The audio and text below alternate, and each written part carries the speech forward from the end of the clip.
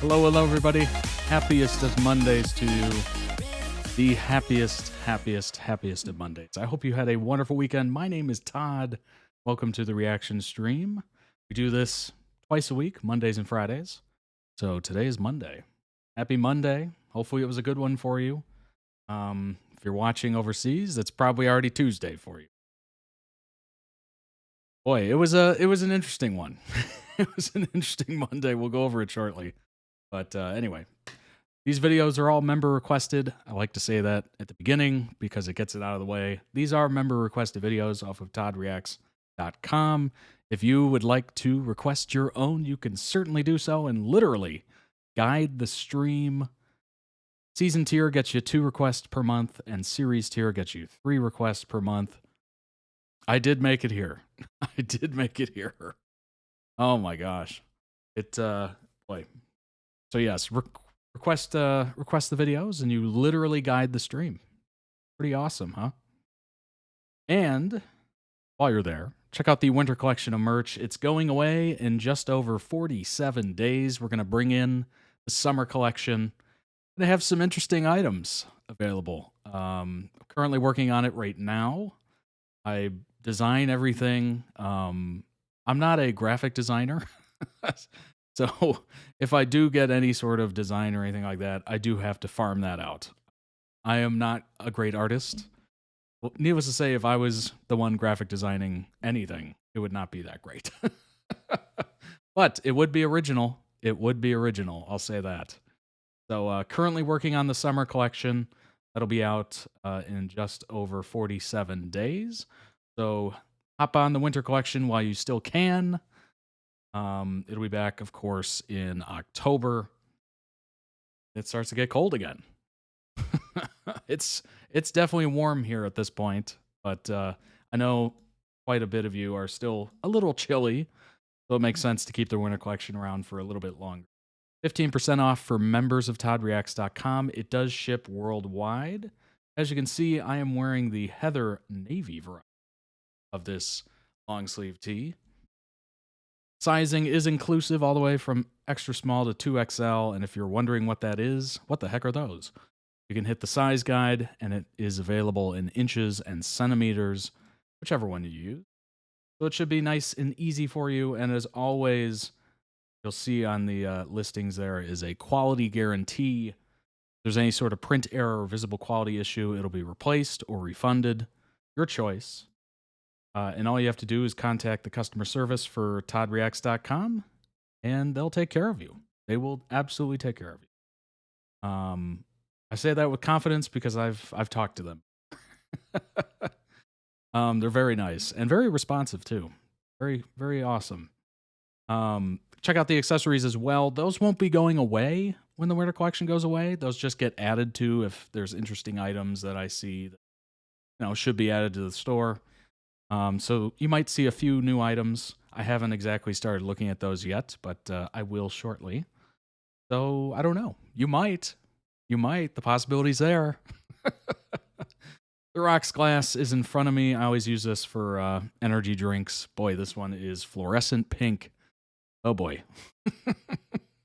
But I always use that for a little pick-me-up after work because work is mentally taxing. Not physically taxing, but mentally taxing.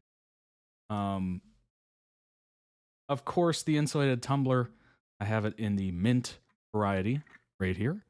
Keeps my water nice and cold during stream, and it does come with that metal straw that you see pictured. Nice and easy to clean, I'll say that.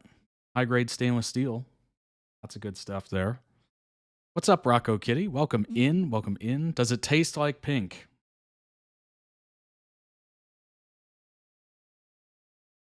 Honestly, it kind of does.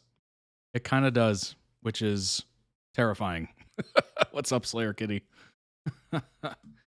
Oh my gosh. So check out the accessories today. There's a lot of them. I didn't scroll all the way through it, but you can check it out yourself at your leisure.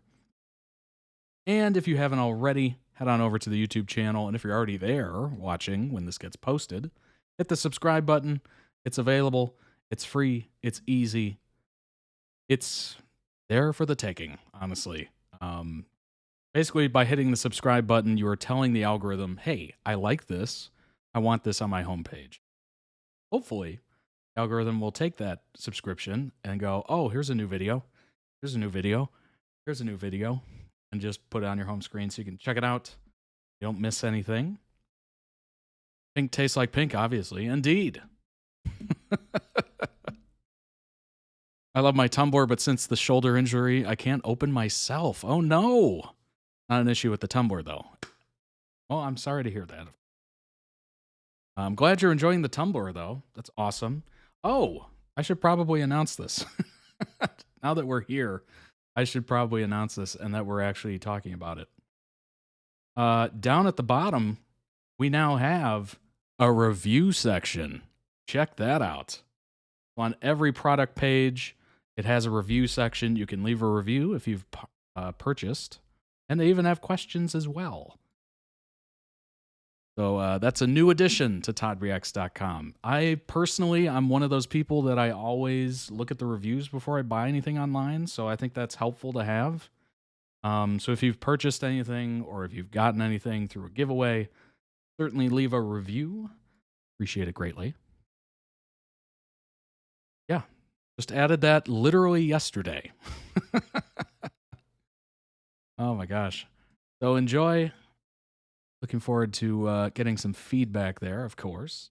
And as always, last but certainly not least, the Discord, which is awesome. It is our little community, our little home away from home, if you will. Over 200 of us. As you can see at the top, it does tell you when I'm live, which is super nice. 220 members strong. Dang. And growing. So join us today. It's totally free. The link is available everywhere. Down below the videos on YouTube.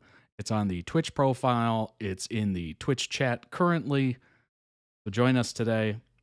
Lots of great items there. Lots of great conversations, great people, all that good stuff. Stay up to date, of course. I did post that I had a little bit of an issue today and stream might be delayed. And the folks that are in the Discord knew that first. So definitely join the Discord. It's the easiest way I have of directly communicating with you. And for you to communicate with people who are into what you're into, which is awesome. As you can see, we have lots of fandom channels for you to join and give your 2 cents, if you will.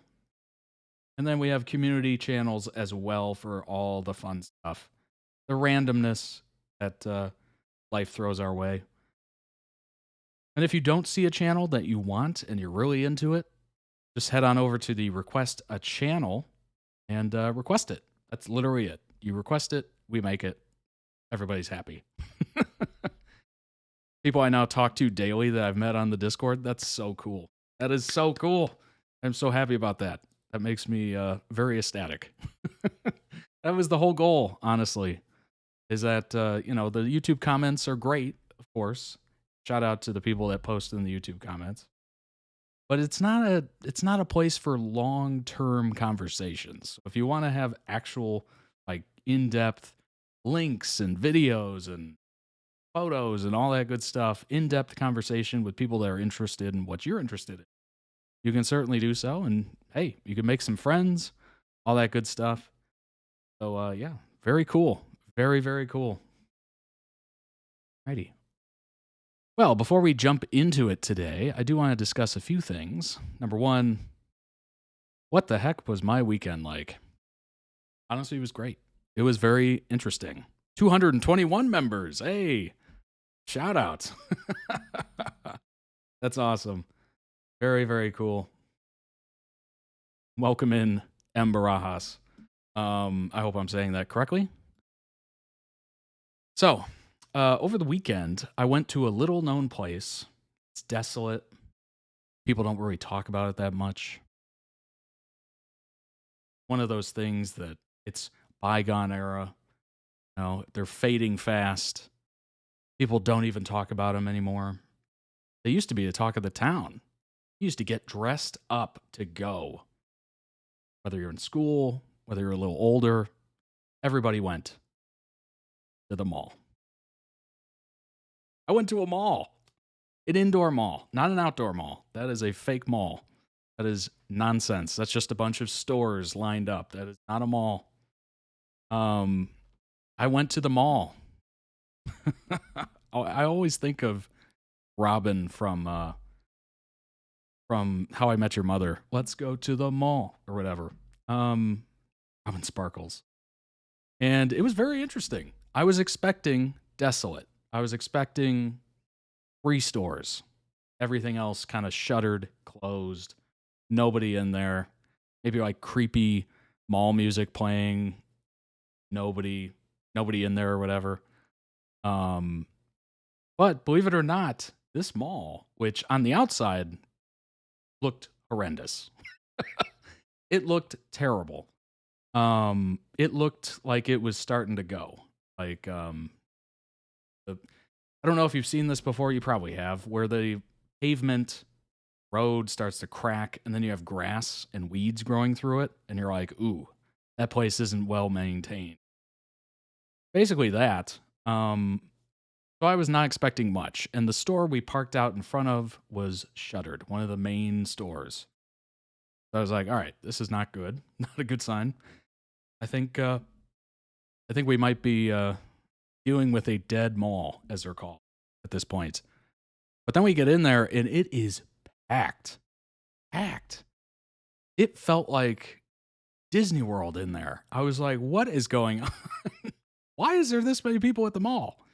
It's cool. It is cool to see. It reminded me of my childhood years when everybody went to the mall.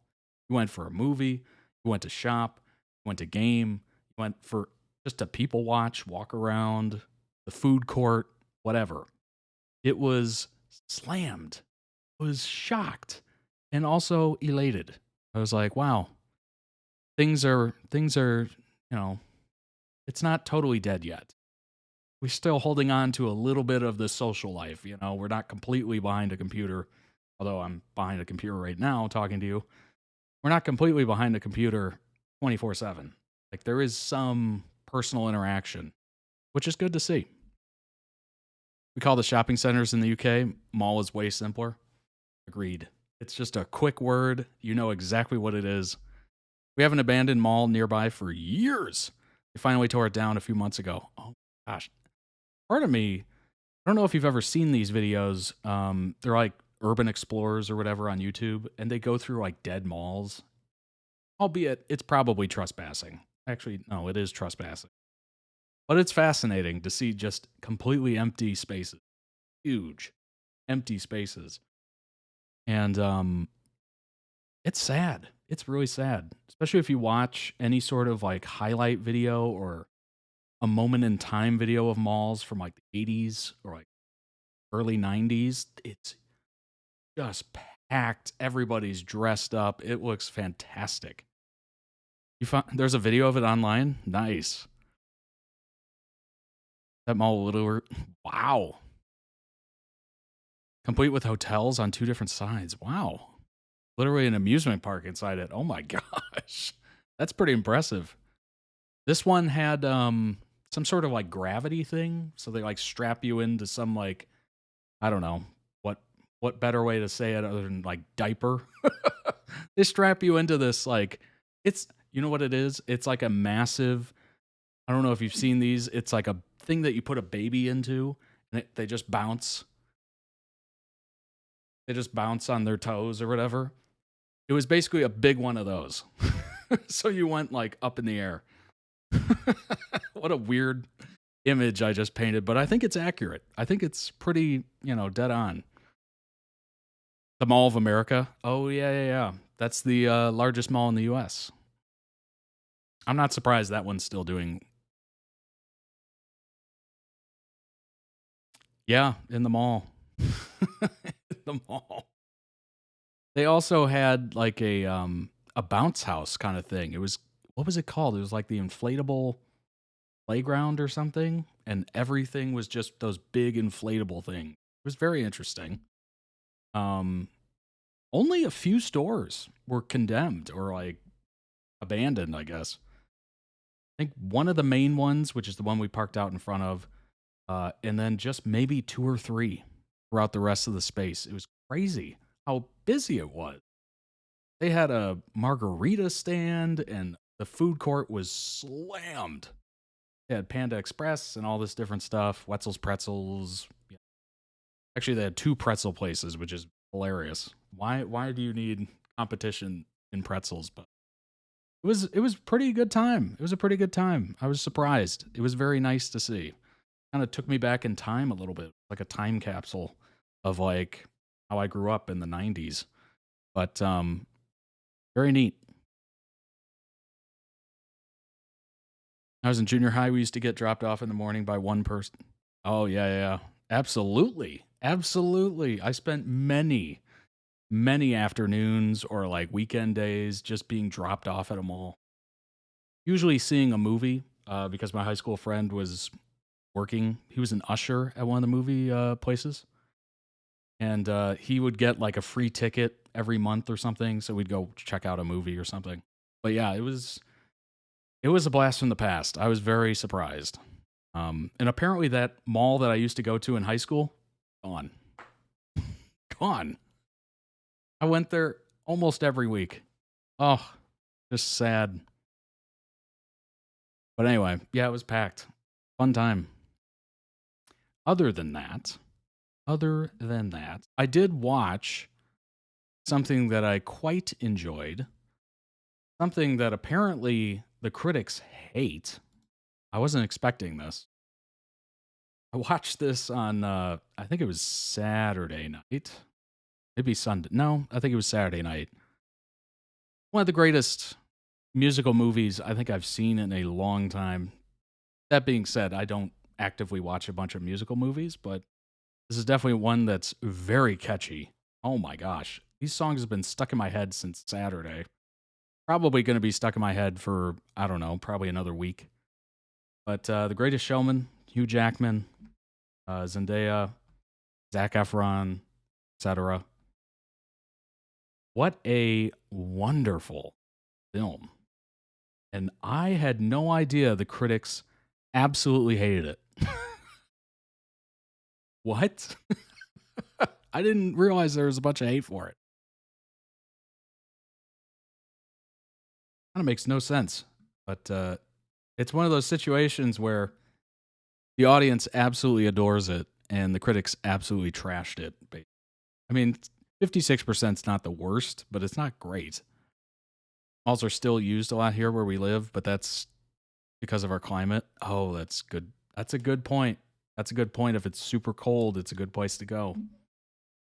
That is a very good point. I would expect where I'm at, since it gets so hot in the summer, that malls would still be doing okay, especially like movie theaters and whatnot. As a disabled person, PT Barnum's someone who fills me with rage, but I had no clue the critics hated it. Yeah, I had no idea. I was one of those people that adored the movie, and honestly, it made me want to go to a circus. I've never been to a circus. Um, well, I take that back. I've been to one in Vegas called Absinthe, one of the known as one of the best shows in Vegas. But yeah, I've never been to like a traditional. The one in Vegas has like burlesque and comedy and a couple of acts of like trapeze and stuff like that, but it's nowhere near. There's no animals involved or anything like that. Um, but yeah, it made me want to go check out Barnum and Bailey's circus, and of course, I look it up like a year after this movie comes out, and they had shuttered the doors. Shuttered the doors. They stopped doing it. Love Greatest Show and the soundtrack's amazing. Absolutely. I mean, we've seen quite a few of these songs in edits. That tells you how good it is. One of my favorite movie soundtracks. Absolutely. Absolutely. I've had it stuck in my head so much. Just on loop. I've seen the Spanish circus here. Animals are banned in UK circus at least, but the stunts were very, very cool. I've seen a couple, I guess you wouldn't call them circus, but I've seen a couple shows that involved some stunts and fees, and I don't know what the rest of them are called. Um, Very cool, very interesting. Obviously, Cirque du Soleil has safety ropes and all that stuff, which is probably smart, right? Probably smart. And then the one that I saw, Absinthe, had no safety ropes at all, and it was terrifying to watch. It was cool. I give him a lot of props, to do that night in, night out. That takes a lot of courage. But boy, there was a couple times where I was absolutely like, you know, terrified that something was going to happen. Oh gosh. Costumes are amazing. Let's see. Okay. Greatest Showman suggests that Barnum is a heroic figure, a woke entertainer, and a family man who has capitalized on animal suffering and the veritable prostitution of human oddity. Okay, so that's an angle. Okay. The movie is a big, loud explosion of color. Nothing wrong with that. And excitement, but one the parties. Wait, what? Excitement, but when the party's over, somebody's got once the party. That's a typo. Once the party's over, somebody's got to clean it all up. What? What is that review? I don't understand that one. So nice, so cheerful. Its characters. Let's see here. Roller coaster of story, music. Occasionally moves too fast, but delivers thrills along the way. Curious look at P.T. Barnum's life requires acknowledgement of the ways in which his success manifested. The Greatest Showman is therefore just as much of a fraud as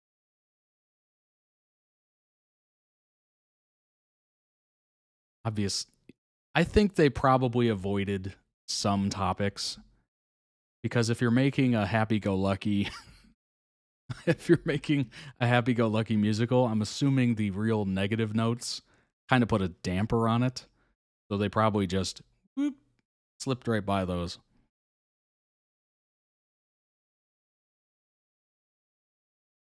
Someone put rewrite the stars over it. Yeah. Oh my gosh. Baraboo, Wisconsin has a Circus World there, which is a huge circus museum. Interesting. Interesting.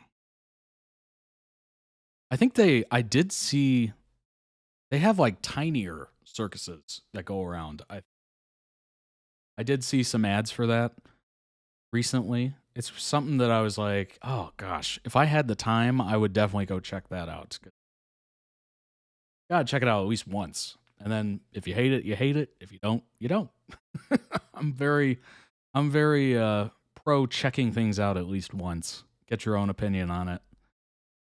Festive musical treat, enchanting performance of Jackman, feel good soundtrack. Oh, absolutely. What is said to be a celebration of humanity lacks just that, using flair and manipulation instead. Boy, these critiques have been pretty lackluster. Thinking back on this film has given me a headache. It's a frustrating mess, with much to mock. However, I do admit to being swept along with some of the musical numbers and circus scenes. Ultimately, I have to accept that a large part of me enjoyed it. What? Solid job presenting its story, providing a fantastic place for these new songs. Movie suffers from a lot of the same problems musically that La La Land did, where I can't understand a word that the chorus is saying. Oh, come on now. Let's not compare Greatest Showman to La La Land, please. Please. Those are not even remotely on the same playing field. Had that magic of a musical. I don't know if I'd recommend it. It felt like it was peacocking me the whole time. What? Good God. These critics are ridiculous. There's an older musical about P.T. Barnum where he sings a song about his customers. They're a sucker born every minute. Yeah, honestly, that's probably very accurate. Even just from, you can kind of get that from Greatest Showman when he goes off with, gosh, what was her name? Lind, the singer from Europe, and leaves his family. Like you can get kind of how self-serving, self-indulgent, Um, he let it get to his head, all that good stuff. Um, Not good stuff, but all that stuff. You could tell that there was something off with him. Like the success went right to his head. He wanted to be part of the in crowd. He didn't want to be, an outsider and all that stuff. And I'm assuming with that came a pretty gross ego in real life. Is it a product of how he grew up and, being kind of stepped on, stepped over? Maybe. Nothing really excuses it. But yeah, it definitely tried to smooth over some of those rough edges, so it was still kind of an upbeat musical. But you get little snippets, I think, of truth throughout there. When it comes to reviews, I usually go with the rule: the eye of the beholder. Everyone has their own taste. Well, that's true. That is absolutely true. My question is, why not focus on the real facts by digging deeper? What a shame. I mean, we're talking about a musical here. Let's not lose track of that. It's not a documentary.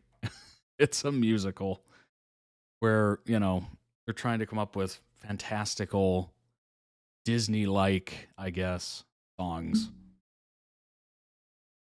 So much fun. You got Hugh Jackman's contagious charisma, Zac Efron holding his own. That is a good point. Zac Efron actually sang and sang well. Yet he didn't sing in High School Musical. What is that? Like, clearly he took voice lessons, vocal lessons for this, but they wouldn't allow him to sing for High School Musical, or they just didn't put the time or the effort into it. Like, he did really well. It was actually kind of surprising.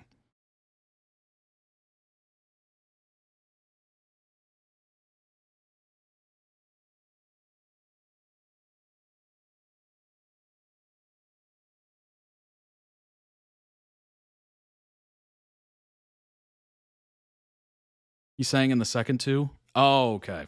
Thank That is good. That's good news. Sang for the second and third. Oh, he sang for Hairspray. That's right. I forgot about it. I forgot about Hairspray. He did sing in Hairspray. That's good. Yeah. I don't think I've seen the second and third High School Musical. I think I was just basing it off of what I've seen.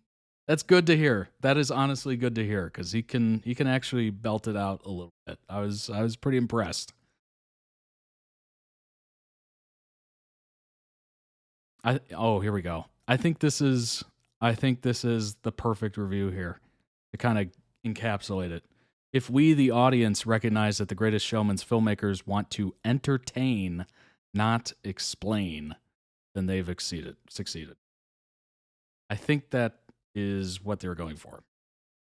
Clearly, they were not trying to do a deep dive of his character and all that kind of stuff. It was very much just to make something catchy and lighthearted.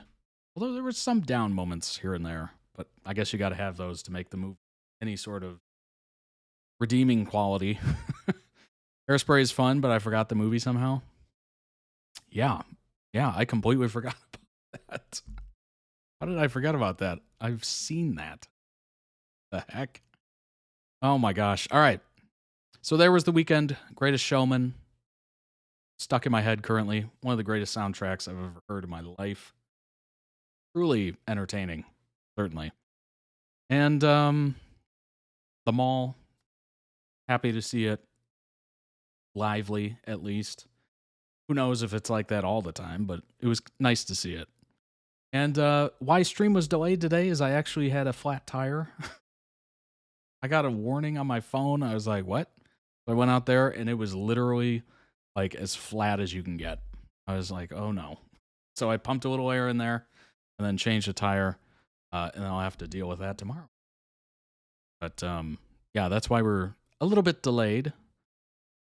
But anyway, without further ado, we're going to start with a 911 video, and then we're going to move on to, I don't even know if I could say this word, the BASTARD, Son, and the Devil himself. And we have a Dan Howell video. You will know it if you've seen it or if you know anything about Dan that we've gone over previously. One Tree Hill video, and then we're going to end the stream and kick off the week with the FadelStyle The Heart Killers compilation. Should be very, very entertaining. So let's go ahead, without further ado, jump into it. First one is going to be, and I do maneuver these around just a little bit. First one's going to be Bobby and Athena, Somebody to Die For. From one. Let's go ahead and pull that up and jump in, shall we?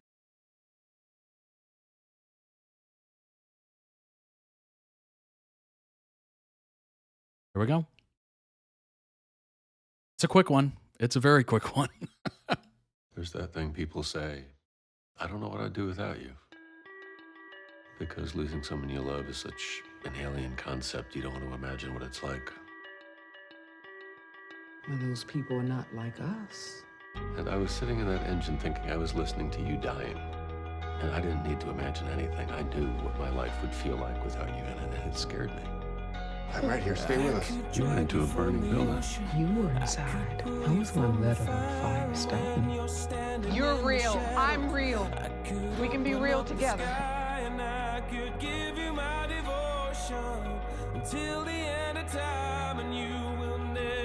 Oh, you're not fine. I'm staying. Welcome back. I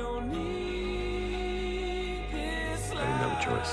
Oh, no one else has gotten the job right. Why not me? It's my job. I want you to care about your safety. I want out. And I want this pain to end, but it's not gonna end. It's never gonna end. You go somewhere with me. Can I ask you to pray with me? You have two wonderful children with a lifetime of milestones ahead of them, and I want you to be able to enjoy each and every one of them without worrying about me. Come on. Don't tell me I can't do both. Okay.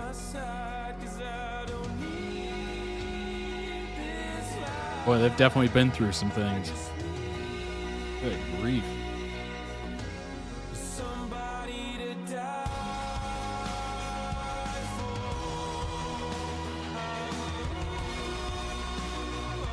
I guess they're even. They've both seen each other in the hospital.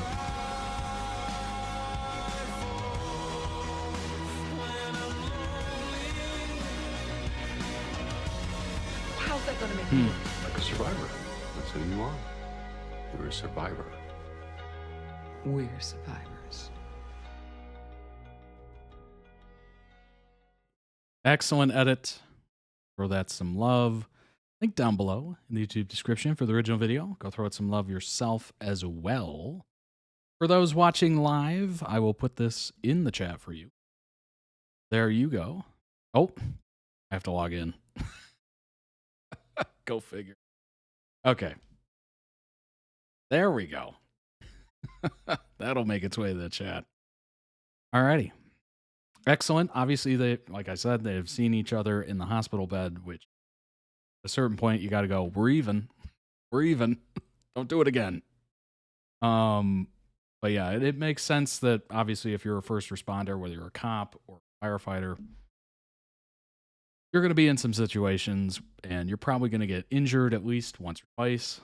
I don't know if anybody ever makes it through their entire career or service without any sort of issue going on. If they do, that's pretty impressive. But usually, if you're putting yourself in the line of danger, danger's going to catch up to you at least once, which is terrifying. Why I'm not a first responder.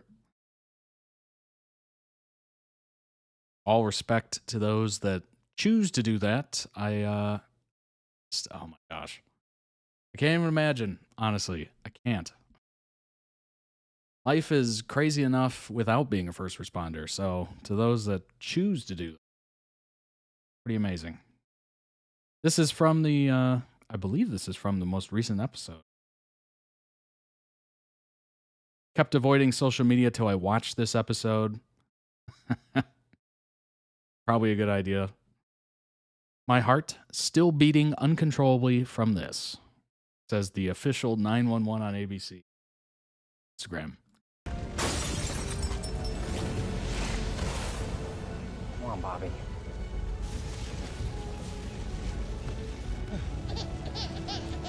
you. I got you.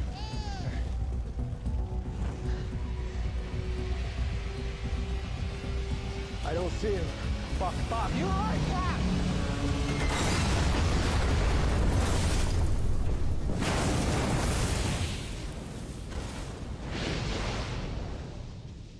Don't tell me that's how the episode ended.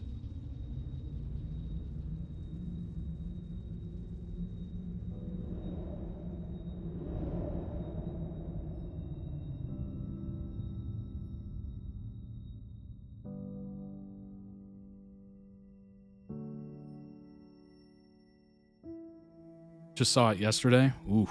There's a scene in 911 of the firefighters comparing work scars. That's not surprising.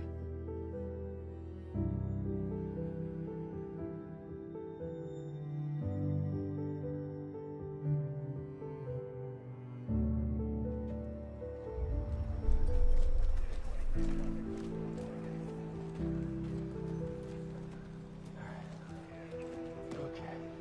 Here you go. Jody. Oh, thank God. I thought I lost you. Oh, God. Hug on the heartstrings immediately. The thing about this stream is that you have no idea where it's going. It could go up, it could go down. Your mood might change. I should put a little warning at the beginning of this. I'm behind on episodes, but I researched the links for Todd, so I'm aware of what happened. Nice. Yeah, that is absolutely gut-wrenching. Again, like I said, putting your life in danger. Eventually, it will get you.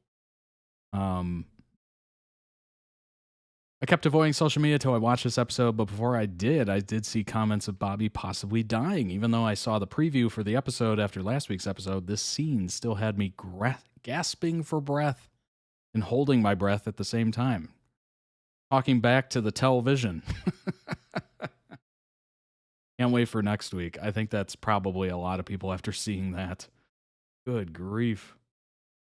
Right now. Then make it possible. You run this place, don't you? Yes, which means my first priority is keeping people safe. Do you have any idea what's on the other side of that door? Yeah, my husband and his team. Your husband? Captain Nash. Maybe I should be dealing with someone else. Oh, you're dealing with me. Now, how do we get to them? Sergeant, you have to understand there is a very dangerous virus down there which may have been aerosolized in the explosion. So if we raise the door right now, we risk releasing it on the public. Hey! Hey! Tina, they're trapped inside! Bobby and Jim Ravi, I can't get through the door! Sir, you need to be decontaminated. We have to get them out! We can't. What? Just do what they say. Way to go, Buck. Come with us. Let's get you to decon. So, what can we do? Well, we just have to wait until the filtration system can recycle all of the air in the lab. How long is that gonna take? Well, maybe a day. Maybe a little longer. It's an impressive filtration system. Dang. You're dealing with me. Indeed. Explosion in the lab, working on viruses, etc. It's a big two-parter. Awesome. That is very cool. I like the fact that, you know, they're not afraid to do the two-parters. Some people hate it. Some people enjoy it. You know it's going to end on a cliffhanger, the first one at least. Athena being Buck's mom forever. Indeed. That was that was very funny. Get back in there and just do what they say. Oh my gosh. What's up, Megan? Welcome in. Welcome in. Hello, everybody. If you've just joined, or if I didn't say hello previously, hello. Angela Bassett can absolutely not, that's a quote, picture a world where 911's Athena and Bobby don't end together. An exclusive. Wow. Quote, I don't even know what the show would look like or be like without them together. Visioning a world where 911 coupling Athena, Grant Nash, and Bobby Nash doesn't exist is tough, especially for star Angela Bassett. Yeah, absolutely not. It would be so different. Bassett said, who's played Athena since 2018. It's been a few years. I don't even know what the show would be like without them together. It's hard to imagine. Academy Award winner, honorary Academy Award winner, 66, notes that the twosome are, quote, your metaphorical weekly mom and dad. She adds, we'll keep you safe. It's funny.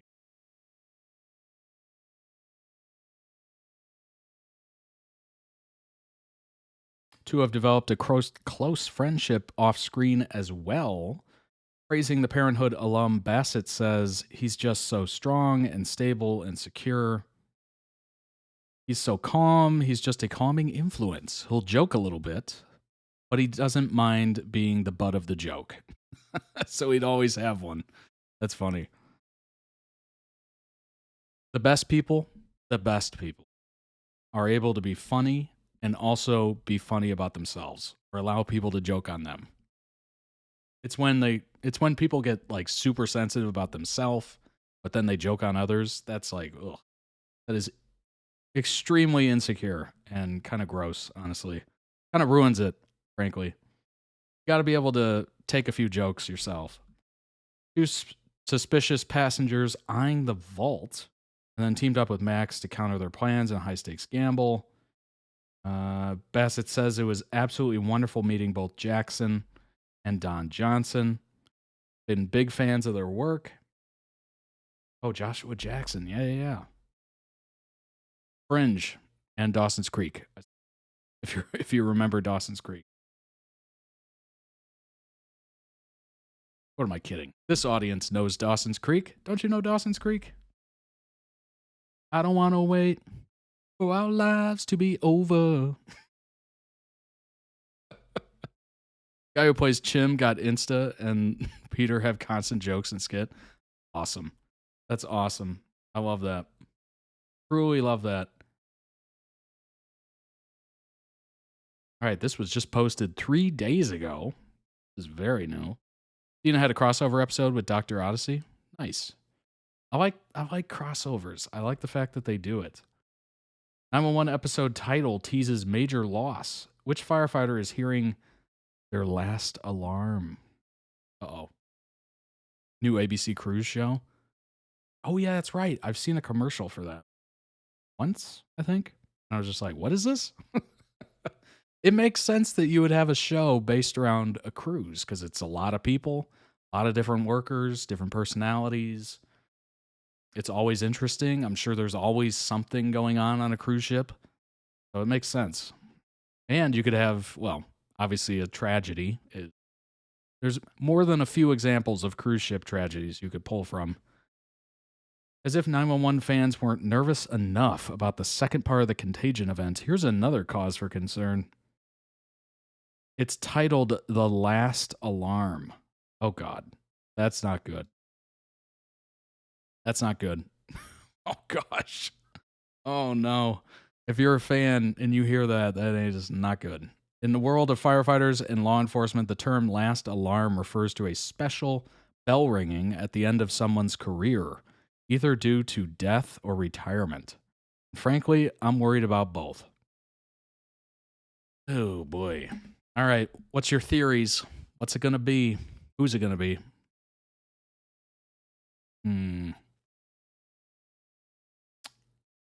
Well, does it make sense for it to be a retirement? Who would be retiring? Would it be Bobby? Would it be Athena? That would honestly, that would be a better case scenario than a death of either of those.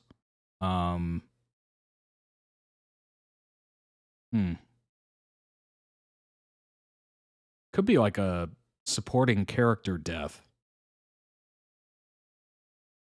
Although I guess everybody in the 118 is basically a main character, even though they might have less screen time. I've seen BTS that might be spoiler, so my mouth is zipped. Oh boy. I'm trying not to ruin it, I guess, since it hasn't aired. Potential spoilers ahead. Let's not even go. Let's not even go there. All right. You know what? Let's not ruin it. Let's not discuss it. Just forget I even asked. I don't want to screw it up for somebody. Until next speculating article, yeah. I read the title of the next one and I'm like, I don't know. We should probably lay off because we do have a lot of 911 fans here, so I don't want to screw it up. So don't look at the internet. Don't Google it. Don't do anything. Just stay off. Stay off the 911 content. But yes, that was very good. Very, very good. I do like the fact that they basically became the parents of the 118. Certainly Buck. Direct impact of that. Very funny, the ending. Oh my gosh. I'm so glad he made it out of that. That is a horrifying situation.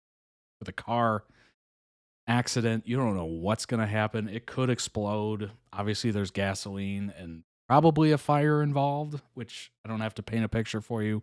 Pretty explosive. Gosh, that's terrible. Vehicles, it's weird because we lose sight of it a little bit.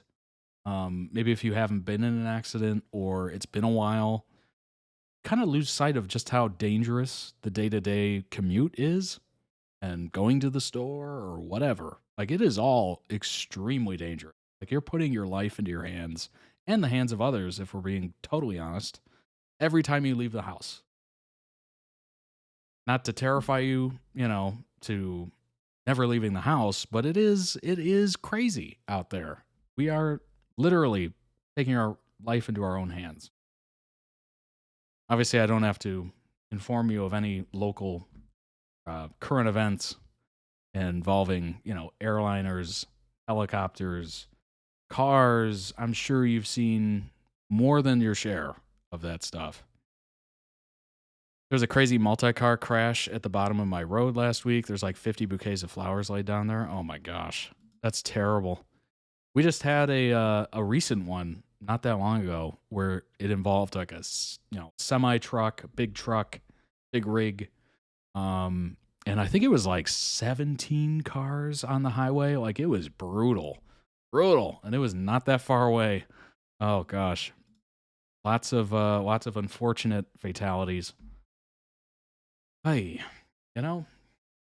you read stories like that, and it just kind of reminds you of just how dangerous all of that is. Like, we're going fast in thousands of pounds of steel and, yes, quite a bit of plastic as well, but a lot of steel at great speeds. Like, that is extremely dangerous, and we're really just kind of, jamming out to music.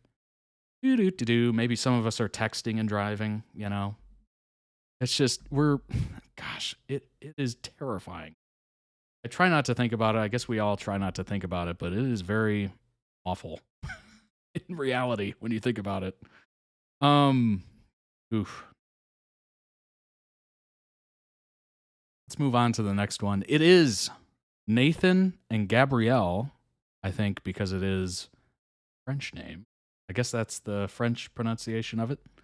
Is it love? It is from the show The Bastard, Son, and the Devil Himself. I could probably say it at this point, but I think I'll just continue on.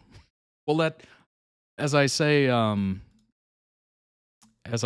I started this channel, I think I'll let the edits and the videos swear. I'll try to remain PG-ish as much as I can. That way it kind of appeals to more people. Who knows? Maybe I'll have a special stream where I just drop the F-bomb 80 times. It's like that one episode of South Park where I think they got the okay from the channel Comedy Central to say like SHIT for as many times as they wanted, and they said it 126 times, and they had a counter down at the bottom counting each one. Just hilarious. Oh my gosh. I don't know what to expect from this, honestly. It's a show about warring witch clans. Interesting. Nathan is a kid of a fair-born witch and a blood witch. He was expected all his life to be evil, basically. Interesting. Okay. So he's going against what he was meant to be. very interesting. That is very interesting. You were the chosen one. Little Star Wars shout out there. All right, let's bring this up. Here we go, folks. Nathan and Gabrielle, is it love? So important about the book. So how do I go about getting my name into your dumb book? Someone important gave it to me. There are names of people who are important to me. I mean, how many people? Gabrielle's a blood witch, the first Nathan ever meets. Okay. He's had his mind wiped repeatedly all his life. He's recruited to help Nathan. Okay. Wow, that's crazy to have his mind wiped constantly or many times. Il va avoir 17 ans dans 5 jours. He needs that. Nathan? Nathan? Get to know when they're gonna die. He'll die without it. Et il a vraiment besoin de son sang. Ah, shagging. Trust the British to come up with at least 6 words. Yeah, what do the French call it? Shots fired. Faire l'amour. Faire l'amour, huh? But you just have to get your tongue around it. You got your tongue around it, I see. Huh? What do you care? Nathan. It's Gabrielle. One day, Gabrielle, you're gonna have to find the guts to see something through to the end. Where will you go to? Wait, you're coming with us now, are you? Hello? Why did you come back? I thought I should see it through to the end. Going to help a boy kill a wolf. Indeed. Most people probably go without saying any of the things they want to say. So we should.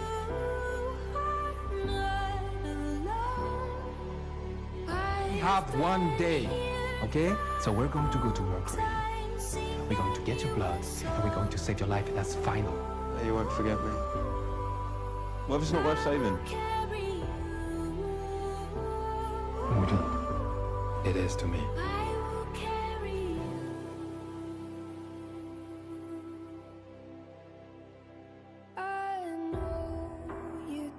No!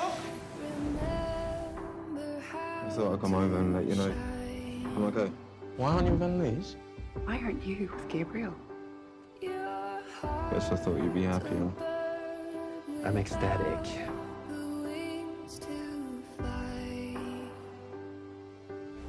Nathan? Are you okay? Qu'est-ce qui se passe? Don't touch that.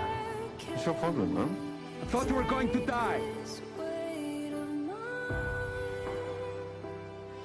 It's cool that Nathan I thought has you were going to die. somebody that's actively trying to guide him.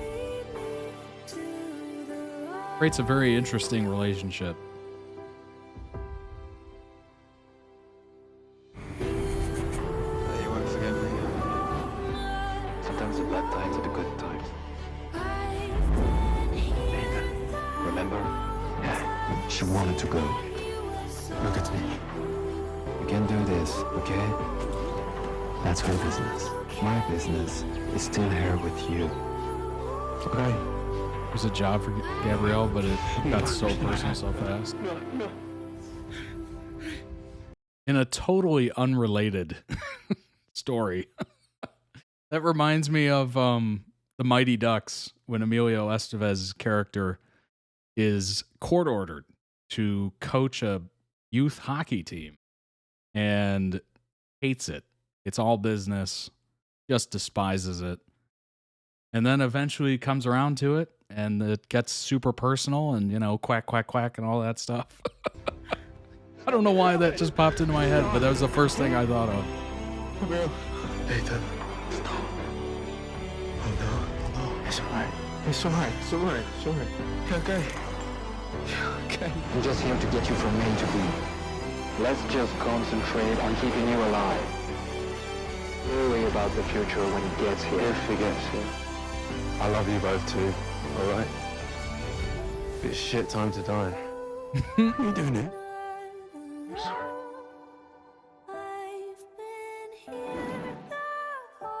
You pushed me off a water tower. Oh, Gabrielle.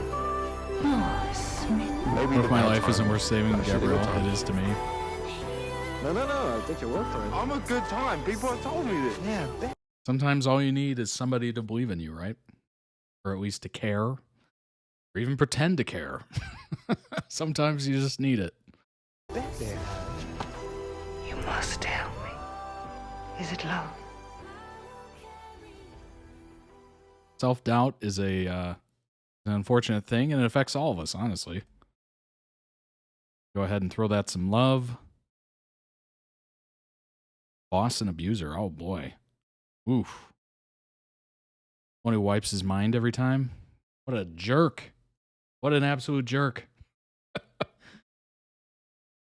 Link down below in the YouTube description for the original video. Go throw it some much deserved love. And I will throw that, if you're watching live via Twitch, into the Twitch chat. Check that out. Very interesting. I had never heard of that show. First thing I've ever seen about it.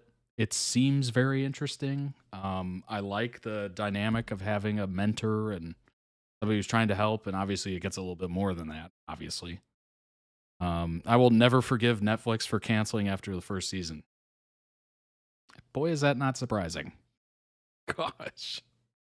Oh, gosh. I swear, why do they even do it in the first place? That's the question. Why do they do it in the first place if they're just going to cancel it? It doesn't make any sense to me. Like, at a certain point, it's like, all right, are you just trying to make these little half... What do I say without finishing that sentence? Half-baked. There you go. Half-baked. I got around it. Half-baked shows? Like, what is that? It's based on the book series Half Bad. Okay. Half bad because Nathan is half witch. Which way will he go? All right, let's pull up some information on Nathan and the show. Shout out to the mods, of course, and ToddReacts.com members. Jace, Rocco Kitty, and Luke for finding all the wonderful information we're going to go over today. As always, I appreciate it. Nathan Byrne, the Blood Witch, and the son of Marcus Edge and Haley Byrne. He is the grandson of Esme, the younger half-brother of Jessica. It has been prophesized that he will kill his own father. Ooh, that is not good.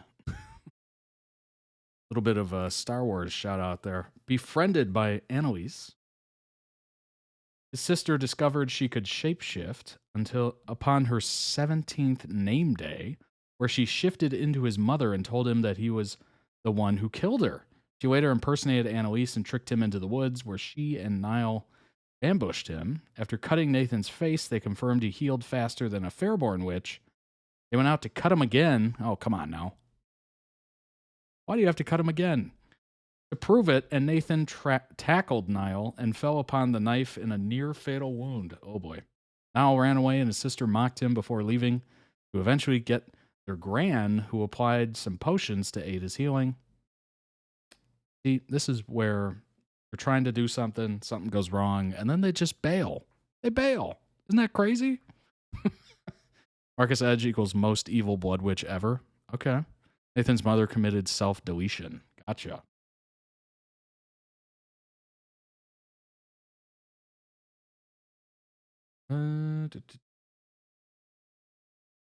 Trained in the mountains by Celia for the coming battle with his father, he was kept in a cage outdoors. Good grief. That pretty... Nathan's personality is friendly. He's a little bit shy and timid, but he is shown to open up more the more you get to know him. Around friends, Nathan is shown to be funny and sort of a prankster. Basic abilities: spell casting, the act of changing and controlling events. Accelerated healing, as we literally just learned about. Unique abilities: heart eating. Excuse me? The power to eat the heart of another witch to absorb their individual power. Now that is cool. Hopefully that doesn't mean like physically eating the heart, because that is gross. Heart hearing, the power to hear heartbeats. That's good. Nobody can sneak up on you. Jessica is Fairborn, but the true evil witch of the Sibs. Okay. Good to know. go ahead and check out Gabriel, son of Marie and Luke, Blood Witch. Gabriel was a young boy. His mother and father brought him to Mercury and asked her to take Gabriel in. Gabrielle, excuse me, promising that he had great potential as an alchemist. Gabriel did not have many clear memories of his childhood because Mercury has used memory powder. That was that one person, okay, to make Gabriel forget many things and people, including his own parents. Well, that is awful. Good grief. In adulthood, Gabriel lives a self-proclaimed life of debauchery. That's not surprising. While continuing to serve Mercury. Probably to keep him, either that's him self-medicating or that's Mercury, like, controlling him.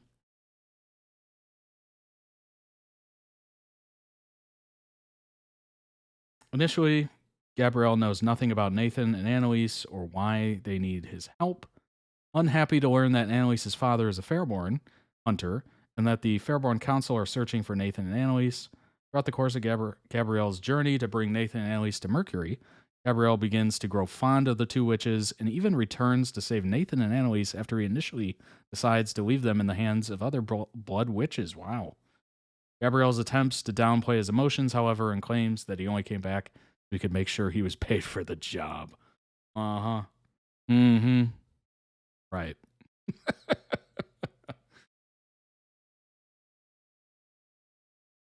Obviously, I'm not going to read the entire story. But, see what we got here. Caring and comforting person often tries to downplay his acts of kindness, prefers to publicly portray himself as aloof and unattached. Gabriel holds Annalise's hands to comfort her when the Ozan clan publicly executes a Fairborn witch and forces the trio to watch. Yikes. When Odette Ozan writhes in pain, while dying from not receiving her family blood on her giving day, Gabrielle performs a spell to soothe the pain and comforts her as she passes. Later, Nathan, Annalise, and Gabrielle lay Odette's body to rest at the base of a tree surrounded by flowers. Gabrielle places a flower in her folded. Spell casting, accelerated healing, of course, alchemy, yes. Alchemist who has the ability to alter the state of objects, often using various powders to do so. One of the powders, a yellow dust that freezes people and makes them forget. He uses on his boyfriend instead of just breaking up with him. My gosh. Here's the question. Would you have used that if you had the chance? Instead of breaking up with someone, would you just use yellow dust on them? Be honest. Be honest with yourself and me.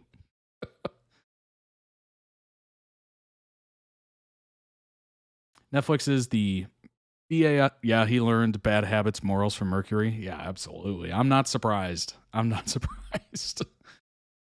I guess if somebody's doing it to you over and over and over again, and you figure that out, or you realize, wait a minute, this dust makes you forget things, and I can't even remember last Tuesday, you would eventually put it together and be like,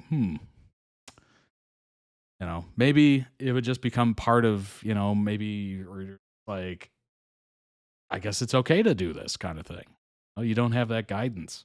Netflix is the BASTARD son and the devil himself. Notice I didn't put this name in the title. Number one, it's a very long title. Number two, obvious reason. It's the gory queer fantasy you've been waiting for, and unfortunately, it's already. New fantasy series and old fantasy series. Based on the Half-Bad series by Sally Green, is a tale of magic, gore, and urban fantasy. As Nathan, illegitimate son of the world's most dangerous witch, approaches his 17th birthday, the clock begins ticking. He must find his father and drink his blood or suffer the most severe consequences. Adds a little, a little haste to it. I like it. I like it. The B word isn't a strong word, so yeah, funny to see you avoid it so much. It's unfortunate, like YouTube keeps like changing their regulations and whatnot. I guess that word specifically wouldn't be that bad, They do like make it pretty known that they don't want you to say it like or say swear words over and over and over again, as it might limit how much your video is recommended, which would be terrible because most of my views actually comes from YouTube recommendations, whether it's on your home screen or it's, one of the videos coming up next. That's like 60% of the viewership, honestly, on these videos, which is pretty cool. I like the fact that YouTube is pushing it. Severe equals a highly painful death. Like Odette had when Gabrielle comforted her. I like the fact that it had a time on it. It makes everything much more important. So the question is, when it was canceled, did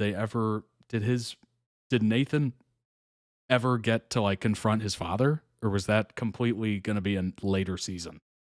Because that would really make me mad. Like, were they planning on having that in the first season, or did they never get to it? Set in a world where magical creatures, witches, and fanes live among mortals, Nathan goes on a quest that finds him caught in the middle of warring clans and the shadow of his father, notorious for murder.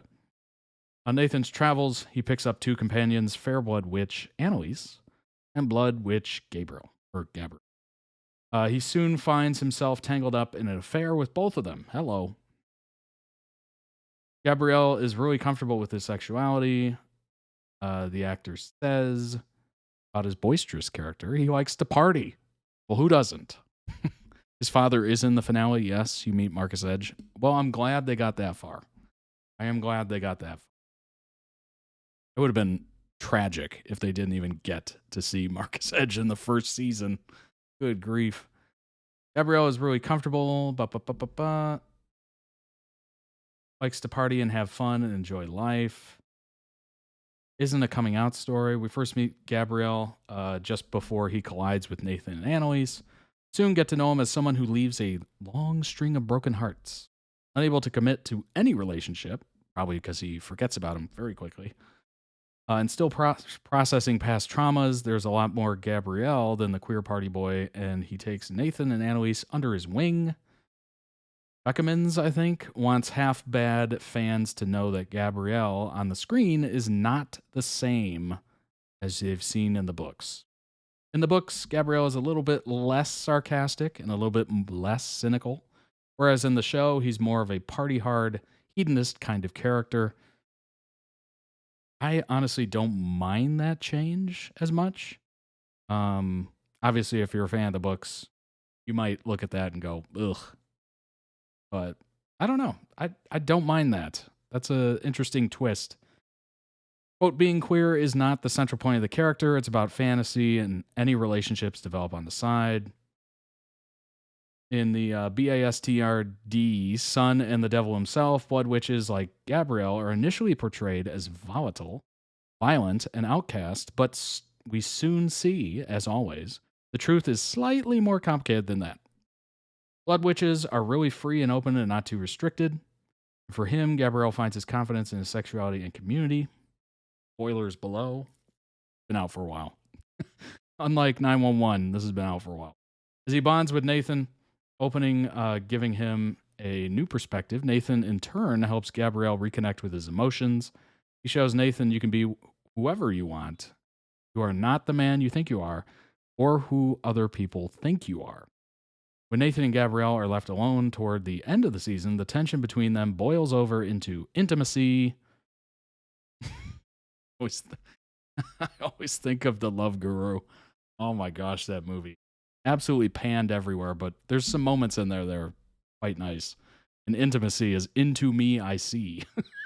It was the first time I have worked with an intimacy coordinator, and it changed everything. An actor's body is taken seriously, and it makes you way more comfortable. Filming with the other actor, he adds, we were such close friends at that point that it was really easy to become intimate together. It wasn't a one-day job. We were built to that moment, so that was quite easy. As for what he hopes audiences learn from his character and the growth Gabrielle goes on, he says, don't judge people. Be open about the world and open about yourself. Every character thinks they have it figured out. By the end, they discover more about themselves. Although there's no news yet as to whether Netflix will order a season 2, they don't. The actor believes there's so much more to explore between Nathan and Gabrielle. He adds, at the end of season 1, a real love story starts. We have seen Gabrielle being this one-night stand kind of guy, but it could be interesting to see how he is when he's in love. Well, unfortunately, you got to read the book. You got to read the book. Actually, that's not the worst thing in the world. At least there is source material that you can go read after it gets canceled, but it's still annoying. It's still incredibly annoying. That's unfortunate. That is really unfortunate. Review: gory deaths have rarely looked so beautiful. 4 out of 5. Stunning, artful special effects abound in this witch-based fantasy drama for young adults, adapted from the novel. Artful and brutish. What a title! In the gap between hearing about the title and watching it, the phrase rolls round the brain like a boulder. An 8-parter created by Joe Barton. Previously did the Lazarus Project. Therefore, as hot right now as TV writers get. About a teenager at the center of a war within the European witch community, and is based on a trilogy. The trilogy, and they only got to 1 season. That's crazy. Good grief. Too many TV series have similar origins, but the writer's identity whispers that this is a different beast. The title shouts it. Gosh, that's so annoying that it got canceled that quickly. It can be artful or brutish and makes indelible marks on the memory when the imagination of Barton and the source material is matched by the flying crimson of the impressive special effects. An early stunner is a vision of a past killing where we cannot see the victims being torn apart, but we do see objects in the kitchen scattering, and we do see their blood spurting across the cabinets. Series' signature visual motif is a classic: a human body bulging, then tearing, then being separated into 2 hovering layers of closed skin, viscera, veins, and bones before crashing wetly to the ground. If part of the remit of shows like this is to make horrifying deaths confusingly beautiful, the show keeps painting fine canvases. That's hilarious. Right? Could have had so much, even if they deviated from the books too. Yeah, absolutely. That is such a waste. Like, why would they greenlight a show that has that much source material and only allow it 1 season? Like, what are you looking for? Does every show have to be the top show when it launches? Otherwise it gets canceled? Like, clearly not. With Barton as the series creator and main writer, meanwhile, the series can be trusted to succeed with a flourish at the mundane business of narrative structure. What's it all about, though? Fantasy series feed on subtext, but the show can be light on it. For much of the time, the Fairborn's hounding of the Bloods is a prosaic reaction to an atrocity. Honestly, you commit one lycanthropic massacre, and it's all anyone ever talks about, rather than deep lore about a faction whose consuming hatreds carries allegorical weight. Might, however, be because Barton didn't fancy the blunt symbolism of the original book, where instead of the Fairborns and the Bloods, there are jealous, abusive whites and hated, hunted blacks. In Barton's version, he makes numerous other changes, melding elements of the 3 Sally Green books into a single main streamlined story. Strongest themes are parenting and childhood, as traumas from youth define adults whose search for their own identity means escaping the influence of a bad parental figure.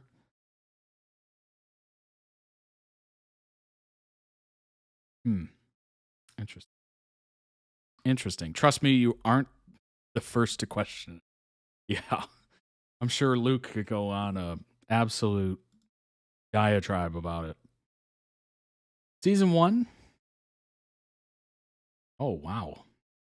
That is, those are some pretty high ratings. Good Lord. 94% for the critics, 91% for over 500 audience reviews. Dang. Thrilling ride from start to end. Thrilled, chilled, and a bit disgusted. Probably from the scenes. Look in the Rotten Tomato ratings. That's almost how it always is, isn't it? If it's a show that gets canceled after one season, the ratings are usually through the roof. Like, it's just, it doesn't match up. Like, clearly there's something wrong there.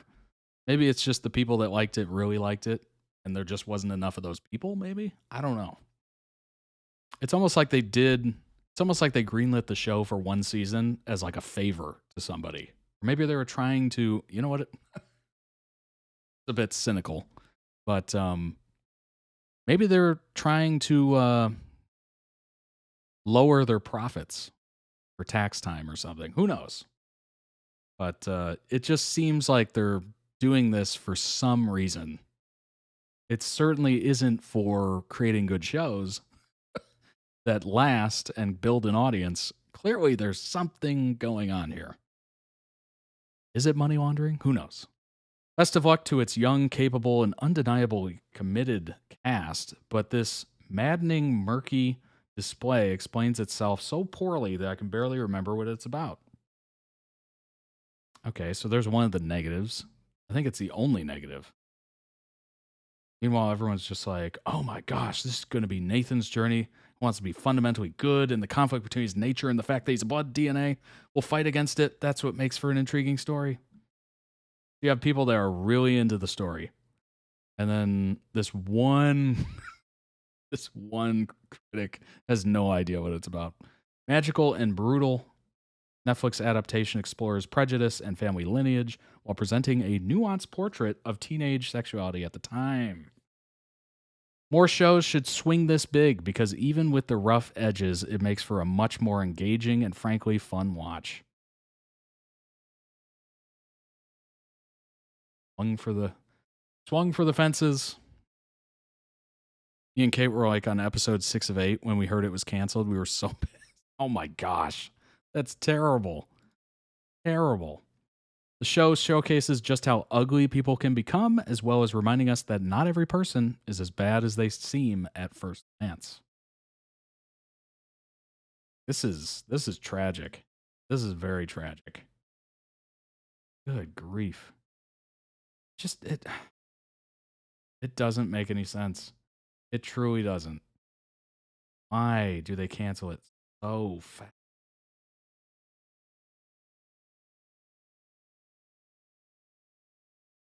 Annoying.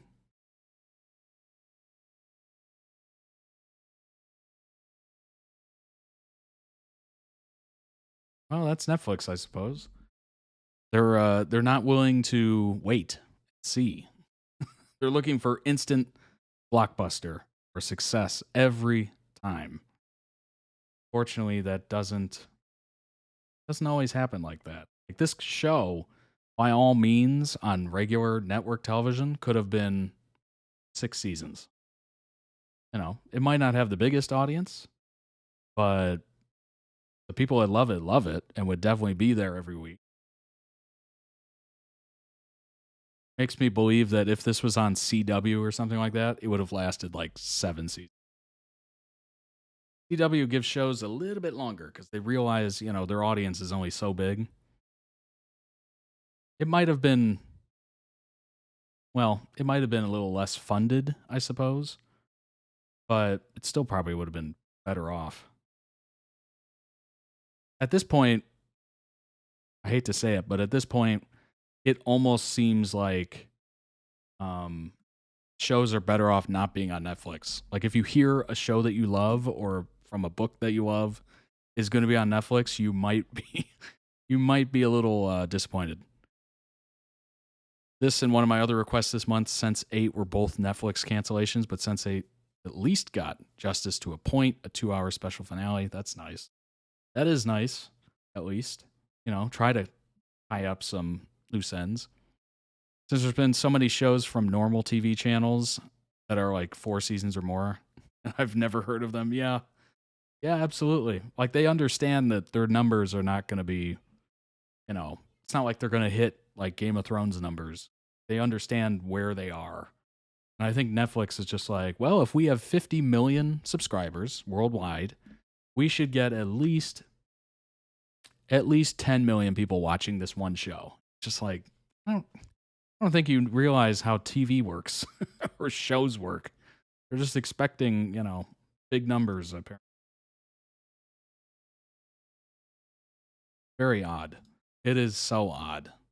I don't know how they pick their numbers and how they decide whether or not to continue things. But it just seems very confusing. Like they're unaware of what numbers they should be aiming for and what shows are going to be, mega hits that everybody's talking about. People are signing up to go see it. And then there's shows that are probably like that, where it's not going to drive a bunch of people to go watch it, but it's going to find an audience. Netflix is looking for its next Adolescence now, I bet. Probably. Or they're going to lean into like a Severance kind of thing. Apple TV Plus just got big because of that. Maybe they're going to lean into those types of shows. Good question. I'm not sure. But go ahead and jump into the next one. You've probably heard of this. I mean, it's got a lot of views. Came out about 5 years ago. No pun intended. This is Daniel Howell's Basically, I'm Gay. So this is apparently the coming out video that Dan posted. And this is the one that we've read about previously where it was just kind of random. I wasn't posting for a while and then posted this and then kind of took off, I guess. Since this show was canceled, I wait to watch a show on Netflix as I have trust issues. Honestly, at this point, yeah, trust issues with Netflix is probably well deserved, frankly. So maybe just wait until it gets canceled, or maybe it continues on and you feel safe enough to, partake in it. Unfortunate, though, because most people are talking about it as it's going on. And you have to avoid spoilers at that point, which is not easy. Like, even I kind of waited on Game of Thrones. Like, I started watching Game of Thrones in season 6. And I just binge watched up until season 6. And of course, even, just being alive, things were getting spoiled like crazy. So I knew about the Red Wedding before I even saw it. Oh, man. Honestly, a masterpiece, too, of a video. Nice. Excellent. All right, let's go ahead and bring that up and jump in, shall we? It's a bit of a long one, so we are going to cut it in half, do a little bit of information, and then jump back in.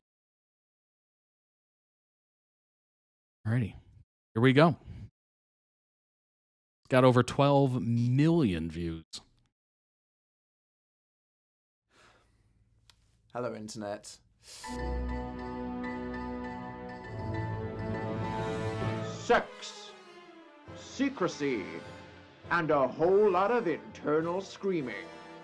Starring Daniel Howell, one of the greatest mysteries of our generation. What is Dan's sexuality? Spoiler alert, I'm not straight. Sex, the foundation of life, and the only thing we're really supposed to do. Everyone's obsessed with it. You bunch of degenerates. In the list of things that identify a person, one of the most important for other people to know is their sexuality. For if sex is the primal force propelling all of these humans forward by their hips, they have to know, are we gonna fuck? Or like, could we? Or are you, because I'm just wondering. Now, we live in a heteronormative world, which is a long, scary word that makes people feel attacked for some reason. Shh, it's okay. Sounds a bit clinical. People are presumed to be straight. If you're not, then at some point you have to come out, which is a whole thing. Or people might just try and guess based on something you do or the way you act, because yay, stereotypes. So this is something you have to be clear on, because if you're not, how are all these other people that aren't you going to cope? But I'm pretty sure no one that knows me thinks I'm straight, so I don't really need to come out as much as just clarify what the hell is going on, as here I am, age 27, and my sexual preference is seemingly still a vague, debatable, confusing, impenetrable mystery. But why? And what is it? Well, those are some big questions. Are you sure you want to know my answers? Yes! Okay, well, if you say so, because this is a complicated and sensitive issue, and when it comes to me, boy, there is a lot to unpack here, and it is a total clusterfuck. So strap yourselves in and let me tell you a queer little story about a boy named Dan. When I was a young boy, my father didn't have much time for me because my conception was clearly an accident, and he was a narcissistic, proud man suddenly inconvenienced in the prime of his life, and this emotional neglect gave me lasting problems when... Sorry, that's not all relevant right now. I was an only child for 7 years, and with working parents, this meant I had to make my own fun, so I was very imaginative and loud, which is something that my teachers used to say quite a lot, followed by, however. Here I am, age 5. As I would say, striving for attention. Poised, sassy, turning out this photo shoot. Like, sorry, Grandma, I stunted on this set. Are you seeing this? They still have portrait shops like that. I saw them at the mall. They still have them. I'm like, yes. Bring your own ugly sweater. Take a hilariously uncomfortable picture. In almost every way, I literally peaked age 5. I loved being the center of attention. People said I had an infectious happiness, that my beaming smile brought them hope and joy. People that know me are laughing right now. But a boy in the 90s being happy and generally polite acting sounds kinda gay, if you ask me. Literally, masculinity was so fragile, people so proud that editing was and hilarious. scared, and society so aggressive that a boy smiling, appearing to be empathetic, or in any way emoting was seen as a threat. How dare they laugh and feel comfortable? They must be soft and weak and girly and gay. So basically, thanks, Grandma, for raising me to be a nice child, you dick. Just kidding, that's a joke, and I told you not to watch this video because it would be rude, so if you send me a disappointed text telling me you're offended, I don't know what to tell you.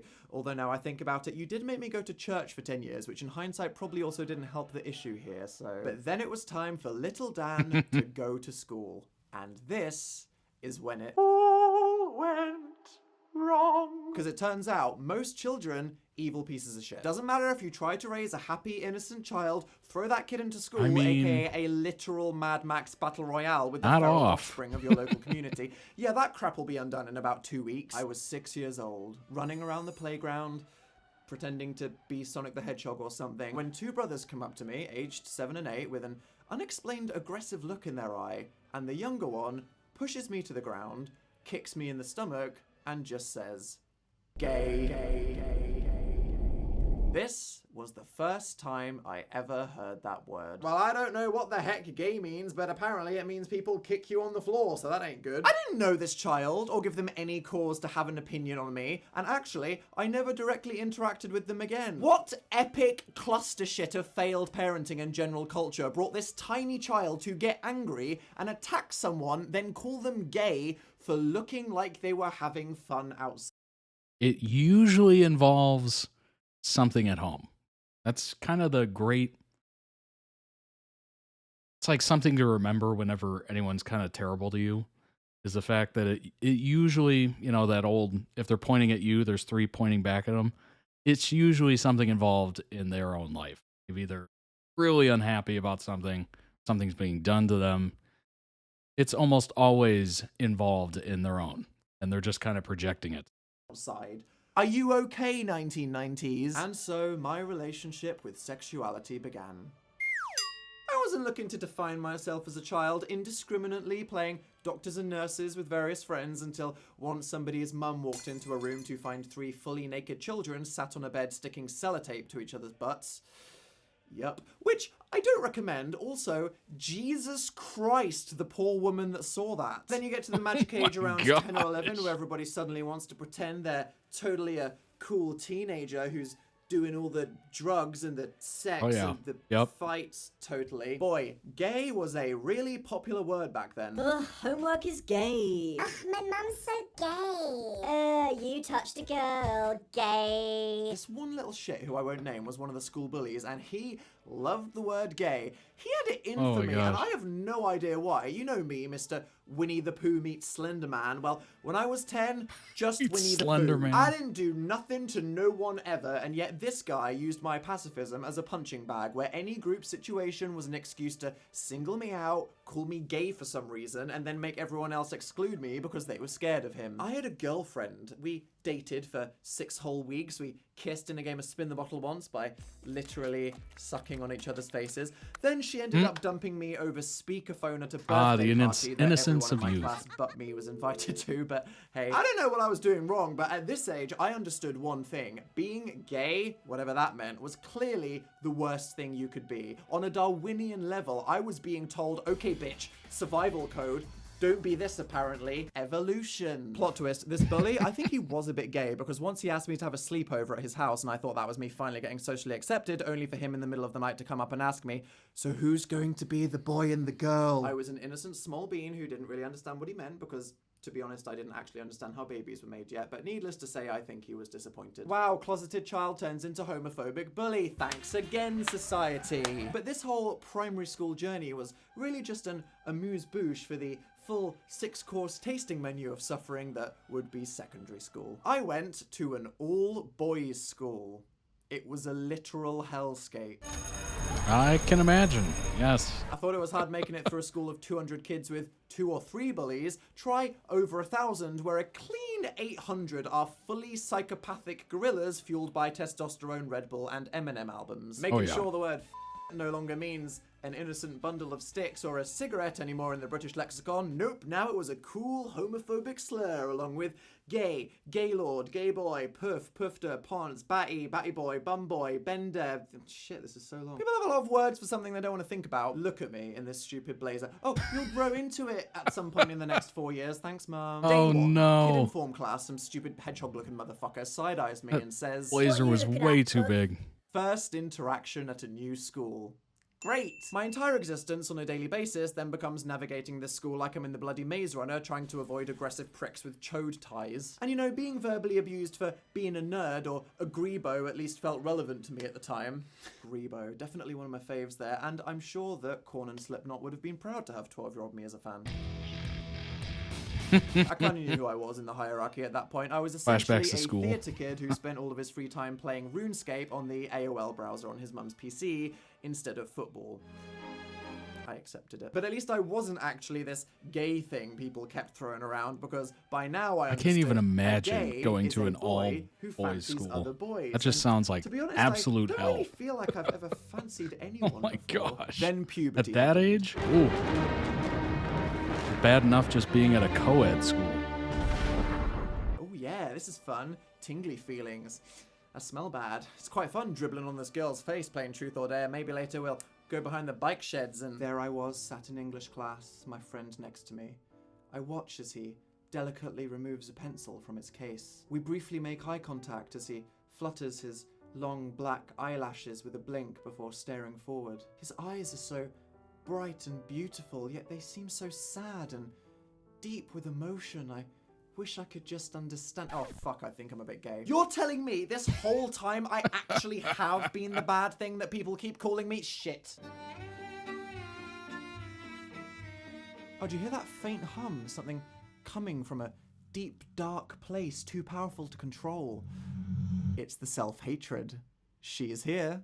And she's only getting started. Short version, I fall hopelessly in love with a friend of mine who doesn't feel the same way, which crushes me into a million tiny pieces. And years later, actually, it turns out he was gay the whole time. Oof. He just really specifically didn't like me.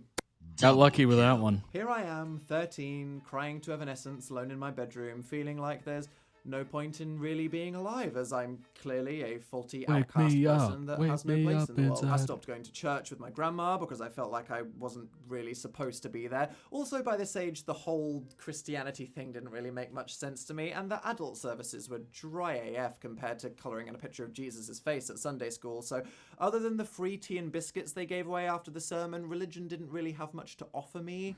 Damn, there were some good biscuits though, I missed that. But wait, all is not lost yet. Do you see that?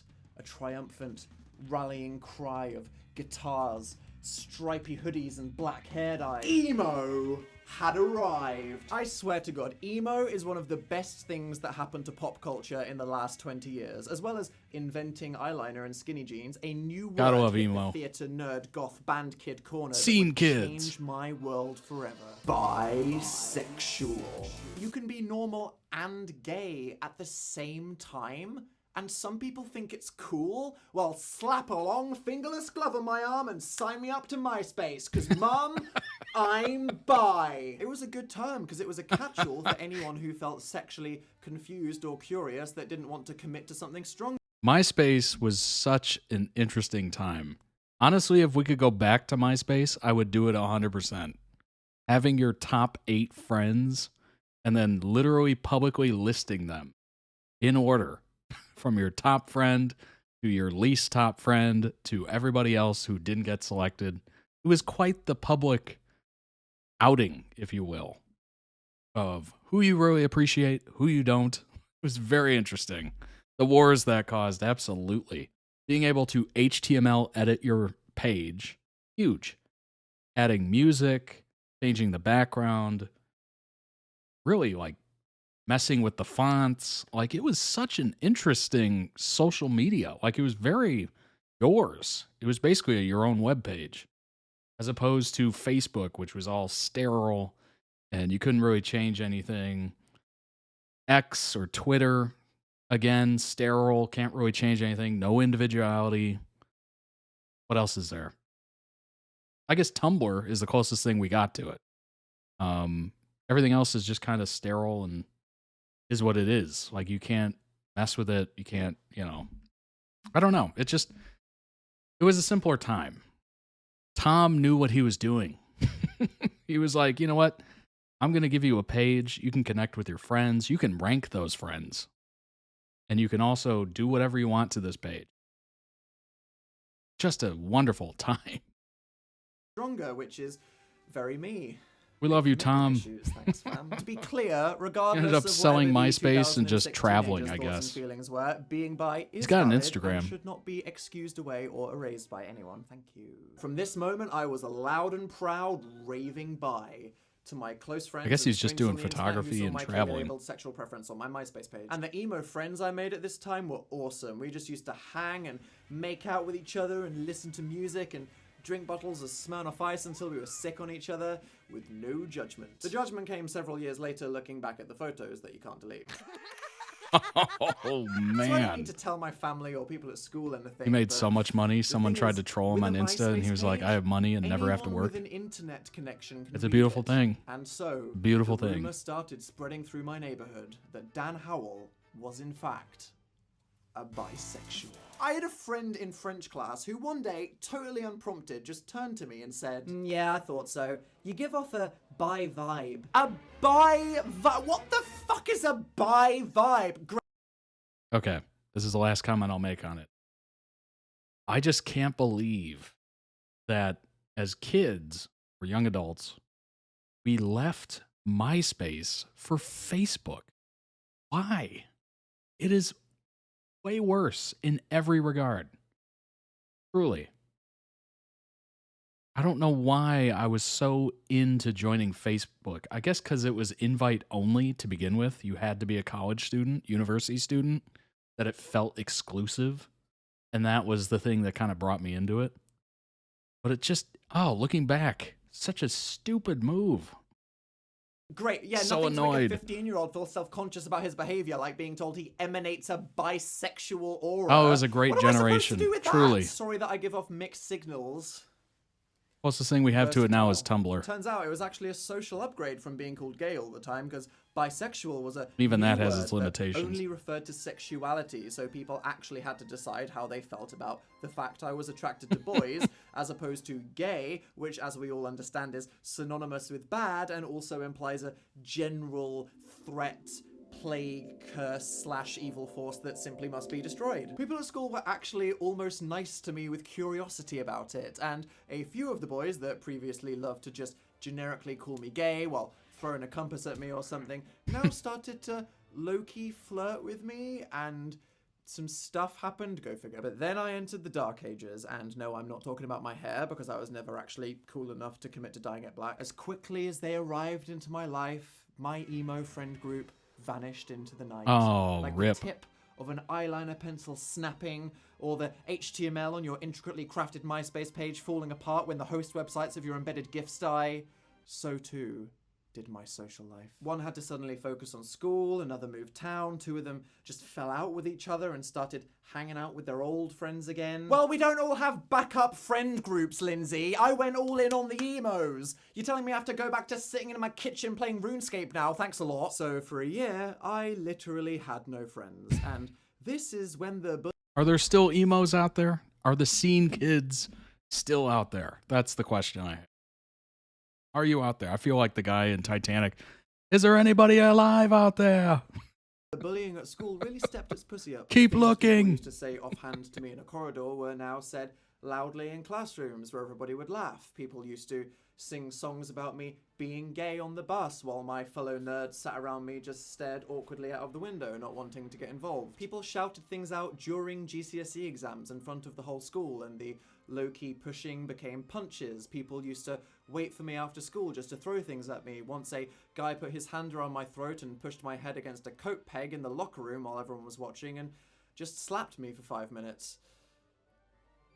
But I never reacted. I never cried or got angry or fought back, because then I'd be giving them what they wanted, and I refused to play along. But this way of dealing with things definitely had an impact on my relationship with emotion going into life. I became a total outcast. No one wanted to come near me out of fear that they'd get targeted too, so no one ever stood up for me. And, you know, I don't blame them. I just resent them, even to this day. No, I'm kidding, I don't really. I do. No, I don't. Teachers at the time obviously did nothing. In fact, one of them saw this happening to me and laughed, because, you know, boys will be boys, especially the gay ones that get killed by the other ones, am I right? Classic lad banter. And home. See, keeping this on the topic of sexuality and not economic class, violence, addiction, and health issues, let's just say some shit was going down. I didn't think I could ask my family for help or share my feelings about this, mainly due to my dad, funny guy, kind of a woke hippie who did and said a lot of things I did respect. When I did, I moved in 8th grade. I hadn't hit my growth spurt yet. I was still pretty tiny. And the first, I don't know, couple weeks maybe, 2 kids tried to bully me, you know, snide comments, pushing, that kind of thing. Nothing like physical, like punching in the face or anything. Like I didn't get like punched, but like pushing against lockers, comments, that kind of thing. And in my head at the time, I was just like, all right, if I don't get physical with them and like escalate it a little bit and, you know, stand up for myself, this is just going to continue. So I got to do something. They're challenging me openly. Gym class and that kind of stuff. So I just decided one day, okay, enough's enough. We're going to escalate it a little bit more. So instead of them pushing me into the locker, I pushed them into the locker. Way harder than they were doing to me, and kind of escalated. It didn't go anywhere past that, thankfully. But it kind of stopped after that. So I'm not advocating any of that, but I just relaying a story that, you know, sometimes you gotta just say, what? I'm standing my ground. I'm not going to let you do that. And sometimes it works, sometimes it doesn't. That time it worked, thankfully.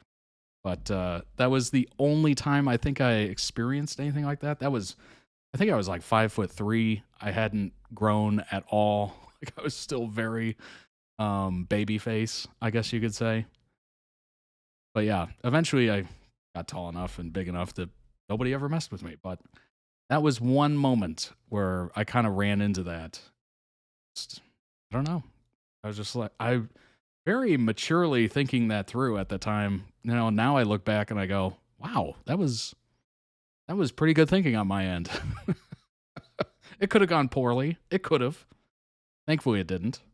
But at the same time used to walk around the house saying how he hoped someone he had a problem with at work would die of bum cancer. Yep, so picked the one area to be a bigot that would further traumatize your child. Nice. This experience coming from a childhood hearing the word gay meaninglessly thrown around as an insult at home and school. Oh in my gosh. music, on TV, Trying to stand my ground, then ended with me on the realizing floor getting kicked a I'm lot. actually kind of gay, to then very specific. Like I said, results may vary. Results may vary. I'm really upset that that happened to you. Not great. Yeah, dang. Sometimes it works out, sometimes it doesn't. I guess you just kind of, you know what though? I will say this. I think I'm extremely proud of you for at least trying to stand your ground. It might not have ended well, but you attempted it, gave it the chance. So that in itself, you got to look pretty fondly at. You know, you took the bravery pill that day. Specifically being attacked for it was traumatic. I give you a round of applause for The world that. was clearly telling me if I ever wanted to be accepted by anyone, or in my particular environment, survive, I couldn't be gay. I was afraid of it. Literally homophobic of myself. I am talking Pavlov, sunken place, North Korea level mind alteration that made me terrified of and repulsed by this part of me. This is called internalized oppression. It's a real thing, and it's some real shit. From this moment, I was no longer advertising myself as bi. No, BRB, deleting that MySpace real quick. XD, let me get on that Bebo. My Chemical Romance? No, I'm listening to, what's this?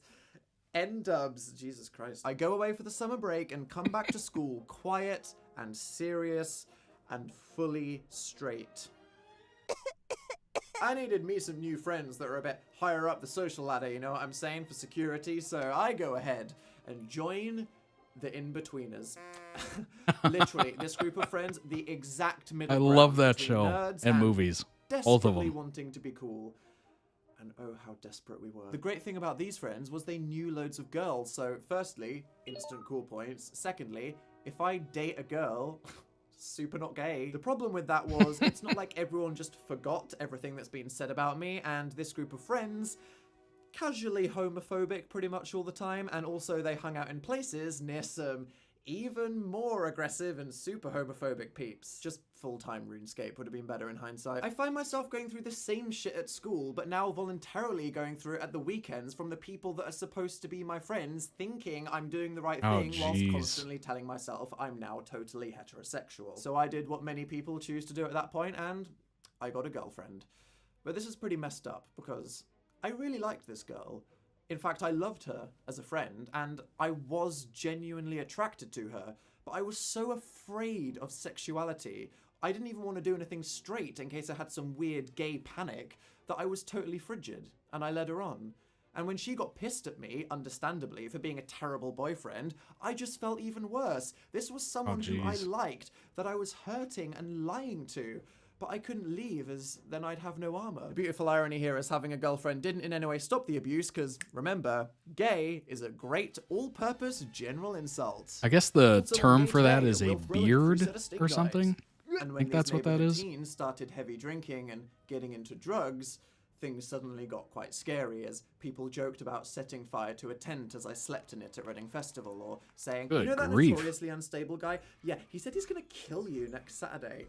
Awkward. This was definitely Awkward. the lowest point in my life. I just felt totally alone, confused, and I deeply hated myself.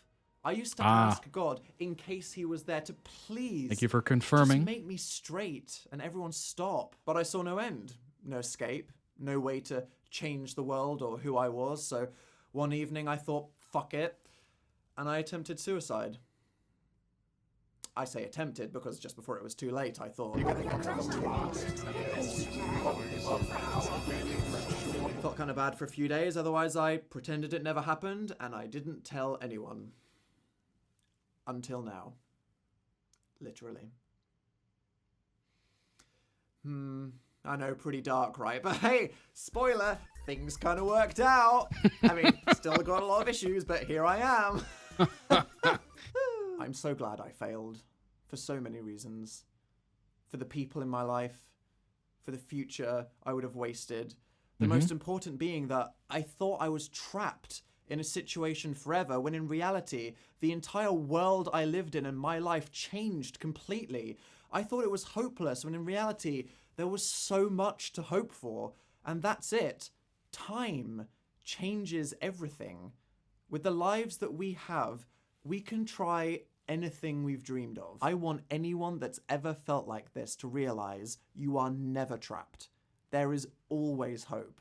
You Absolutely. just need to believe in yourself and get to the other side. So yeah, school, age 6 to 18. I'm going to give that a bad Google review. The thing is, I did stand out. I've always been a loudmouth, class clown, annoying shit. Since graduating, it turns out half the people I knew were fucking gay. That group of friends I had, all lovely people now, 5 of them were gay. 5 gays. That is statistically irregular. Oh, but they flew under the radar. All I'm saying is, I wish people just hated me for being annoying and immature. Leave the gays alone! My light at the end of the tunnel was university. We're all a I was little gonna immature get my and A-levels, annoying then. Move to a new town and ghost these bitches. But I took a gap year first to earn some money, which was very boring, sitting at home and working at Asda, where I was not happy to help. My shift started at 5 a.m. on a still Saturday. has 'em. Signed up for a Twitter account to run my mouth off, and then bam! So, my name is Dan. My YouTube story begins, a new chapter of my life to redefine. So you know what I do? Get a form spring, because nothing gives you that attention feeling like one of those anonymous question and answer websites that are inherently toxic and no one should use. And straight out of the bat, bisexual Dan returns. Because hey, just like MySpace, I'm only telling a few people on the internet right now. It's not like one day I'm gonna get so many followers that random strangers in my family might see it. Wow, I had a lot of fun with many different kinds of people in 2009. Let's just say I got a lot out of my system. Got a couple of things in my system too. Sorry. And this is when, through the magic of the internet, I met Phil. And obviously, we were more than friends, but it was more than just romantic. This is someone that genuinely liked me. I trusted them, and for the first time since I was a tiny child, I actually felt safe. And the relationship we formed at that point was something that I needed in my life. We are real best friends, companions through life, like actual soulmates. Not that souls are a real thing that exists. It's so lucky to just find someone you can be that compatible with, and especially to anyone that has experienced the kind of self-hatred that I've dealt with. One person accepting you can make all the difference. And I bet... Didn't I just say that like 2 videos ago? Sometimes all you need is one person to either care about you or fake to care about you enough that you believe it. Sometimes you need just a little bit of reassurance or help. Hey, make all the difference. Truly. I bet so many people want to know so Could be a much more stranger. about that, which honestly, I take as a compliment, but here's the thing. I'm somebody that wants to keep the details of my personal life private. So is Phil. I know lots of people these days, thanks to social media, want to share and monetize every aspect of their life, and then as soon as something changes, suddenly it's this huge drama because everybody got invested in the story of your life like it's a soap opera. I don't want that. I want to do certain things without an audience. I want to be spontaneous. I don't want to feel afraid to take risks. I want to enjoy totally fucking something up and not have to post a public statement about it. And if anyone thinks people really have to share these things about their life, you need to rethink your position. And look, I understand that sex is a fun and interesting thing to talk about. I get it. I'm also a disgusting pervert, but the specific minutiae of who I'm fucking, when, why, where, how long, how... sexuality is a general fact that it can be very useful to know about a person for several reasons, but we can't Oh my force gosh. people to disclose that either. We don't know this person's life story, what they've been through, if they haven't told people, if they'll lose their job, if they're in danger. There are so many reasons someone might not be open about it. We can preach the message that being out is good, but aggressively speculating or trying to out someone is really bad.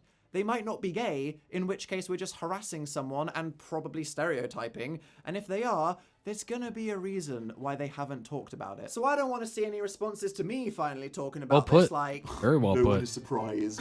Dan, we've been new. Wow, you huge galaxy brain genius. What's it like walking around with all those brain cells in there, working overtime? What, you got like 3 in there? Don't lose your balance, mastermind. I haven't exactly been subtle, have I? I'm an awkward, sexually ambiguous nerd. What the fuck even is your sexuality? That's not the point. I'm already dead inside, so it doesn't matter here, but to me, if someone's reaction to a person coming out is just, yeah, I knew, they're showing no empathy towards the issue or that person. They're just making it about themselves like it was a fun piece of gossip they already knew. All we have to do is listen and be accepting. So anyway, back to the tale. Whilst things All right, let's stop it there. We'll go into some information and we'll hop back in.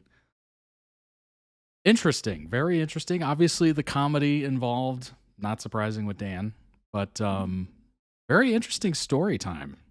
This convo is ongoing on and on and on in the BL world. Even reporters bugging poor Deo and others. Yeah, lots of speculation, lots of gossip, all that stuff. Will they, won't they? Are they, aren't they? I understand it to a certain extent because, number one, it's people that you're interested in. Number two, it comes with the territory, certainly with BL, of course. But it can get to a point where it gets a little crazy, where it's, trying to push them into it. Maybe like sometimes those fan meets can be really off-putting when people are trying to capture or like push them in a situation that makes them talk about it or tries to, get them to say something where, ooh, what they just said means that they're blah, blah, blah. And it's just like, all right, I get having kind of a funny question or joke or something like that, but trying to goad these actors into, whether it's certainly with BL outing themselves or are you really a couple? Is this just fan service? Trying to do it in a cheeky kind of way is a little off-putting to me. I don't particularly enjoy it. Sometimes it can be somewhat humorous, but for the most part, it just comes off as weird. Like, ugh, who are you? Like, I get that you're a fan, but also like, that's kind of personal, and you don't know them. They don't know you, so they don't owe you anything. I don't know. It's just, I think what Dan's talking about here is the fact that, how he wants to keep some things personal. And I think because there's some influencers, celebrities, whatever, that expose everything about their life. Like, I don't know, Anna or someone like that. What's up? How's it going? Ozian, I think. Welcome in. Theo is great at calling people out for crossing the line. That's good. There needs to be more of that, honestly. I think what Dan's talking about is there are some that really throw everything out there. Tana comes to mind. Might know who that is.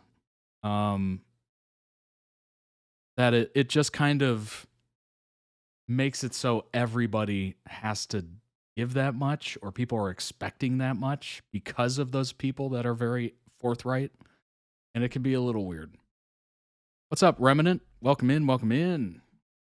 Go ahead and bring up some information on Dan. And part of it is, nice, of course. People want to know about you, your life. Nothing wrong with that inherently at face value. When people get a little too invasive is when it starts to get a little weird. YouTuber Dan Howell reflects on the first time he said the words, quote, "I am gay," after a life of running away. YouTuber Daniel Howell has reflected on the profound moment he said the words, "I'm gay," out loud after a lifetime of running away from his sexuality. Came out publicly in June 2019, age 27, in a 45-minute video, which we're literally watching and will continue after this. Howell told Attitude magazine that he had known throughout his life that he was, quote, not straight, but had to confront aspects of his life that he had previously not dealt with before coming out. Reflecting on the powerful moments he came out to himself, he said, I was sat quietly by myself thinking, okay, I want to talk about this publicly. I want to get this out of the way. I want a skeleton in my closet. I just said it out loud to myself. I'm gay. It was really profound because I had been running away for that 2-word admission my entire life. Dan Howell struggled to speak openly about his depression, saying he didn't want to be judged. Elsewhere in the interview, opened up about his struggle with depression and revealed that he was afraid of speaking publicly about his mental health issues for the fear that people would judge him. Been doing good. Hope you've been doing well as well. I think you're good, Jace. I mean, it's a long video. We got, a decent amount of links. I didn't want to be judged, Howell said. Are people going to want to work with me? Are friends going to ice me out? I was terrified, but then I put it out there into the world. The result, he said, was that people liked his videos even more. Well, yeah, it probably made him more relatable to a lot of people. I mean, we all go through certain aspects of life. They are like, this is funnier because you're talking about real stuff. Then I became the mental health guy. Great. I'm not just the relatable clown. Now I'm the sad clown. God. Which was the natural journey to me becoming the sad gay clown a year later. What a quote. Howell said he once attempted to end himself as a teenager because he felt like it was, quote, the only option to escape. Quote, I was so wrong because every single minute of my life that I passed as I got older, the world got so big and so open. The one thing to say to anybody that feels like they're stuck in any kind of situation is you are never stuck. You might think you know everything, that there's nothing left. There's a whole world out there full of love and opportunity. That is a beautifully put statement on ending yourself. I think one of the best ways to think about it, and it's a pretty easy quote, is literally just, it gets better. It literally does. Whether it's you get a little older, you get some money to your name, you're able to move out of a bad situation, you're able to move away from a bad situation, you're able to distance yourself from people that are causing a bad situation in your life. Time and money is one of the biggest things for getting out of that situation, whatever situation it is. Certainly, realizing the fact that there's, life might not be long per se. I mean, if you're here for 80 years, technically it is kind of long. But in the grand scheme of things, it's short. You move on from situations so fast. And certainly if you're any sort of older age at this point, you probably look back on your life and there's multiple stages, multiple different chapters of this is who I was then, this is what I became, then I became this, then my life changed this way. Like there's so many different changes in life. Like you're never stuck in any situation. Certainly as you get older, you can more easily move from situation to situation, just from, experience, living a life, knowing how to cut people off, knowing how to get better people in your life, knowing how to move to a different area if you have to move to a different area, stuff like that. I mean, it really gets better and you're never truly stuck. Life changes so much. It's crazy. Truly. His family reacted with love when he came out via email. His wide-ranging coming out video revealed that he told his family about his sexuality by email. I literally just sent them an email saying, "Hello, gang. I've been meaning to talk to you all for a while. Something quite important that should be disclosed at some point. I thought I would around Christmas, then Mom's birthday, then last Easter Sunday, but every time I meant to, I either felt like I would ruin the mood on the day or I just felt awkward. Didn't want to. So I decided to just email you all instead, which is really inappropriate and just weird, but that somehow seems appropriate for me, and at least I'll just finally say it. Basically, I'm gay. Honestly, that's not a terrible idea because if you just do it on a random like Tuesday or Wednesday, like you're not ruining a mood for people. Not, attaching it to like a family get together for a holiday. It's just kind of here it is. It's very interesting. It's so smart. He gets to it later in the video. Nice. I'm looking forward to it. His family proved that his fears were unfounded after they responded with love and acceptance. Very, very cool. Obviously, there's some important numbers here at the end. The National Ending Yourself Prevention Line, of course, U.S. And obviously, there's other ones as well. I did put that in a video.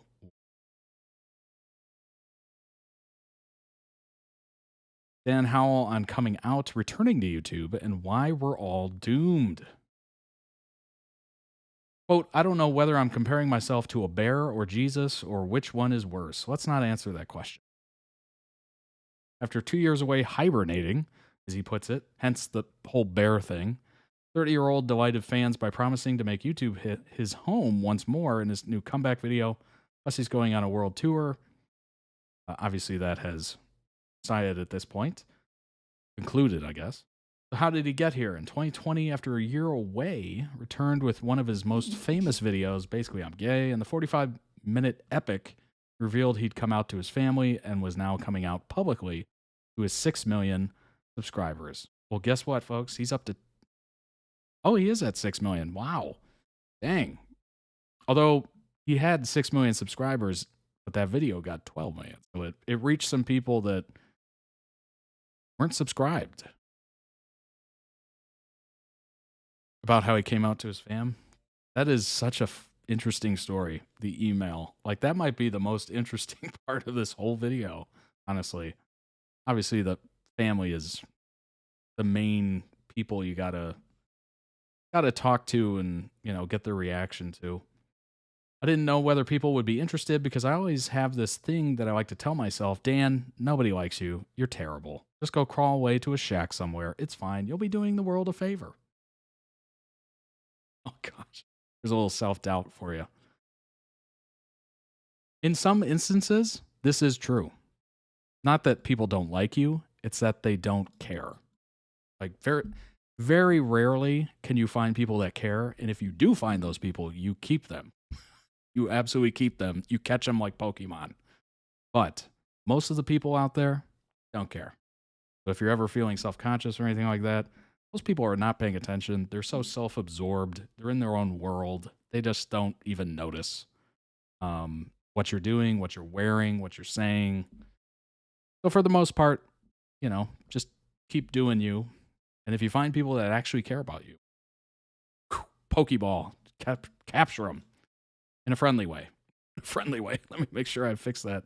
And when I post it and someone's like, hey, I enjoyed this, I have this surprise moment where I go, oh my God, I literally wasn't expecting that.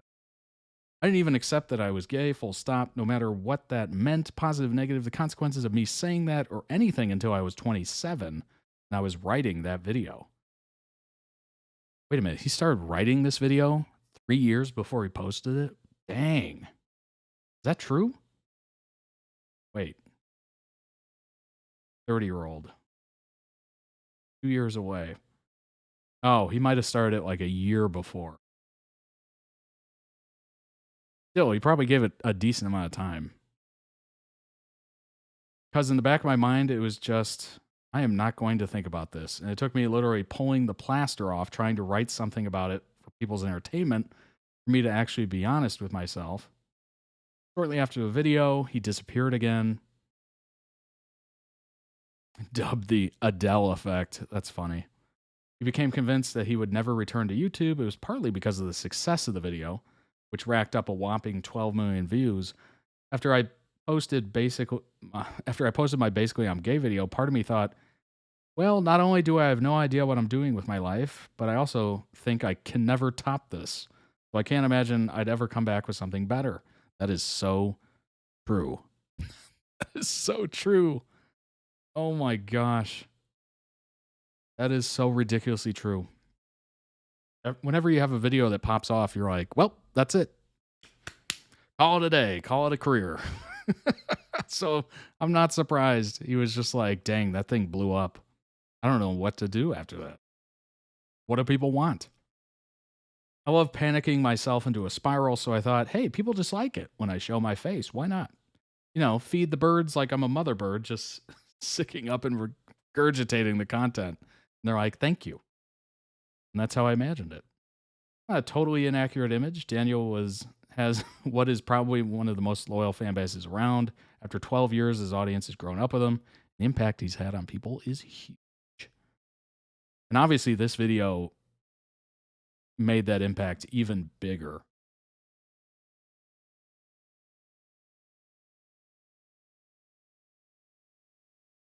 Certainly. When I started on YouTube, it was the most toxic place in the world. It was just wild. The whole internet was wild. You'd go on a forum and you'd be like, hi, my Samsung TV is broken. And people would be like, I hope you are no longer living, Kelly. Technically, that might still happen, but it's less. I think it's all corralled into, for the most part, Twitter. That seems to be a breeding ground for just the most wild, unhinged stuff you've ever heard. I do kind of miss a little bit of the internet back then. It might have been a little Wild West, but I don't know. There was something amateur about it. It was less corporatized. I don't know. I guess the whole MySpace to Facebook thing kind of sums it up truly. For the timeline, these articles are being released to his 2022 comeback tour, so to speak, when he was 30. First one he did since coming out when he was 27. Okay. Let's see here. We've been on this natural evolution where it is now cool to be nice. Whoa. I guess I agree with that. Some spaces, it is cool to be nice. I agree. A lot of spaces, though, that, still pretty brutal out there. I mean, well, you just have to go into public and you catch a little bit of it every once in a while. You think about everything to do with social justice happening on the internet, and what that boils down to is basically we're all just trying to be good. And the idea that is actually the tone of the internet, that we're all trying to be better. Can't even imagine how we got here. To be fair, I would say it even went a little too far. Like, tone of the internet, we're all trying to be better. That gave way to the most annoying, cringe, like motivation influencers and stuff like that just, I get up at 3:30 and dump my face into some Saratoga water, ice water. And then I, read a book and shoot up some steroids. Like, it's just, some of that is just like, ugh. At a certain point, you got to realize, like, all right, maybe trying to emulate other people has a line, and there is quite a bit of money to be made with those motivational folks. That just seems really scammy and gross. So maybe trying to be better emotionally and being more nice. But there are some people that took that like to the nth degree, to the point where it's just, ugh. Gosh. So much has changed on the internet since Daniel started out, with one part of it being how young people see themselves represented. Saw a Netflix romance series, Heartstopper, which I've reacted to a few clips and edits of, based on the graphic novels by Alice Oseman. Speaking about his own experience, Dan explained, I regret not being authentic about my sexuality sooner, because this is something that applies to anyone.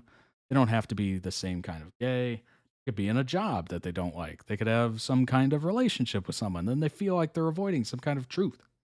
that they know is there and they just don't want to deal with it because it'll be difficult. And that was that was very much me with my sexuality lurking in the background. To I really regret not just being honest with myself and the world sooner because life is incredibly short. We probably only got one. So we do not need to waste the years or waste years at a time running away from things on any level that we fundamentally know are true, even if it's going to be very difficult to. That is 100% correct. It's amazing. It's amazing looking back over your life. You know, maybe you're older, maybe you're still young, maybe you don't have a lot of years to think back on, but I'm sure you could pick out a year or two where you just didn't progress in pretty much anything. I have those years. I think about them. You know, certainly we all kind of have 2020. I mean, that was a year where not much was getting done. It was very relaxing. I'll say that. It helped birth this channel. But other than that, not much came of it. You know, I look back at that year and I just go, boy, I kind of wasted it. Could have done more. Could have, you know, tried other things and whatnot. But, you know, we all have those years. Life is somewhat short. It's amazing how, you know, certainly if you're running away from something, that's a waste of a year. But you can waste a year just by not doing anything. Or doing anything of note that you look back on. You know, maybe you did stuff, but it just wasn't big enough to like compute or change your life in any way. There are certainly those times. Not to say you can't relax. That is definitely important. But boy, you know, some years you can't remember anything you did. Just kind of unfortunate. Couldn't have ever happened earlier, but I just regret that it didn't. I wish that I had the Heartstopper dream and I was out there living that happy life since I was 14 because it would have been so much happier. So that's the only thing I regret, but I do accept that this is life. We cannot change the way that things go. I am grateful to even be where I am. Yes, that is true. We cannot change the past. We can certainly change our trajectory, who you are around, what you're currently doing. Maybe you want to learn something and do something else. Like you can always change your direct trajectory in life, your location, whatever. But you can't change the past. It's very unfortunate that we have a good enough memory that we can remember like bad decisions. And it's unfortunate that our brain's like, hey, remember that bad decision like 6 years ago? Let's think about that. Like, I'm trying to go to sleep. Can we not? Hey, remember that embarrassing time you had? Oh, gosh. It's brutal. It's absolutely brutal. But that just goes to show how important even minute decisions are in life. We try to do the best we can, of course. But it is what it is, you know? We have certain decisions to make. Some of them come to us early on and we can, you know, go with it. And then obviously Dan didn't feel like he was ready until he was a little bit older. Just is what it is. He wrote the book, You Will Get Through This Night. He saw My Chemical Romance live. That's awesome. Dubbed it a transcendental experience. That's great.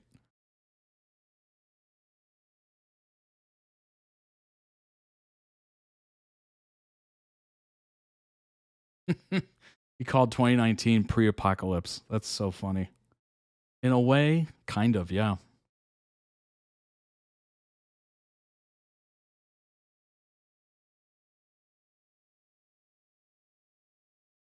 Very interesting. Very, very interesting. And Howell explains how coming out as gay transformed his mental health.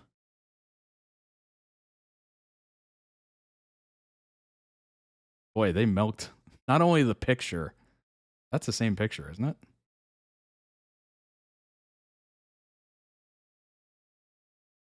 Wait a minute. Here it is. Yeah.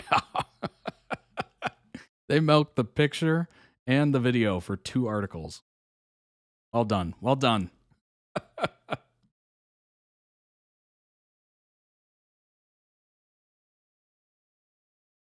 A year on, he has recently released The Practical Mental Health Guide You Will Get Through This Night, which was huge. Tackles the crossover between masculinity and mental health for queer and straight men alike. Howell told GQ, because I was brought up in a very toxic masculine environment, I have the same mental health struggles that anyone male, regardless of whether they're gay or not, can relate to, which is that pressure to have a stiff upper lip, not to show any vulnerability, not ask for help in case you're perceived to be weak. But the stigma around vulnerability, he said, led to him ignoring his authentic self and developing a traumatizing relationship with his sexuality, which took a huge toll on his mental health. I could not have estimated how intrinsically linked my sexuality was to most of the suffering in my life. It really boils down to a single point about authenticity. You're living a lie. If you are pushing against something fundamentally true and inevitable about yourself, you're just going to burn out and reach a point you can't do it anymore. That's what happened to me. That is definitely accurate. If you are constantly living a lie, that will wear on you so badly. Dan Howell said his attitude towards his mental health has done a complete 180. What happened with me was I reached that wall. I hit that point where I just couldn't keep going anymore in my day-to-day life. As someone who creates and is supposed to be an entertainer to talk about myself for a living, I literally couldn't work anymore until I tackled this. It had everything to do with my self-esteem, my worldview, my own relationship with my own emotions. For me, the moment, well, I say the moment came out. It was a year-long process. It was literally a weight that lifted. Didn't solve his mental health struggles. It helped him approach it in a different way, which led him to writing his book. Felt like my entire life I'd been wearing a suit of chainmail that I just instantly dropped to the floor, and I felt like a completely different person. That kind of acceptance of yourself allowed me to reevaluate every aspect of myself in relation to my mental health. I've done a complete 180. That's got to feel amazing. Truly amazing. I'm sure all of us have, told a fib, as they say, a little white lie in our lives. It's never comfortable. And if it is comfortable, it's not good. You might want to talk to somebody about that. But it usually feels, if you're, sound of mind and right of mind, it usually feels a little icky, a little gross, quite uncomfortable. And to just go, the further you go into it, the bigger the lie, the bigger it just feels terrible and gross and you just want to go, I'm done. I'm done with it. I'm done with it. So all of us can relate on a certain level, even if we don't have this example in our lives. But there are little examples that kind of mimic this a little bit. Tangentially. Or what that word is. So I might not know exactly how this feels, but I know a little bit of it. That's what I'm going with. I know a little bit of it. Certainly not the exact same case. Obviously, very different. But, all right, let's hop back into the video. We got about 20 minutes left. Obviously, he's going to get into, according to Megan, he's going to get into more of the coming out to the family effect, which should be very interesting, by the way. Extremely interesting. And that email. What a clever way to do it. Things were looking up for Dan, aged 18. things quickly got messy again. Wow, that beats the emo streak of temporary self-acceptance by like 6 months. Nice. There was a point around 2011 where the relationship with my audience shifted from what felt like direct communication between me and individuals that just saw me as a comedy creator to communities of people that formed to talk about me when I wasn't there, which is fine, but for some people it was about getting generally invested in me and my real life, which I thought was a bit strange because inevitably, like anyone who puts themselves out there, some people started to really dig into my private life to find out information about me that I wasn't ready to share.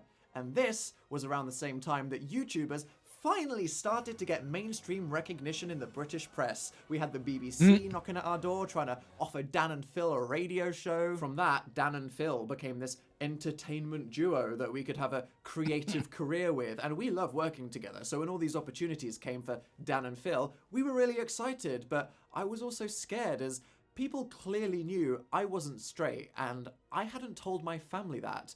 None of my old friends knew about this, and what me and Phil had was ours and personal, and yet some people were trying to get access to it for their own satisfaction. It was no longer a few people on the internet, no big deal, so I just shut down. It felt like I was back at school again, surrounded by threatening people trying to expose me for their entertainment. Most, I'm sure, just wanted what was best for me, and I feel such genuine sadness, and I'm sorry that I couldn't be closer to and more truthful with the people in my life that were just trying to be nice, but I wasn't ready to deal with it at this time, so I had to do something to contain it.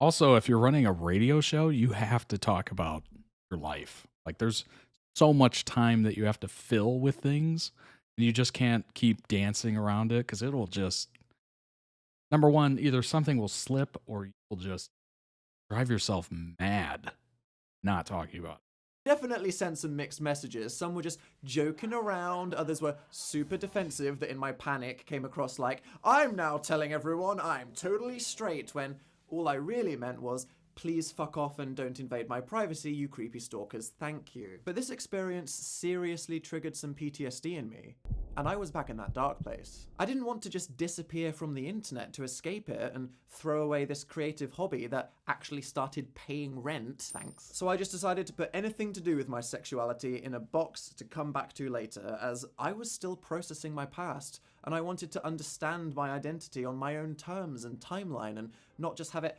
hijacked as fuel for people's sexual fantasies or some headline in an article. And whilst we're not exactly living in a utopia yet here on YouTube, the general internet culture only 5 or 6 years ago was a much less wholesome, progressive place as this little bubble is now. Sure, a lot of people probably would have been supportive, but there was just as much open bigotry and general toxicity because people felt less accountable, and it was okay to say certain things because it's just on the internet, and I couldn't handle that at the time. And generally, I can handle a lot. I have big hands with a very wide reach.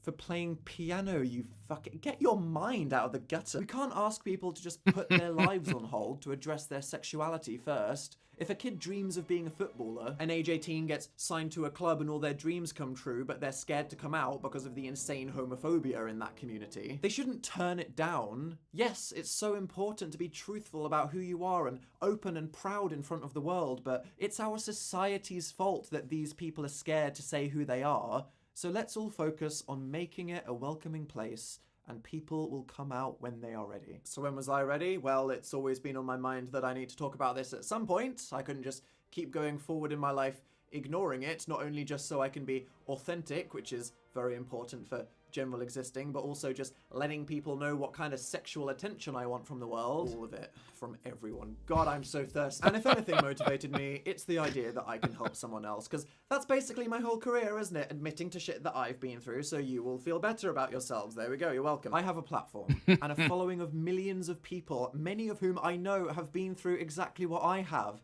And if I tell my story, as painful and flip-floppy and flawed as it is, I know it will mean something to someone, as every time someone speaks openly about sexuality, it saves lives. I'd never met a single out gay person until I was 18. And if I had, or even just seen better representation in the media, I wouldn't have felt so totally alone. I wouldn't even be saying this to you now if it wasn't for TV shows, musicians, and public figures in the last couple years reinforcing this to me. It doesn't matter if I was living the life privately, as there was still so much confusion about my feelings and fear. But things are better now. On the internet, on TV, in my real life. It's not perfect, but it feels safe enough in this space right now for me to feel confident. So thank you, sincerely, to all the brave people that came before me and to any of you that made this world seem welcoming for me. And instead of procrastinating from this by focusing on work, which was a way for me to ensure my own independence and survival in case I was rejected, or just doing things for other people to take my mind off it instead of asserting my own needs, which my therapist keeps telling me is one of my biggest problems, here I am with a fresh void of time in front of me to fuck up however I want. Now look, we all have different experiences in life. Some of us are lucky, some of us not. It just so happened that the first 18 years of my life were horrendously shit. It failed me. But we get dealt cards from the start too. If you look at my life, I was born into this world as an able-bodied, white, cis man in Britain, which immediately gives me so much privilege in this current world, and I am fully aware of how much harder making it to today could have been for me, which is why we all need to stand up for equality and social justice, even if it doesn't apply to us. No one stood up for me when it mattered the most, and that almost cost me everything. So if you see a woman being harassed, a gay being threatened, someone muttering something racist, say something, do something, because if you're still or silent, the victim will just think that you are against them too. We all have a responsibility. This tale was just some of the stuff relating to sexuality. We all have a whole sob story if we want to tell it, but I just wanted to explain the journey of how I got to this point and overcame the obstacles that tried to block this path. And now, I've arrived. Okay, cool story, bro. It's answer time. What's your answer? Would you like a fuck? Here's the thing. You want me to talk candidly about sexuality as if it's something that I understand? I don't know what it is, why it is. Turns out no one knows. I've been sitting here for years waiting for scientists to just work it out, like, bleep bloop. Oh, this is why and exactly how it's different for people. There we go. Thinking I shouldn't run off my mouth on the internet in case my theories and opinions on varying gayness get debunked next week. Well, I waited long enough and it didn't happen. Science, you fucked up. You let me down. And I fully expect to have to delete this video in 2 weeks when you find out all the answers suddenly. Thanks a bunch. What makes someone gay, or straight, or all the things in between? What the ever-loving fuck is gender about? This is a mess. Yet people want you to give them a word because that's how humans communicate, with words that have meanings, which is why our disgusting species is impatient, stupid, and obsessed with labels. And this applies to everything. Sexuality, gender, political identity, what obscure genre of synthwave you listen to. People just want a label that represents something they understand, so they already know how to feel about you and don't have to bother thinking. No, you're a feminist. Well, I don't need to know anything more. Oh, you're a leftist. You're a K-pop fan. But if people just want to find a way to disagree with you or dislike you, they can refer to the label and turn off their brains. Wait, We are definitely creatures of patterns. And I think what labels are is a way for us to try to condense somebody or something into whatever that label means. So it is very poignant to say that, you know, we're just kind of stuck on them because we don't know everything. We're trying to figure it out, and you know, maybe some people will figure it out eventually, but most of us clueless. What does my label say? Huh. The issue is, me, I'm happily when we start clueless. Talking about the writhing This is what it masses is. I'm ignorant confusion to a and lot of suffering things. That is sexual and gender as are we all. identity. The limits of language and specific terminology become a big problem. What does being gay mean? You never thought about a boob once? What does being a man mean? You want to be an emotionless rock rubbing raw steaks against your biceps? It's not like humanity is all in agreement right now. I don't like the stereotypes and drama that come with all this terminology, so I'm just not going to use it. Thing is, gender identity isn't my issue. I feel comfortable with the identity that I've had my whole life. Dan. A tall boy from England. But being a man means nothing to me. I wouldn't feel uncomfortable wearing makeup or a sickening pair of heels. Though I can't even draw in a straight line, so that would be a disaster. Also, is anyone really comfortable wearing heels?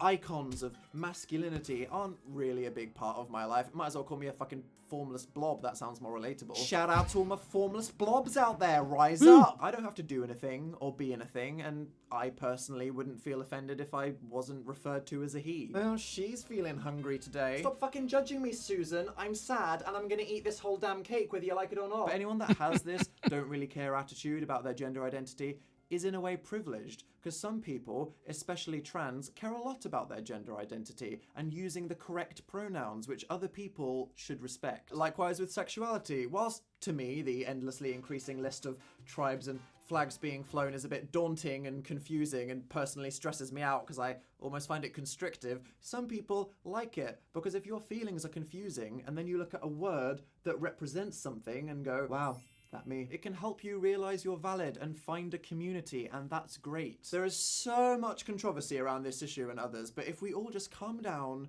respect each other's experiences, and try to just be nice, reasonable people, which is a lot to ask, let's be real, it's quite simple. If you want to use language to express your honest feelings and identity, that's great, and other people should respect what you say. Likewise, if you hate labels and you just want to be a formless blob, that's fine too. No one should force you. The only thing that isn't cool is telling other people what they should or should not identify as, because that ain't your problem or your business. Bye. This was one of the things that held me back from talking about this for years. Shit's confusing, man. Let's just go back to cellular reproduction by mitosis. So I don't really have to be specific. Two people that I really look up to and respect, Harry Styles and Janelle Monáe, both famously say that they don't feel the need to label it, which, to be honest, is how I feel and is perfectly okay. But I get it. For me, you want a word. That's hard though. I'm a really annoying guy. I feel uncertain specifying my sexuality in the same way I wouldn't say I'm an atheist. Who the fuck am I to say whether God does or doesn't exist? I don't know shit about shit, and neither does anyone else. I mean, I think it's unlikely in the same way I know I like dick, but I'm not going to pretend to have a definite answer here. Looking at my public statements is inconsistent and confusing. Looking at my personal track record through life is super confusing. And looking at the void inside my soul threatening to crush the entire universe with the force of its event horizon of misery and melodrama. Well, fuck, let's close that shit up. One thing's for sure, whatever heterosexual is, I ain't it. Really, if you ask me, I don't think anyone's totally straight. I think there's a lot of social and emotional issues getting in the way of yet to be understood feelings of attraction that can be very flexible. And trust me, I've known a lot of straight guys until a couple of drinks, some deep conversation and lingering eye contact, and suddenly they just start leaning in. What does that make them? And am I totally gay? No. Am I slightly more gay, or is it just easier for gays to hook up with each other because of societal norms? It's not like there's signs for male and female bathrooms are what I'm attracted to. I don't care what flesh organ you have between your legs, what your hair's like, if you're covered in it, or a fucking beluga whale. I'm gonna be honest, I'm not picky. I'm easy. So am I bi or pan or poly? Well, now we're just back in a clusterfuck of defining language, and I'm confused and sad and horny. This is why I personally love the word queer. I understand that some people don't, as it is a slur, but as someone that's been the target of it several times throughout my life, I'm up for some reclamation. It's like recycling. The definition makes sense because until society is equal with all sexual and gender identities, it is literally strange from a conventional viewpoint. Plus, it's better than a super long acronym, it's inclusive of everyone, and therefore great for formless blobs. There we go, an identity I feel comfortable with. A highly strung, depressed queer praying for a giant meteor to hurry up and finally eradicate humanity. LMAO. Yeet! But to come full circle, I know that even today, deep in my heart, the word gay scares me, because that's how I've been conditioned my whole life. So you know what? Fuck the literal definition and the scientific definition and what everyone thinks. I finally have to just confront and accept this. I'm gay. Fade to black. Oh look, didn't spontaneously fucking combust. Well, there we go. That was a lot of stress about nothing, wasn't it? Bloody hell. So yep, I'm here, I'm queer, and don't worry, I'm still filled with existential fear. We're here, we're queer, we're filled with existential fear.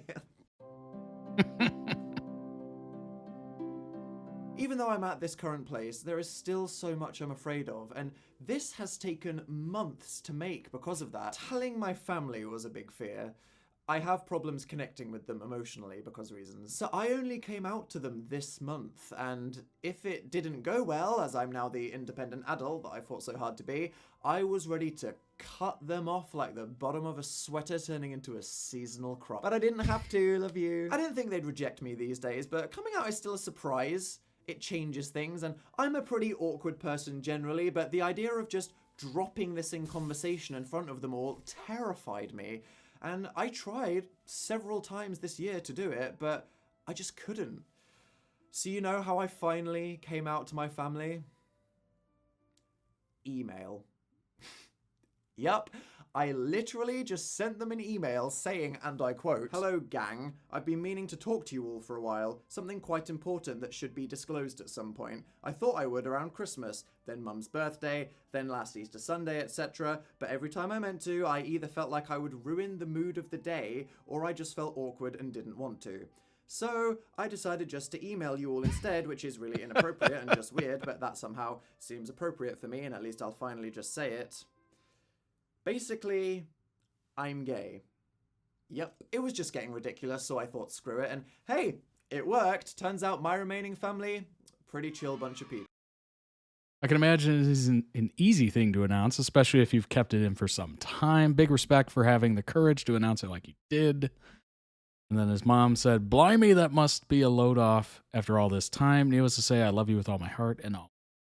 People. Even my Christian grandma said this: "We love you for being you. It must be a great relief to finally acknowledge who you are. Popsy and I just want you to be happy. People are born as they are and have no say in it. I hope that now you will feel free to live your life as you want with no pretense."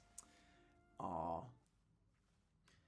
Don't forget the iPad. Yes, I said I'd give her my old iPad. She mainly cares about that, I think. Wasn't so sure when I was 17, but it went well now, and I know that makes me lucky, but hey, it shows that times change. I'm As for dead. the other people That's in so my funny. life, obviously all the friends I have now are cool. If anyone in my life I've ever known Don't isn't forget cool the with it, iPad. then I don't care. And sure, here online, there might be a few incredibly lost bigots following me, or just some classic trolls who dead. I think should get fucked.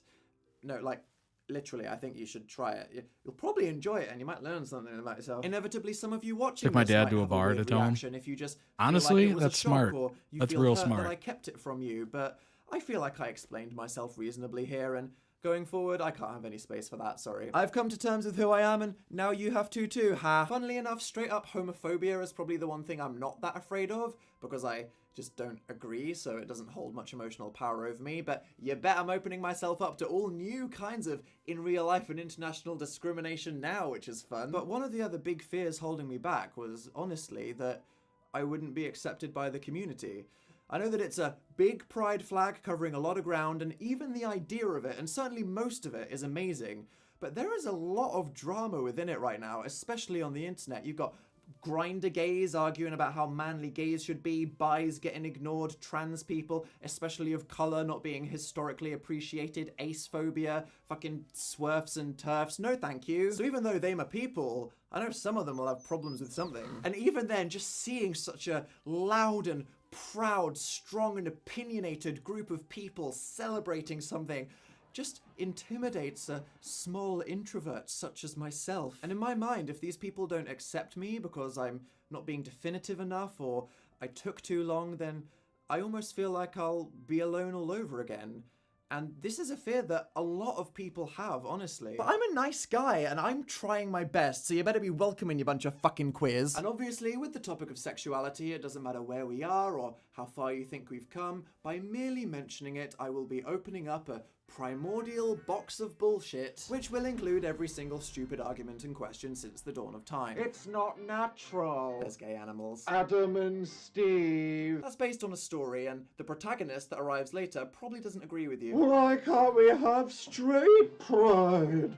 I could spend 10 hours on all the classic crap and people would still be asking the same things. This being posted on the internet, my hopes are so incredibly low. Lower than my self-esteem. Wow, that is unhealthy. I need to stop doing that. This video is about internalized depression and the problems of language. I'm not here to pontificate on every topic tangentially related to the entire concept of gayness.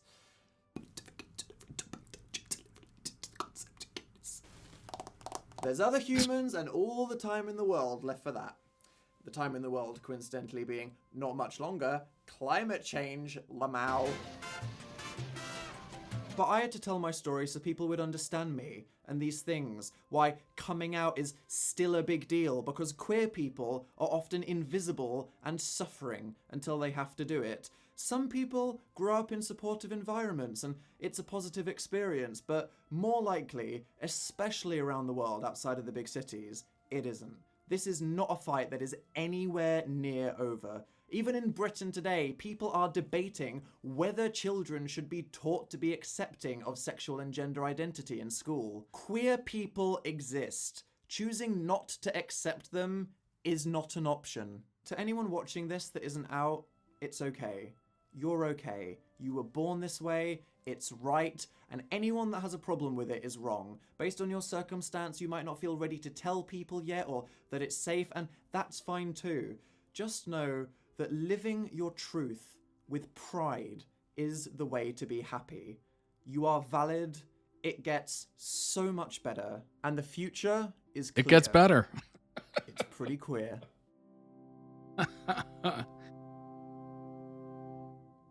So there we go. Now I can proceed authentically in my life with full disclosure. Cute mutuals know to slide into the DMs, and you can all fuck off and leave me alone. Bye.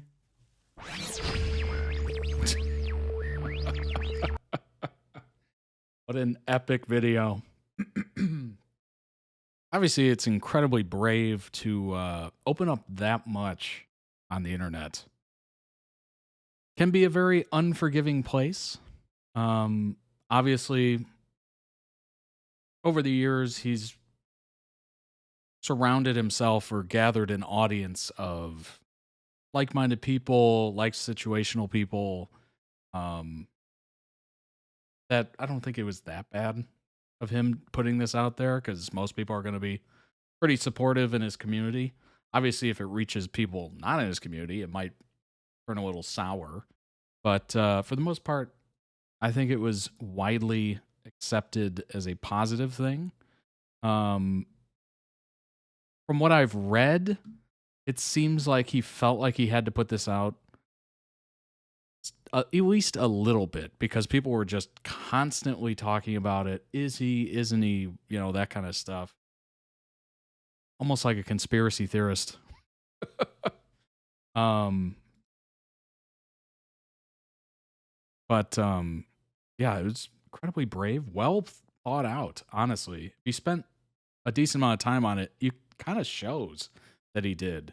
I think having the other chapters and kind of going through the process, the acceptance, kind of what childhood was like, coming out to his parents, etc. Like, it was really well thought out. Incredibly good as a narrative. Go ahead and throw that some love. Link down below in the YouTube video description for the original video. Go throw it some love as well. You've probably already seen it, maybe. I mean, 12 million people have seen it. That's a lot. That is a lot. It's amazing. You compare YouTube numbers to like television numbers, and it just doesn't compare.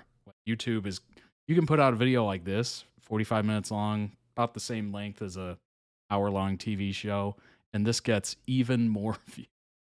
It's wild. Hadn't seen it. I just heard about it when it came out. Interesting. I mean, did he need to put this out there? I think so. Just to kind of, as he said, get it out there. You know, he doesn't have to live in the denial. People can accept it. They can not accept it and F off, as he I think it was really well done. I don't know of a better way to do that video. I've never had to do that video, but I think how he handled it was very good, very well done. I think the added humor, of course, he's a comedian. He's very funny. I think his added humor made it that much more enjoyable. If it wasn't as funny, it might be kind of almost sad in a way. a little like not as jovial. And I think the jovialness really added to it. It made it entertaining. Obviously, it's an important topic for him and for those watching, but I think the jokes really added to it tremendously. I think it was a huge part of his own self acceptance process too to put it out there. Yeah, absolutely. Absolutely. I think it, you know, he said it was basically like taking chainmail off. If you're not familiar with what chainmail is, it's what knights wear to protect themselves from arrows and swords and, and get sliced or not sliced and just kind of bounces off this metal. So it was like taking that off, which weighs quite a bit. It's very heavy. So kind of interesting. The production value was not a lot. I mean, it relied on the editing quite a bit, and it was very good. Very, very good. I like the fact that he didn't make it like a short little video. Although that might have been funny in itself if he literally just came out with a YouTube short of like 3 seconds. And it's literally him just saying, I'm gay. And then fade to black. Like that might have been funny. That might have been very funny. But I do appreciate the information, the context. Obviously, the words at the end, talking to people that might be going through it or might be not quite as accepting of themselves yet, or publicly putting it out there. I think that was very important for people to hear. Obviously, 12 million people wanted to hear it. Good amount of people. So I'm glad he did put the time and effort into it and made it a bigger video than just 3 seconds long. Although I think that would be very funny. It would be very funny. Actually, it might have been funny if he did like the 3-second video and then followed it up with this. This is my first time seeing him, but definitely could have gotten emotional when comparing to others who didn't have the same system he had. Definitely. Yeah.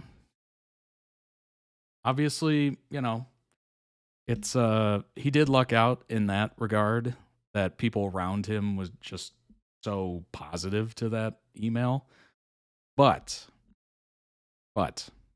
again, we don't know everything about Dan's life. There might have been people that never talked to him again or were negative about it. We don't know.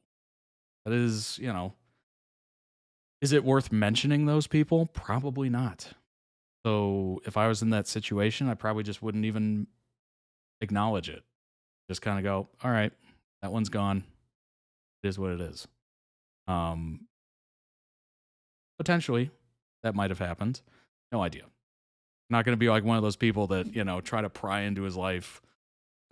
Like, did they? Didn't they? Who cares? Ultimately, who cares, right? That's his life. Who he cuts out of it is up to him. But it's good to see, the Nan and certainly his parents, very important people in his life seem to be very accepting and positive and all that stuff. So that's very sweet. Very sweet. Excellent video. Dang. That was very well done. I've said it and I'll say it again. That was very well done. Dang. Wow. That's a lot. That is a lot. Some people are obviously he wasn't very comfortable coming up with or presenting all aspects of his life. Certainly that is a very personal one. Certainly. So that was probably took a lot to get out. Obviously keeps a lot of things still private. Honestly, I'm all for it. Like there are certain things that you monetize, certain things that you don't. Some people are just, here's everything. I'm just an open book. You know everything about my life. That can work very well for some people. For other people, it's like, I'll give you this sliver, and I'll give you the best I can at this sliver. But everything else, if you know me, you know me. If you don't, you don't, kind of thing. I think I'm, when I think about it myself, I kind of err on the side of a little bit of private. Um, because the other aspect of it being totally public and everything's out there on the open, like just here you go, is terrifying. Terrifying, you know, because we're all, let's be honest, we're all afraid of being judged. As Dan said multiple times in that video, also in those articles, he just didn't want to be judged. We're all terrified of that on some level. Now, I did say most people probably don't care because they're so into their own life and self that whatever you do is just kind of a footnote to them. Like, oh, okay, moving on. So maybe we don't have to take it that seriously, but I don't know. It just, I guess it's just up to the person whether you want to be super public or not. A big thing, unfortunately, in the fandom, fandom, is that way too many people made this moment about Dan, especially, essentially confirming that Fan, at least in some. Oh, jeez. Really? Instead of the whole takeaway message that should have remained forefront, right? That's unfortunate. The bad side of shippers who care more for ship than the real people. Yeah, absolutely. At the end of the day, everybody you see, whether they're a celebrity or actor or singer or personality, whatever, we're all real people. We have issues. We have personal lives. Some things are good. Some things are bad. Maybe people are hiding some really gross stuff. Who knows? You know, we don't know. You know, that's why when, you know, I can't think of anybody right now, but when somebody has some weird news released about them, whether it's gross or odd or whatever, surprising, we're all like, whoa, what? That person? I like that person's work. How are they like that? Like, we don't actually know whoever we're interested in, right? It is what it is. Like, there's always going to be some aspect of people that we never see coming. It's just, you know, we're never given 100%. And even those that might seem like they're 100% transparent are not 100% transparent. They could be lying through their teeth. So you gotta take it with a grain of salt, right? Because if that's all they took away from the video, then they kind of missed the point. Yeah. Yeah. That video was very personal. You could tell that from the beginning to the end. That was a diary, basically. It was a diary entry that was shared to the world. It's basically what that was. Dear diary, blah, blah, blah, blah, blah. Here is my existence. Here is my life. And if people are taking that and molding that into some weird conspiracy theory, like, what? That's up to them. Those people are, I don't know, consumed with something.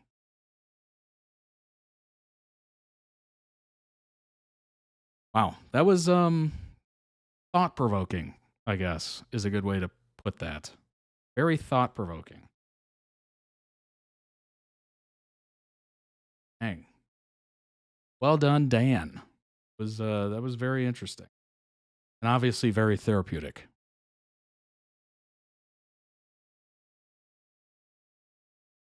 I don't know how we're going to move on from that. But I suppose we'll try.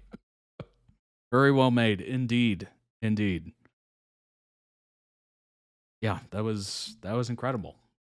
You really put some time and effort into that, which was obviously appreciated by a lot of people. The video's got 1 million likes, by the way. 1 million likes. The roller coaster carries on. Indeed.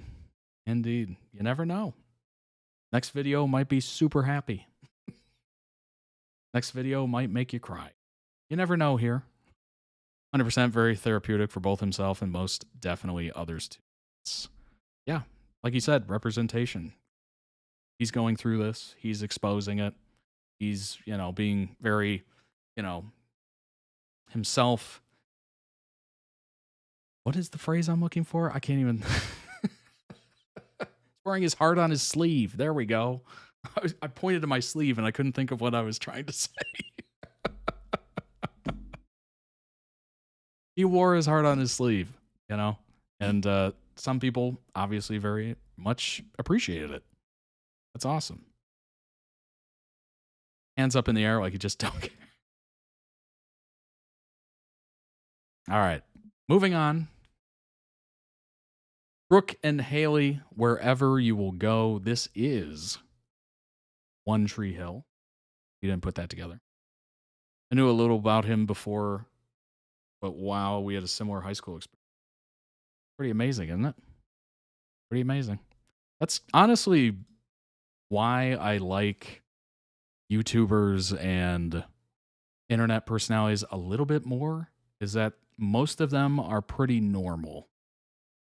There's a lot that are not, but there's a good amount that are and are very relatable, as opposed to, you know, some actors who are just succeeding because of nepotism, or they were handpicked because of this specific reason.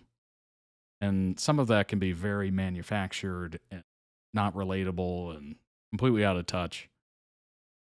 But yeah, storytelling, indeed. Just being real. Being real is fascinating to me. For anybody that has any sort of following or whatever. Nothing freaks me out or makes me as mad as internet personalities. One name comes to mind, but I know there's more, that put on a fake front, and it's so obvious. So obvious. They're yelling at the camera. Hey, everybody. Da, da, da, da, da. No. Oh, my God. Nobody's like that. If somebody did that to you on the street, you would walk away very quickly or run away. Whichever one.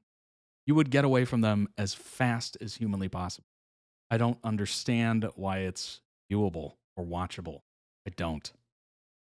That to me is like an instant, nope. Nope.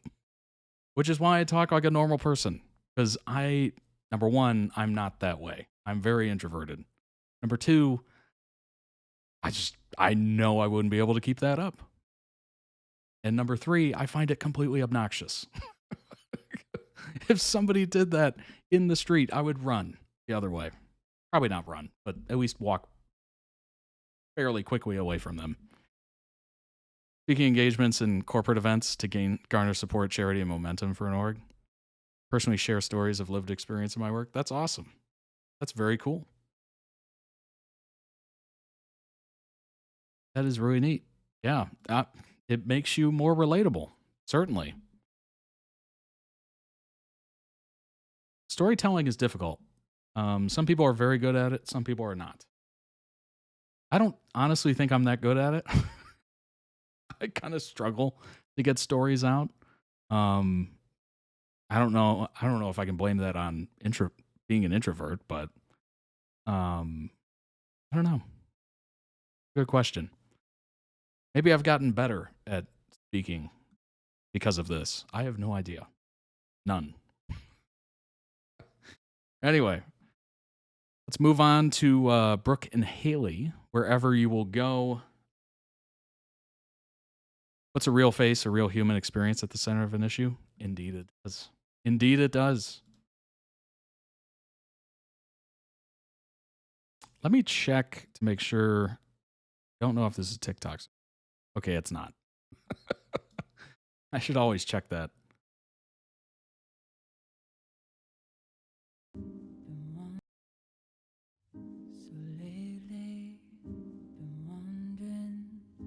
None of that is as important to me as us. Brookie, you're the strongest person I know. You okay? Yeah. This song takes me back so fast. Oh my gosh.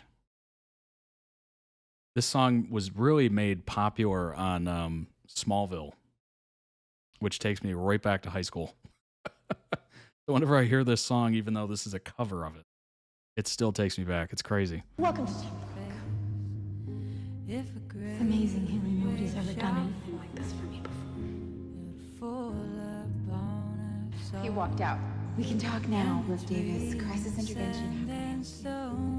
I'm sorry, Betty. When we see it, it just reminds us of what's gone. It's really nice to have you here. I love you, Brooke Davis. Who we thought we'd be someday. I just don't think we say it enough, and I'm really sorry for that. Ripped off the nasal strip. Tutor, I'm a nerd. It's gonna be okay, right? You got too much talent with your fashion line. Rock star. It's gonna be okay. We've been through a lot. I can't have kids. What? Even if I wanted to be James's godmother, Cannot give up, Brooke. we'll get through this. You are so meant to be a mom. Because I'm pregnant. I'm not gonna lie, these two are kind of opposites attract kind of situation. I'm getting like, shout out to Taylor Swift. I'm getting like Taylor Swift, she wears short skirts, I wear t-shirts kind of vibes. I love it. Thank you so much. I love you. I'm thankful you're such a good friend. Everything else will work itself out. I am gonna miss you, Brooke Davis, like you can't imagine. Of course I can. I'm gonna miss you the same. We are so gonna have to redo your makeup. Because if she hadn't risked hers to save Jamie, Save him and then save me. I would not be standing here with all of you, happy. I just wish I had had a family like yours. Your Aunt Brooke. You do. You're Aunt Brooke. So we became friends, and now she's my best friend. Brooke, there's a reason why you are Jamie's godmother, and I'm thankful every day that you are. Don't be mad at Brooke, she's been a great friend. Rose over close. Close over Brooke. Close over Brooke. Rose over close. This year has been the hardest of my life. And you was always here for me, no matter what. My maid of honor. We've been through so much together over the years, and our friendship is still growing. This is Haley. She is the godparents. I love you, Brooke Davis.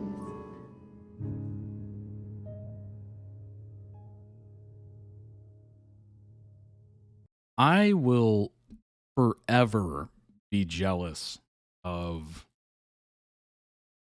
people that grew up in one area and stayed in that area and had like a lifelong friend from like, I don't know, middle school, high school, through university if they go, or maybe just after they start working and then they get married and then they're the godparents of their best friend that they've had for over a decade and all that stuff. Like, I will be forever jealous of that. I moved around way too much to ever keep any sort of friendship going. Because I think it's harder when you don't share experiences or similar experiences with people to really keep that going. It's difficult. It really is. I tried for a little bit, but just faded. Completely faded. Ugh, I am forever jealous. Oh, gosh. Link down below in the YouTube description for the original video. Go throw it some much deserved. That. For those watching live, I will post that in the chat. Right. There it is.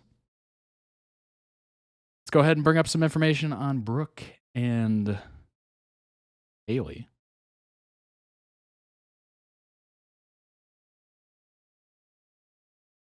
Go.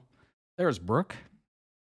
In the series finale, quote, "If you had a friend you knew you would never see again, what would you say? You could do one last thing for someone you love. What would it be? Say it. Do it. Don't wait. Nothing lasts forever." Fair advice. Fair advice. That is very good advice. No, you never know. I not to go sad. I'm not trying to go sad here. I read a story probably a month ago of someone who, you know, didn't get to have that last conversation or any sort of closure. It happens all the time. Um, you know, maybe it's a parent, maybe it's a grandparent, maybe sibling, whatever. That just bad things happen. They don't make it out, and you never really get that closure. You never get that final goodbye, I love you conversation, nothing. And it can be really damaging. It can be extremely traumatic. It could be, something you got to talk to people about. Like it can be really rough to work your way through that. Not all of us get that conversation, that hospital bed conversation or hospice or whatever. So this quote is 100% accurate. Nothing lasts forever. Any moment could be the last moment you see of somebody. Most of the time, we have no idea if we're saying goodbye to somebody at like nighttime or whatever. Maybe it's after class. Hey, see you tomorrow kind of thing. That could be the last time you ever see that person. It's morbid to think about. It can absolutely eat you alive if you think about it too much. But it's something to keep in the back of your mind. Every interaction could be your last, right? It could be yours or it could be theirs. So it's good to treat people that you love more. I don't want to say aggressive. What's the word there? More importantly, interact with more determination. There you go. I think that's better than aggressive. Brooke Baker, better known both personally and professionally as Brooke Davis, named female protagonist of One Tree Hill, played by Sophia Bush, seasons 1 through 9. The original core 5, she's the only one who did not appear in the series premiere and is the only character to appear in every episode since. Fashion designer, entrepreneur from Tree Hill, the daughter and only child of Ted and Victoria Davis. Brooke eventually married Julian Baker, with whom she has twins. Originally portrayed as outgoing and promiscuous, her characterization drastically changed over the course of the series. I mean, as does life. People have, like I said earlier, people have different chapters. Usually you're not the same person that you were in high school much later on. Lots of people change. Maybe it's little things here and there. Maybe it's your entire personality. Who knows? Time can definitely alter you a bit. Who you hang out with, etc. In fact, during earlier seasons, Brooke experienced significant personal growth as she learned to let go of her high school persona as the popular mean girl, thus revealing herself to be deeply compassionate towards her peers, fiercely protective of her loved ones. Then in later seasons, her character arc largely centered around achieving a balance between her personal life and her career.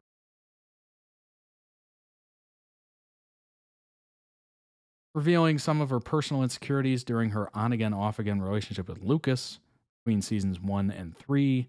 Brooke would have her heart broken twice by Lucas due to a complicated relationship he held with her best friend Peyton. After ending her romantic relationship with him in season 4, she attempted to move on by focusing on clothes over bros. This is a venture that would reveal her passion for fashion design.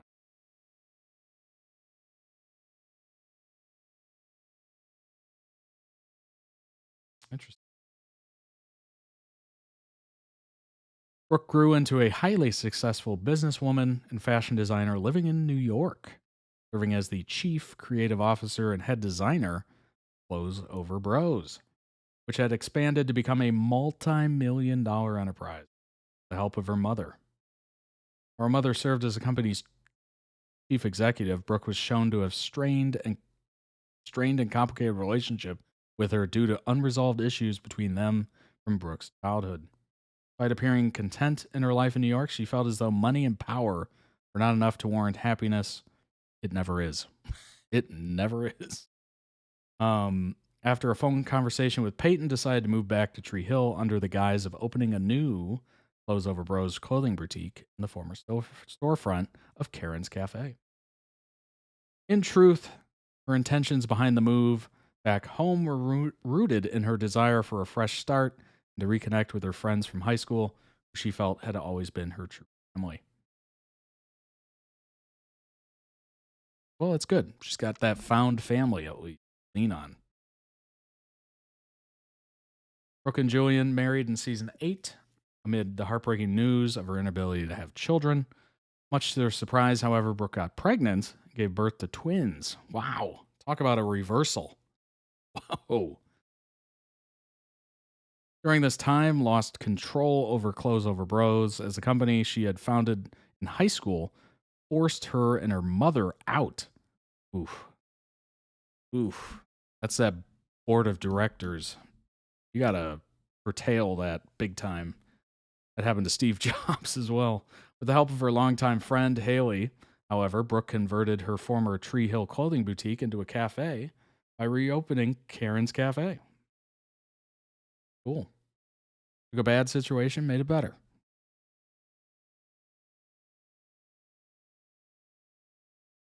Obviously, quite a character arc. Maybe the most impressive, honestly. I think that's what a lot of people have said in the comments, is that Brooke is like the biggest character arc in that show and the most entertaining, certainly.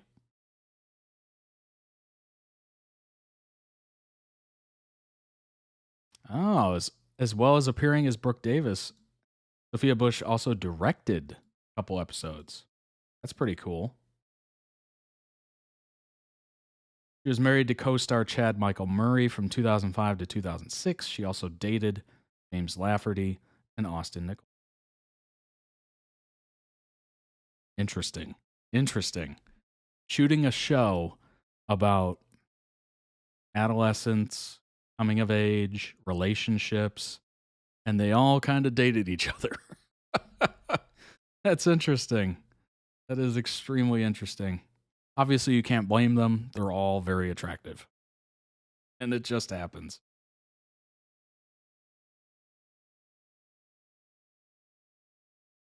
Starred in a comedy role after One Tree Hill called Partners since January 2014 to May 2017. She has starred as Detective Erin Lindsay in the NBC drama Chicago PD. Method acting, indeed. Oh, gosh. That's funny.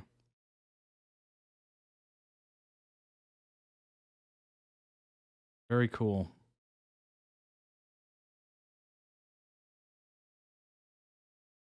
Made her acting debut in a school theater production in a small private school in her hometown.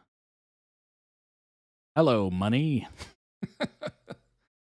Crowned the queen of the Tournament of Roses at Pasadena Rose Parade. That's a big deal. It is a big deal. I'm familiar. That same year, she graduated from high school. Made her screen debut as Sally, a college student in the comedy Van Wilder Party Liaison. That was the sequel to the wonderfully funny and crazy Van Wilder with Ryan.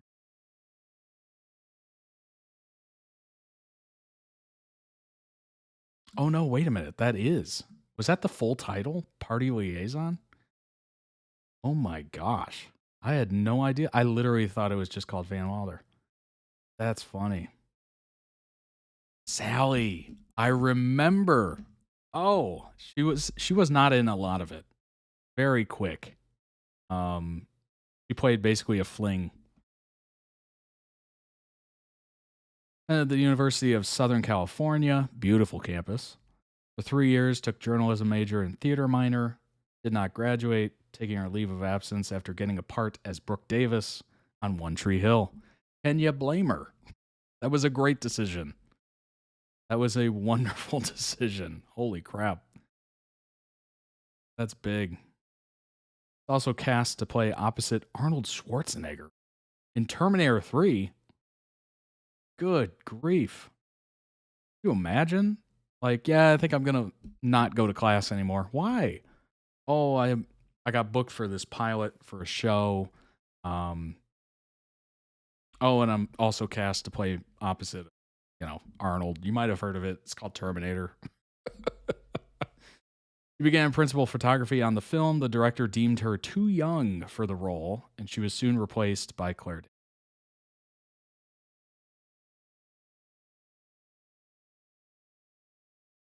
Yeah, I could see that. I could see that.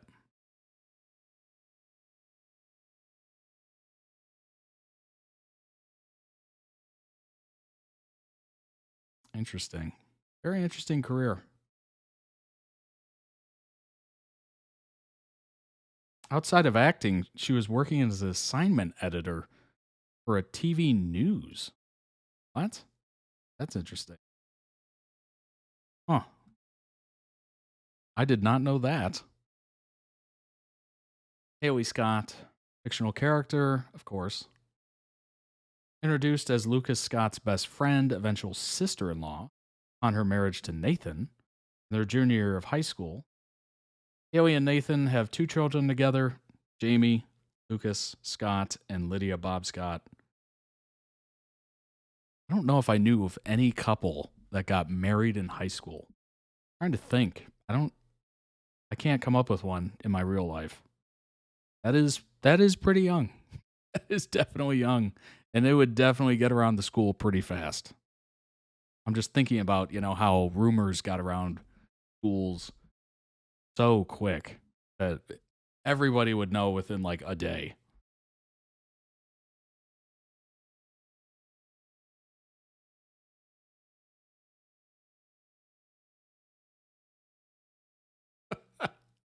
You see this? It says character arc. This section's plot summary may be way too long or excessively detailed.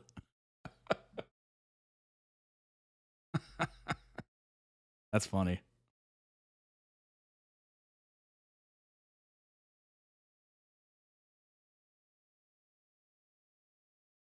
Very, very funny.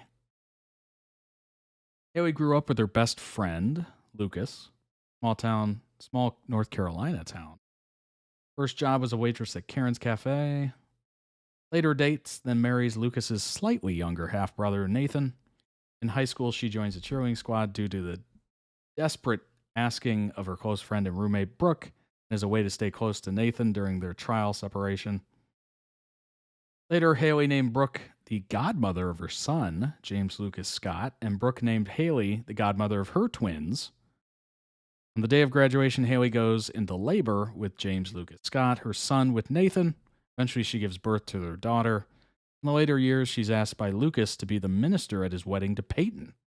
Happily, the aunt of Sawyer Brooke Scott, the daughter of Peyton and Lucas. Boy, they're just exchanging names, aren't they? She is known for her cautious and studious ways, as well as her talent for music and teaching.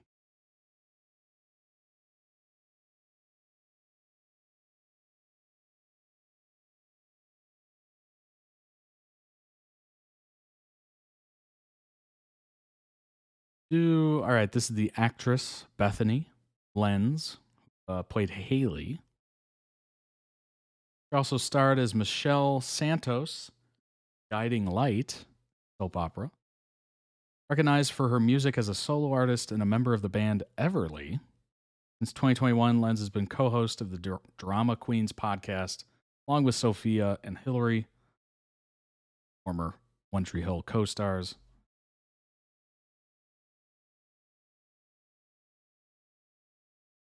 Landed her first professional job in a commercial for Dolls. Eventually went on to appear in commercials for Eggos, Dr. Pepper, and others. She landed the role, of Linda Halleck in Stephen King's Thinner. Appeared in various pilots, commercials, films, regional theater, until she was a series regular on the soap opera Guiding Light. Another soap opera that turns into an actor on other shows.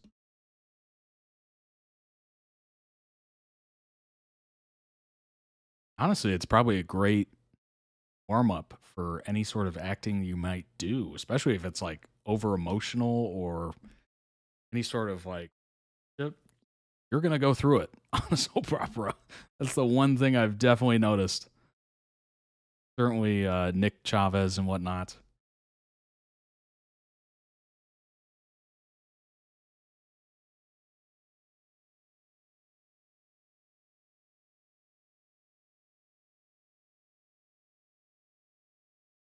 Her contract ended after 2 years with the soap opera.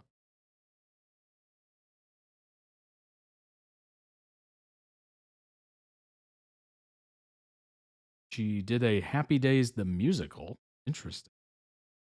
Musical version of The Outsiders as well. Landed some guest appearances on Charmed. That's one we've reacted to.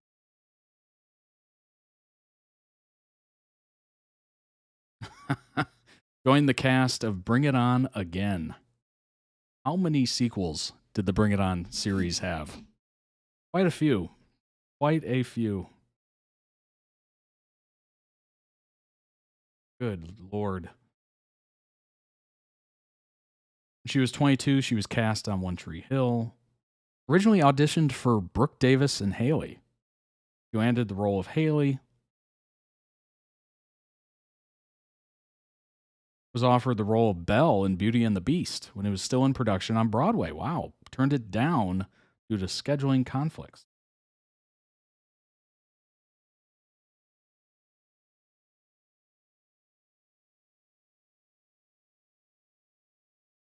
Oh, during the 6th season, she made her directorial debut. Cool. Directed several. Couple episodes. Wow.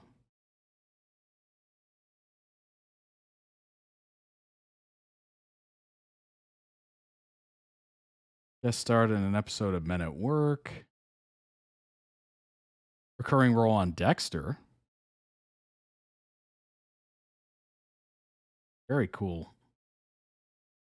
Was cast in Shonda Rhimes' The Catch for ABC. Oh, revealed she was being replaced. Oh, geez. Looks like they need a different type for Zoe, so I'll be replaced. Though she still encouraged fans to watch the show. That's got to be brutal. Brutal. Absolutely brutal. 2 episodes of the 3rd season of Agents of S.H.I.E.L.D. She went on to a bunch of like guest star. Obviously, he's doing the Drama Queens podcast right now. Bit of music.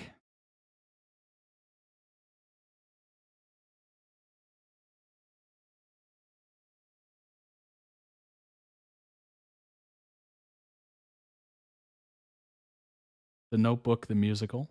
Cool. Very cool.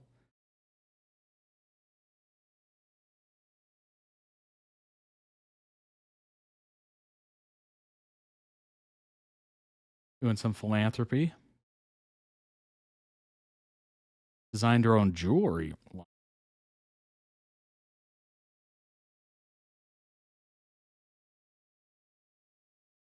Very interesting. 10 things we want to see from One Tree Hill's upcoming sequel show. Recently announced to be getting a revival on Netflix with Sophia Bush and Hillary Burton Morgan leading the charge, but certain things need to happen for the show to be a success. So many shows getting revivals or new adaptations. One Tree Hill is just the next in a long line of shows from the early 2000s getting rebooted. For fans of the show, the announcement's a welcome development. Some might be quite hesitant. It seems like the reboots never quite live up to it. I don't know if there's one that's really done. It's unclear which actors will be reprising their roles. Audience will likely see the return of Brooke and Peyton, while the other former cast members have spoken out about their lack of involvement or whether they'd appear. Seems nothing's truly set in stone. Karen's Cafe must return. The iconic location. One Tree Hill can finally give Rachel a redemption arc. Daniil Ackles is already attached to the project.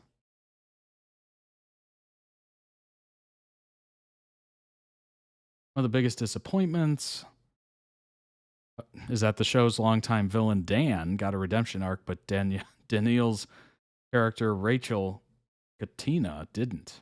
Was never a main character, but did appear in 47 episodes. Since then, she went on to marry Benson. We are familiar. Personally, like the Charmed reboot more than the OG. Really? Wow. That's high praise. That's good. At least there's one, right? At least there's one that outdid the original. Either way, if the One Tree Hill reboot is truly a continuation of the original show, Rachel deserves to be redeemed. Jamie playing basketball at Tree Hill High or college. Series finale teased this.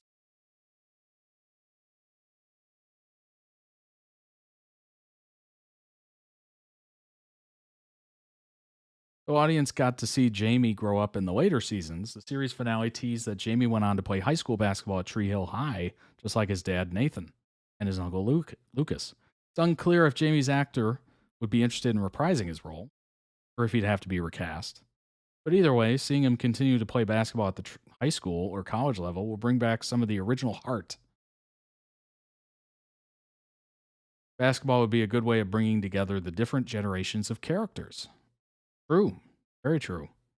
And they could meet and talk at the games. It becomes like a communal talking space.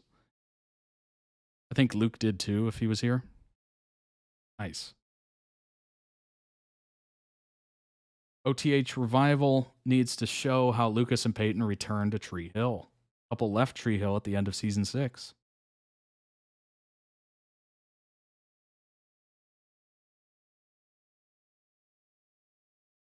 The show drastically changed when those two left. Chad Michael Murray briefly returned in season 9. Little is known about Lucas, Peyton, and their daughter after leaving Tree Hill. That would be kind of huge. It'd be great if they kept it secret and just kind of, it happened. Like, surprise, here they are. Hillary, involved in One Tree Hill revival and likely reprising her role as Peyton, it'll be important that audiences get an explanation of where the couple went and how they returned to Tree Hill. Peyton and Lucas's return to Tree Hill may be the catalyst for the revival. That remains to be seen. What's crazy is the fact that Chad Michael Murray looks almost exactly the same, just a little older. Hair just a little longer. That's crazy. So if he does come back to the show, a lot of people are going to be like, whoa, he looks exactly the same. Like, not much has changed other than a couple, wrinkles maybe. River Court needs to return. Absolutely. What a cool spot. That is such a cool spot. River Court is likely a great place for meaningful interactions and a great callback to the original.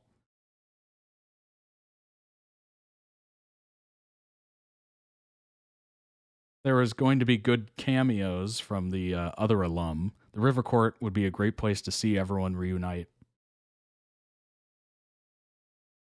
The original characters' children grown up together. All main characters had children by the end of OTH.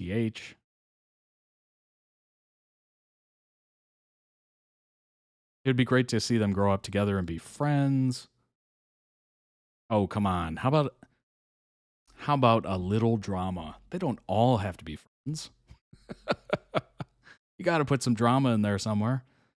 The One Tree Hill revival needs a smaller main cast. The original cast was too large.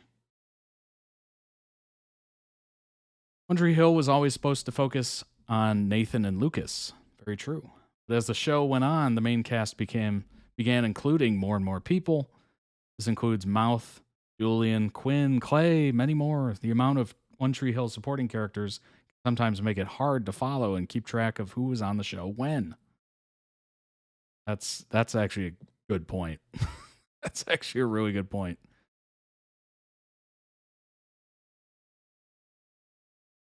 Not clear who the cast would be comprised of, but with the comments from James, Bethany, and Chad, it seems like One Tree Hill revival will be more female focused, and the characters like Nathan and Lucas might not be as vital to the story as they originally were. Very much like how Boy Meets World turned into Girl Meets World. Just kind of changed the overall feel of the show, I guess, or the perspective of the show. Who knows?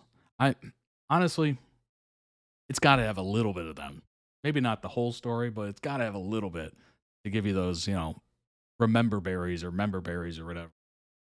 One Tree Hill needs, oh my gosh, and they got to bring back, I don't want to be anything other than what I've been trying to be. I know that song is so old at this point, but it would be very funny. One Tree Hill needs to focus on family. This will go back to OTH's roots. In the later seasons, the focus on family wasn't quite as important as it had been in earlier seasons.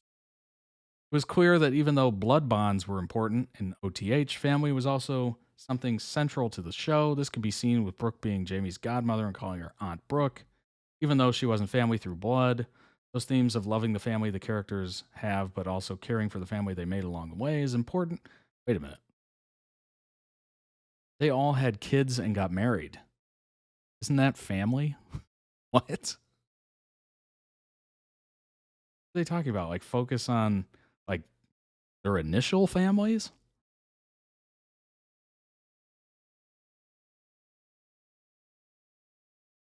Kind of interesting.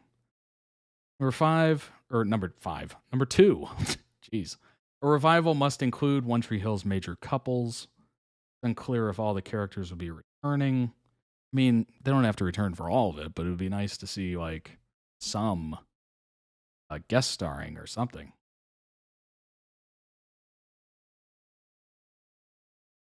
Number 1, One Tree Hill sequel can't rely on nostalgia only. Yes, that is very true. It can only get you so far. So far is probably 2 seasons and canceled. And not rely on nostalgia. This means that One Tree Hill must have new storylines that are brought out of life, current struggles that they might be going through. I don't mind milking what they can for an article. Yeah, that's true. I don't mind obviously doing a bit of the nostalgia in the first couple episodes, but obviously you need new storylines. You can't just rely on the past. That's not going to work. That is not going to work. It'll be interesting to see what happens. Are there going to be more people joining? Probably. I would assume. I don't know if the rest of them have a lot going on right now, and that's not a slam. That might be reality. So it makes sense that they would at least get a call to join it. I hope they do. I think that would be very interesting. It is a little odd that early 2000 shows are getting a reboot already. Like, I get it. You want to do it before they get too old. But why? Why? I guess that leads us back to nobody's, well, not nobody, but most people, screenwriters, are not good anymore. Like, they're not coming up with fresh ideas, fresh takes as much as they used to. I guess people are just stuck in nostalgia, right? They want to go back to their childhood. They want to go back to their teen years. I'm not going to lie. I have a little bit of that, but not enough to make me invest time into rewatching a reboot of House MD or like a reboot of Smallville, whatever. Reboot of the OC.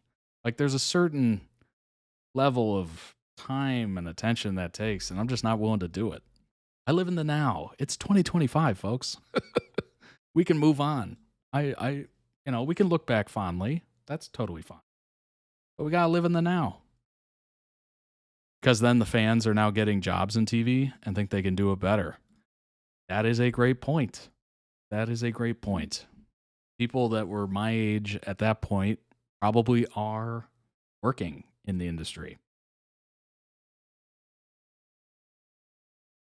Yeah, that's sad. That's sad.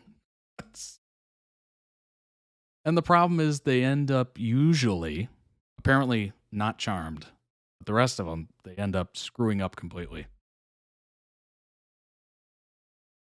Instead of rebooting shows that finished, I wish they'd reboot shows that was canceled. Yes, early, that had potential to be great.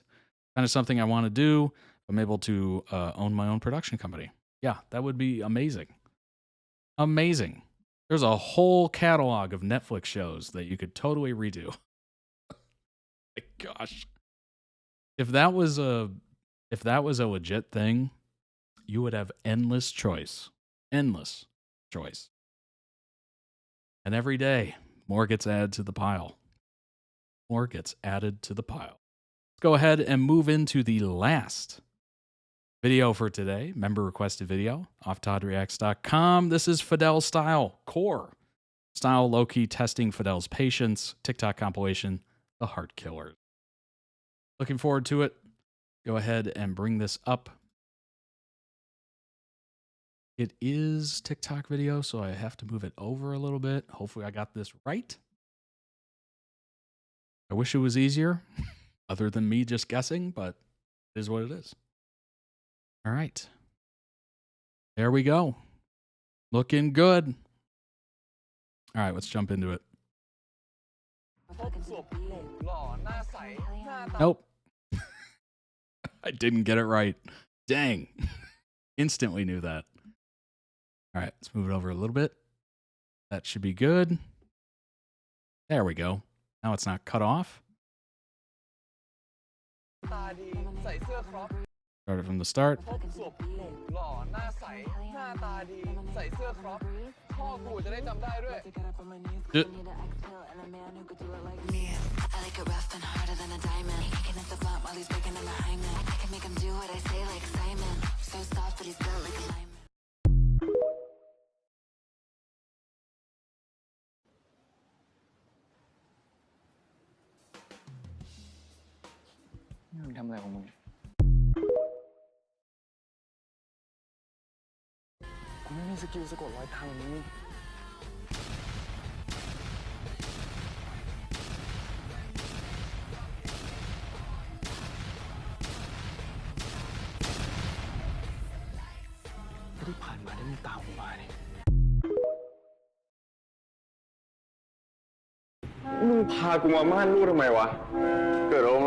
Absolutely well done on that. Oh my gosh.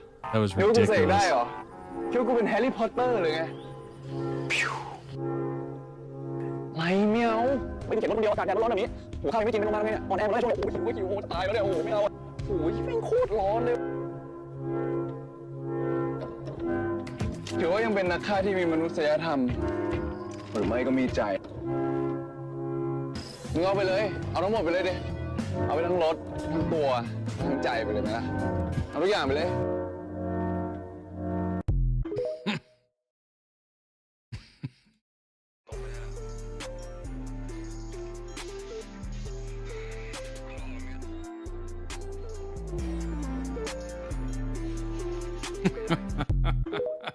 I'll wait here. Go ahead. I'm concerned Back about here. how much I keep jorting to Larry. At first, I thought it was the crop tops, but now I'm worried I have a giant burger costume fetish. That was out of left field. What the heck was that?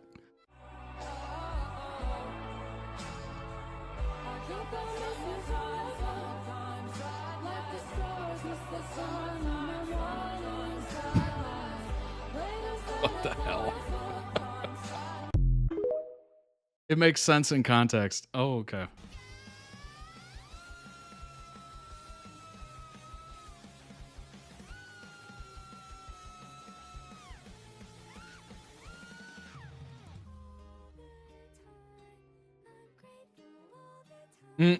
Just leisurely being kidnapped. No big deal.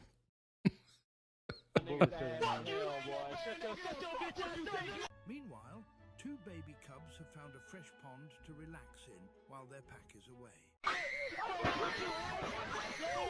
They playfully splash in the water, passing time as they wait for the rest to return. I don't give a fuck. Bitch, I got my mind made up. Doing me fuck a slut. Bitch mad, tell that bitch beat me up.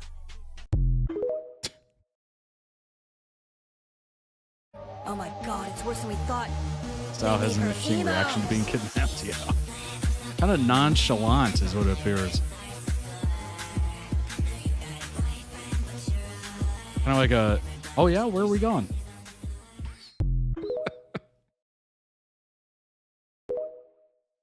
Get some food on the way?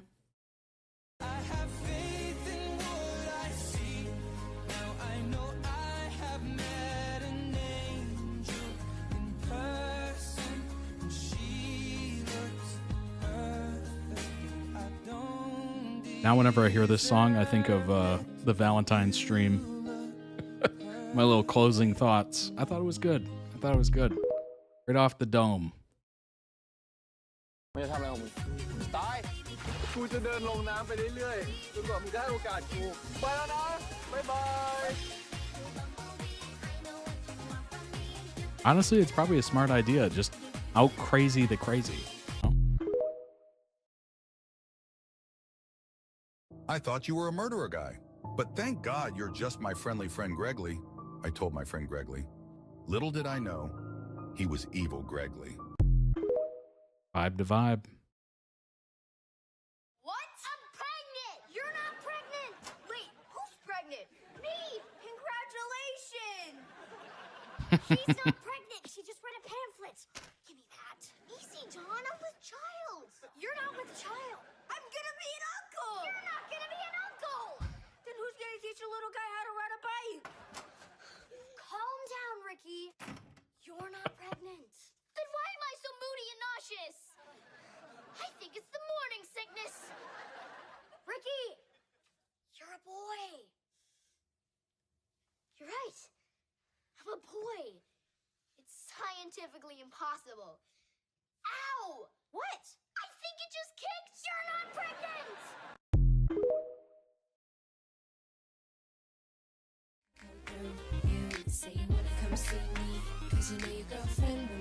Oh my gosh.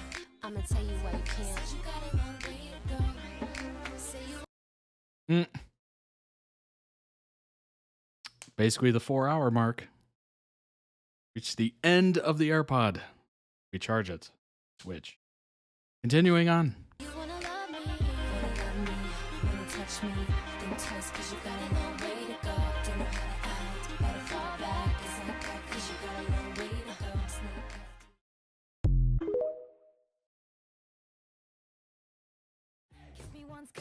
ขอ5 ปีครับ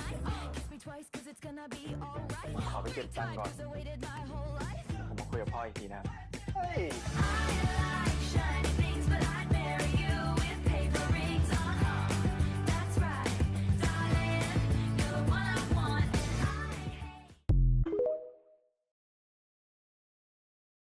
โอ้โหมึงอย่างน้อยถ้ามึงจะฆ่ากูอ่ะขออยู่ในชุดเสื้อผ้าเท่ๆที่เป็นกูหน่อยได้ปะศพกูจะได้หล่อๆเวลาออกข่าวนะจะได้จำได้พบศพหนุ่มหล่อหน้าใสหน้าตาดีใส่เสื้อครอปพ่อกูจะได้จำได้ด้วยถ้ามึงต้องทิ้งศพกูอ่ะทิ้งในที่สวยๆได้ไหมอย่างเช่นทะเลภูเขาอะไรเงี้ยอย่างน้อยกูได้เป็นผีในธรรมชาติไม่อยากเป็นผีในกองขยะเว้ยมึงเห็นกูเป็นเทพทันใจอ่ะ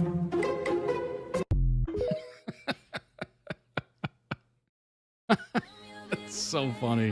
That's good.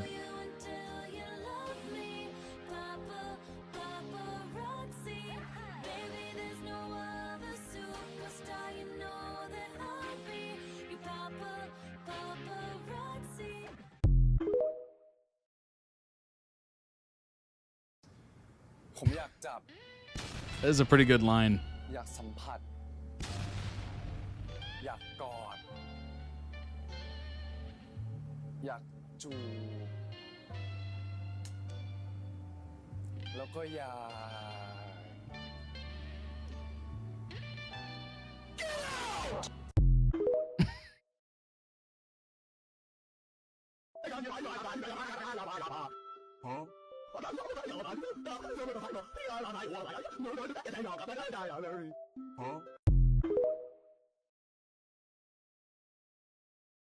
น ยังไงซันไม่มีญาติพี่น้องอยู่แล้วถ้าคงมีไอ้ใบซันมายืนร้องไห้กูมั้งแฟนมึงอยู่นี่นะ กูเนี่ยจะมายืนร้องไห้มึง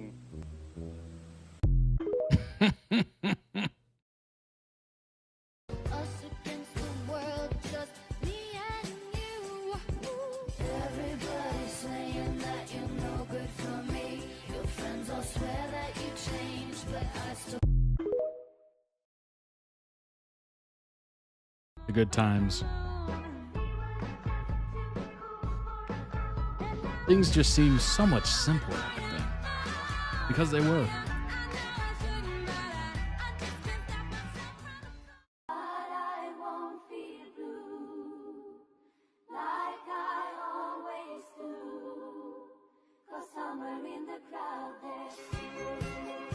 Mm.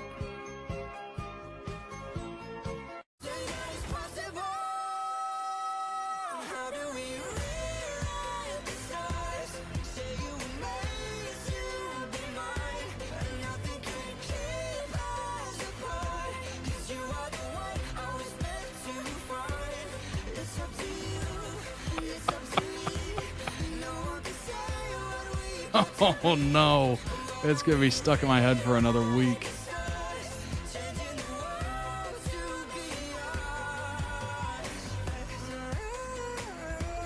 Without fail. Without fail. You know I want you. It's not a secret I try to hide, but I can have you. We're bound to break and my hands are tied.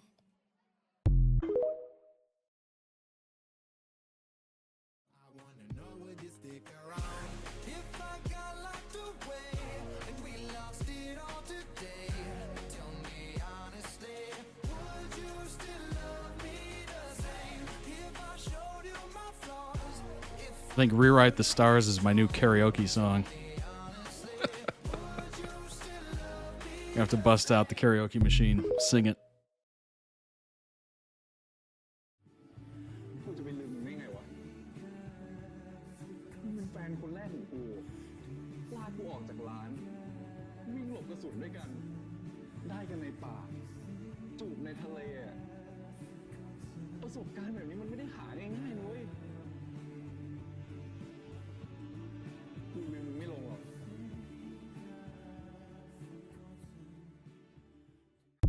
Damn, that hits. That hits.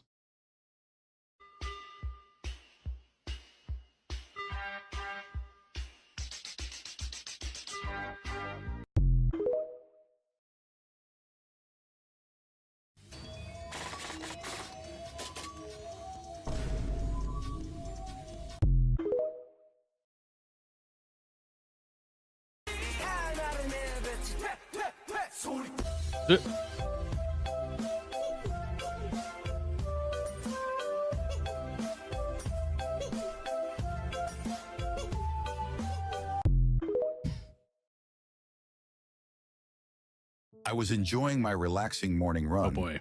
When all of a sudden, good morning, Crub. Fuck, it's Larry. Every time I hear that voice now, I'm like, oh god, what are we getting into?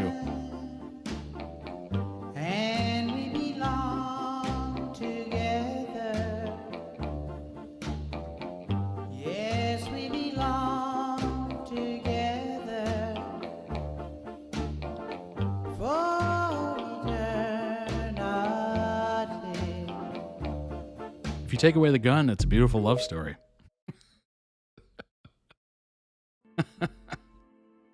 Although, I guess it turns into one regardless. Powerful.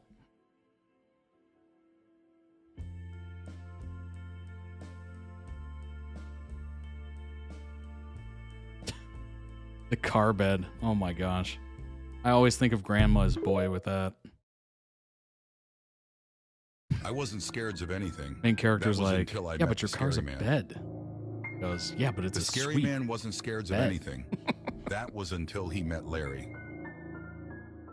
I was thinking of getting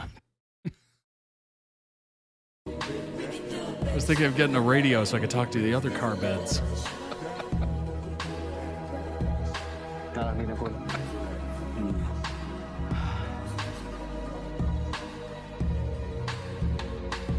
เฮ้ยระวังน้ำทะเลเป็นนมเย็นด้วยหวานขนาดนั้นน่ะ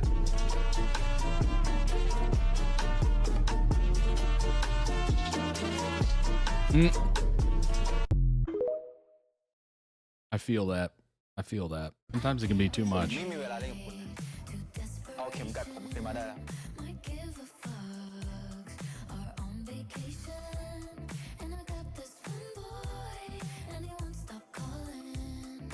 มีคนที่ตามฆ่านะเว้ยไอ้เนี่ย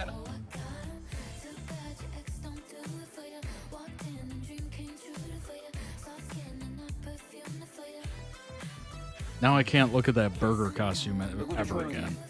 ไหนว่าจะเป็นแฟนกันเนี่ย Good grief. กูช่วยก็ได้แต่กูไม่ได้ตกลงว่าจะทำแค่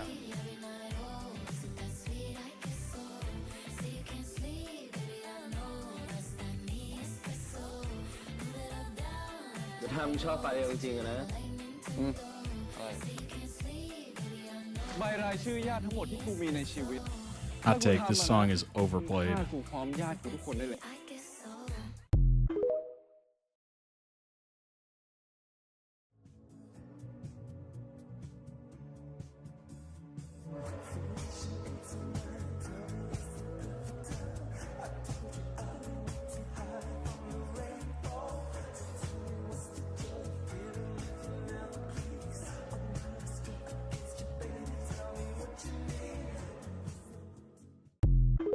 I feel like there's a lot of eye contact. It's very expressive. Go ahead and throw that some love. Link down below in the YouTube description for the original video. Go throw it some love as well. Also check out the channel, all the channels of all the different creators. Here you've seen today. What? Why did I make that weird? That you've seen today. They might have other content that you enjoy as well. Post the link there in the chat for those watching live. Go ahead and go over some information on FadelStyle and the Heart Killers, of course. A lot of style, just kind of daring Fidel. Yeah, I got that from that. It seemed like, you know, the entire time it was style just kind of, I don't know, flirting, mindlessly talking, hoping to strike up a friendship so it doesn't end him, basically. You know, anything you can do to please the kidnapper. Jung now has a dog called Fidel? You gotta be kidding me. Heart Killers, 2024 Thai action comedy romance. Series directed by JoJo, produced by GMMTV. Uncut version. Hello. And of course on the GMMTV YouTube channel. Fluid February 12th with a fan meeting. Heart Killers Never Back Down final EP fan party. Rerun of the series available. Blah, blah, blah. Inspired by Taming of the Shrew and 10 Things I Hate About You. Classic. Absolute classic. Probably watch it again. I don't remember much of it, honestly. Saw someone compare Styles to Styles from Teen Wolf, and I see it. Interesting. Tattooist works as a spy for the police. When he's tasked to investigate a pair of gunman brothers, he finds that one of them is a one-night stand he hasn't been able to forget. Bison. The two assassins own a hamburger shop. Ant goes there and focuses his efforts on charming Bison into giving up information when his attempts are thwarted by Bison's scary, protective older brother, Fidel. He hires someone who can take him on. He enlists the help of his handsome best friend, Style, who's a pain in the neck. That was obvious. And not afraid of anything. Mechanic Style once rear-ended Fidel, and they fought. Can't promise Can't promise his style, the car he'd had his eyes on if he can win Fidel's heart. If his mission is successful, Kant's been promised a clean criminal record. Wow, start a new life. 12 episodes. Honestly, I thought I would not like I thought I would not like a shorter show, but a lot of these series are like 10, 8, 12 episodes or whatever. Honestly, it's more enticing because it's so short. It's not a huge time commitment, which a lot of shows kind of suffer from. I just don't have the time as I usually did. So a show that's, 12 episodes is a lot more appealing than a show that's 7 seasons, 100 episodes. Like, oh, I don't know what, like take a sabbatical or something, like go on vacation or holiday for a couple months to like give it a fair shake. When the stories are well told, one self-contained season is great. Indeed. Indeed. At least it's, pre-planned. It's not like Netflix where they just pull the rug out from under you and they're just like one season. Just like, wait, what? They're like planning this like multi-season epic. Get the rug pulled out. I think I started watching Time BL because most series are self-contained. No more one season than canceled. Oh, yeah. Absolutely.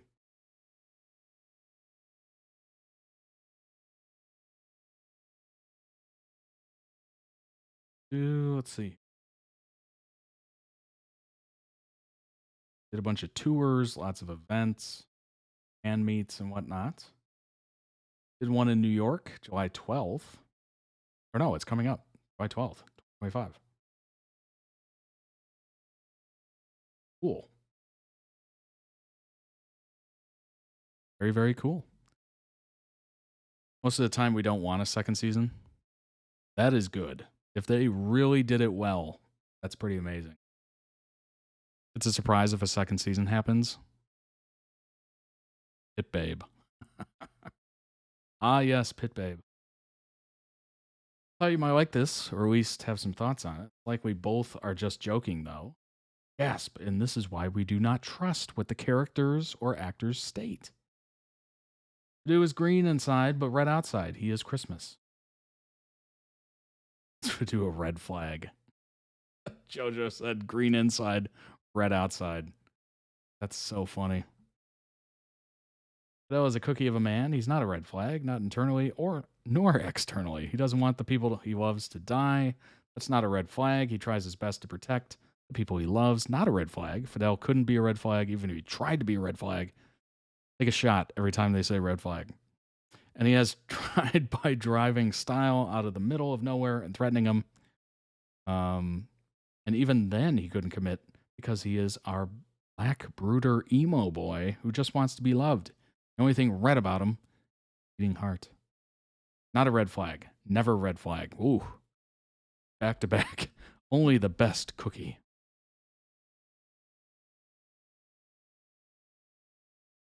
He is the emo boy of my dream.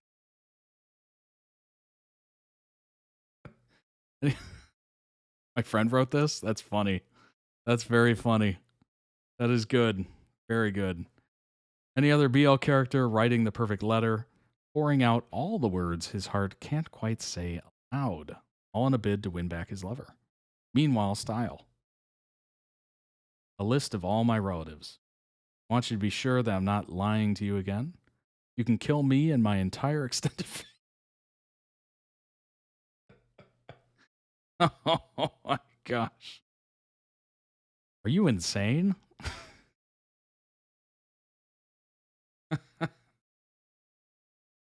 He gave the hitman a hit list. That's so freaking funny. That is beautifully done. Beautifully done. Heart Killers series review episode guide. Although it excited me early on, the illogical plot hole make each episode less enjoyable. There's an excessive focus on the relationship drama, which becomes tedious. Okay, this is somebody that didn't want as much relationships. They wanted more action. At least the couples share sizzling chemistry and have wild hookups. Raunchy series knows how to highlight each other's sex appeal, and its stylish retro aesthetic creates cinematic moments. However, the over-the-top sleaziness feels tacky and tasteless. Tacky.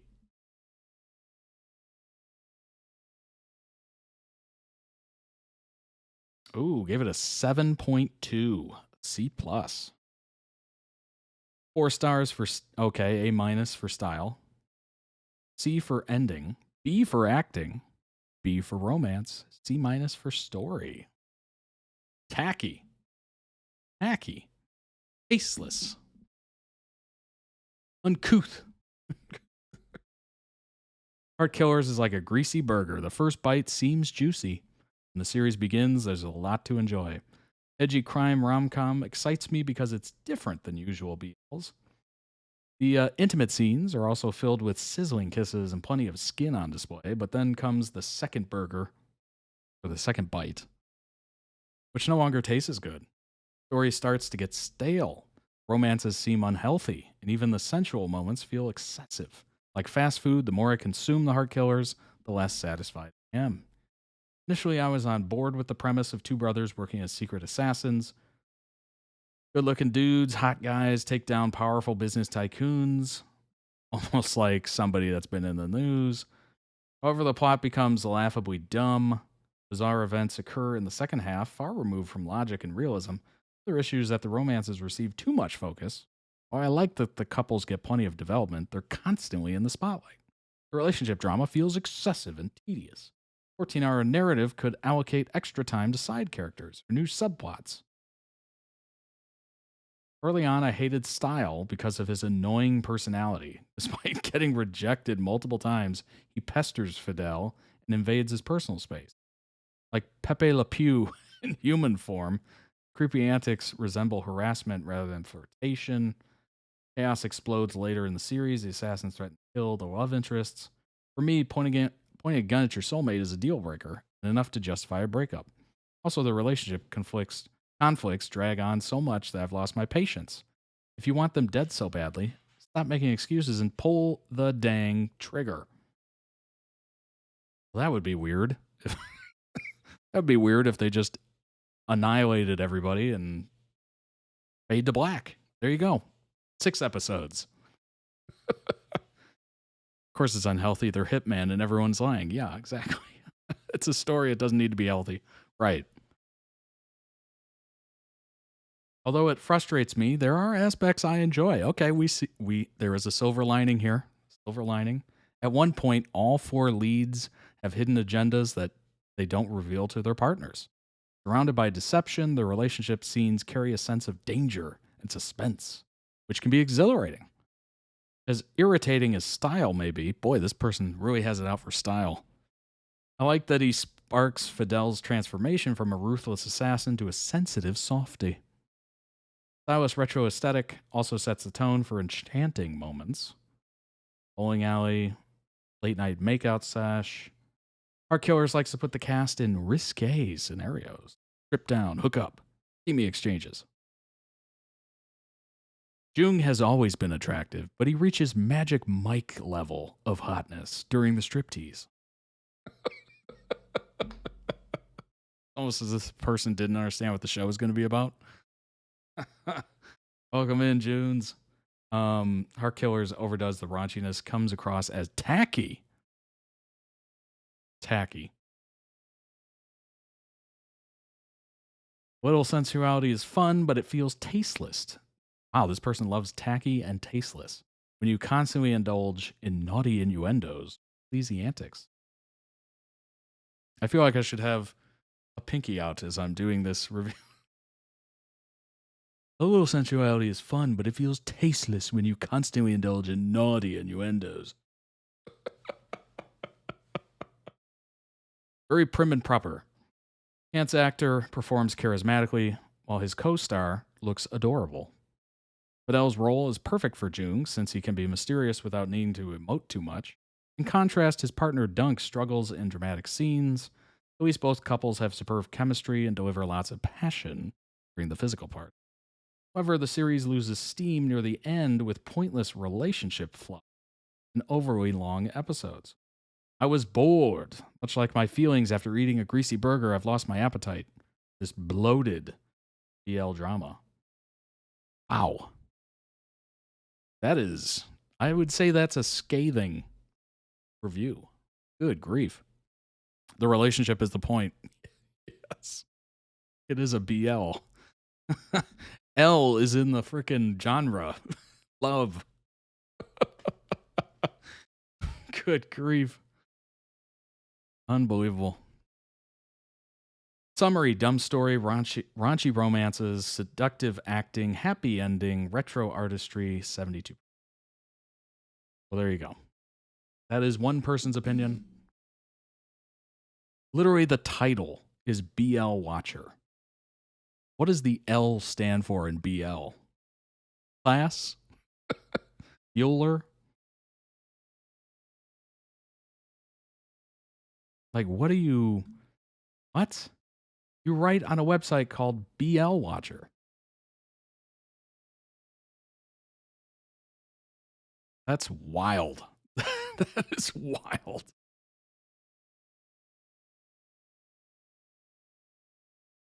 Your reactions to these scenes is just hilarious. He's just so into it. We're lucky, maybe we can go together. Music and scene hits hard. Just absolutely freaking over this. KB ready to kiss. Stands up. Oh my gosh.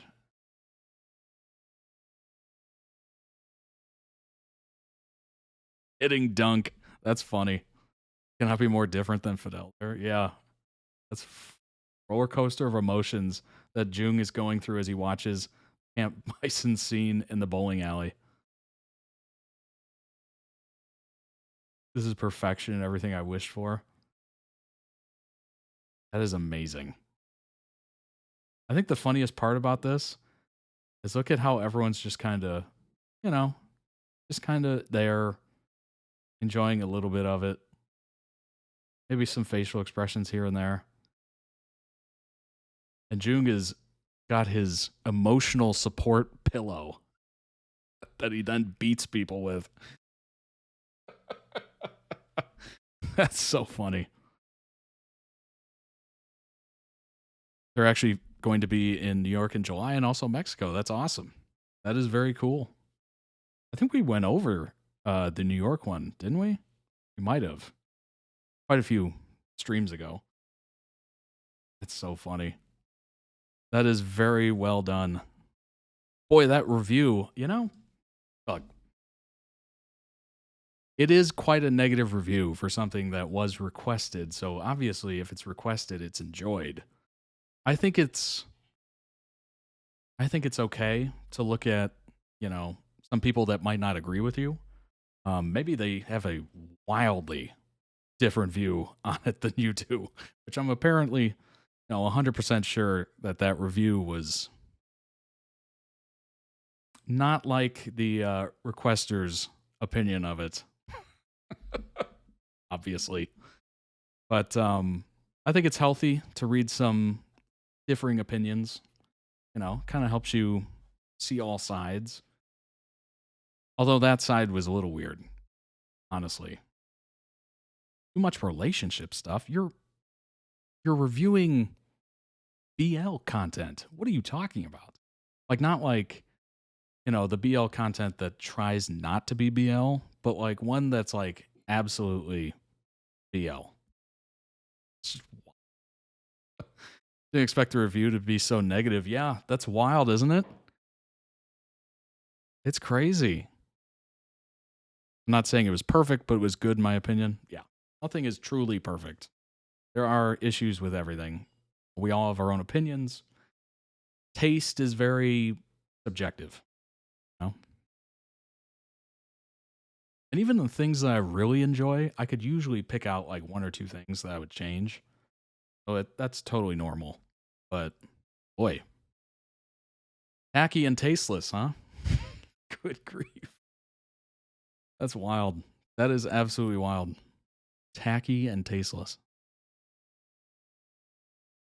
There's too much love in this boys love thing. All right. Okay. All right, everybody. I hope you enjoyed that as much as I did. I know I did. A lot. I really needed this. Honestly, after today, I really work day. Found out I got a flat tire. Like, what? Now I got to take care of that. It's just, life just kind of happens. So, yeah, this was a nice change of pace from how my day was going. Me and Sawyer Kitty are watching a show together by the same director, JoJo, from a few years ago. You can see where the Heart Killers developed from. Really? That's interesting. That's very interesting. Same vibes. Cool. That's kind of neat. Almost like it bled into these other stories. That's kind of cool. I like that. You've reacted to the show, actually? Why?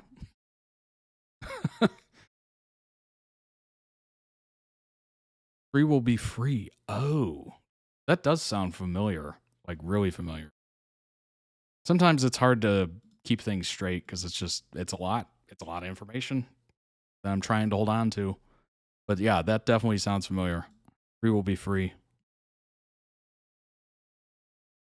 Honestly, I'd probably need a refresher. I would definitely need a refresher. It's insane. It was last summer, I think. Oh my gosh. Can't even remember what I had for dinner like a week ago. Last summer, dang. Time flies. Time flies. Lots of croutons and murder. I was like, that's interesting. Is it about a restaurant?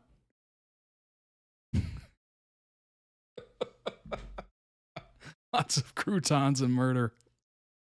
Oh my gosh. That's so funny. Crop tops and murder. Indeed. Phone was like salads, I guess. Yeah.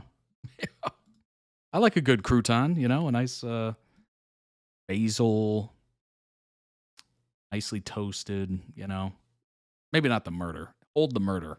But the croutons. I am a fan. All right, everybody.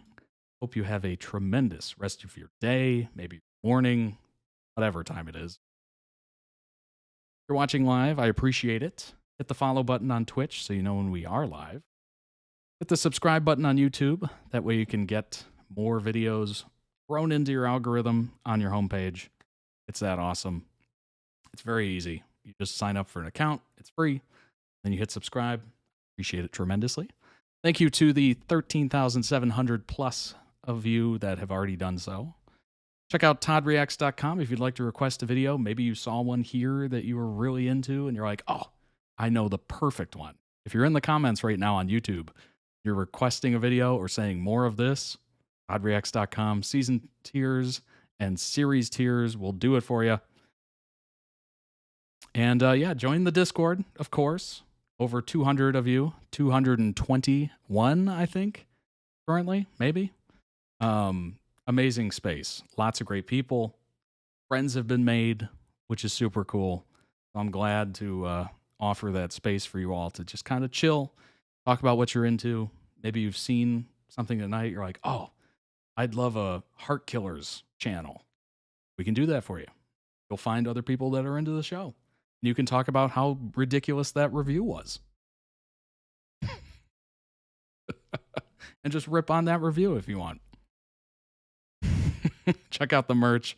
Winter collection's leaving in just over, I think, 46 days. I'm working on the summer collection currently. It'll be great. I'm looking forward to it.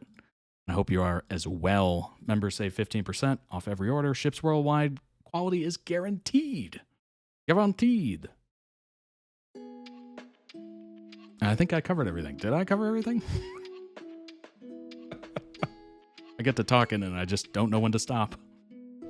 Appreciate everyone being here. I hope you have a tremendous rest of your week. Be safe. Have fun.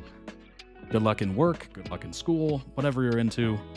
And I will see you all back here on Friday for more member requested videos. Lots of fun. Kick off the weekend in a good way. Take care, everybody. Merch crop tops needed. You might have guessed it. I guess the reveal was ruined. Kidding. But good guess. Good guess. I'll see you on Friday. Bye-bye, everybody.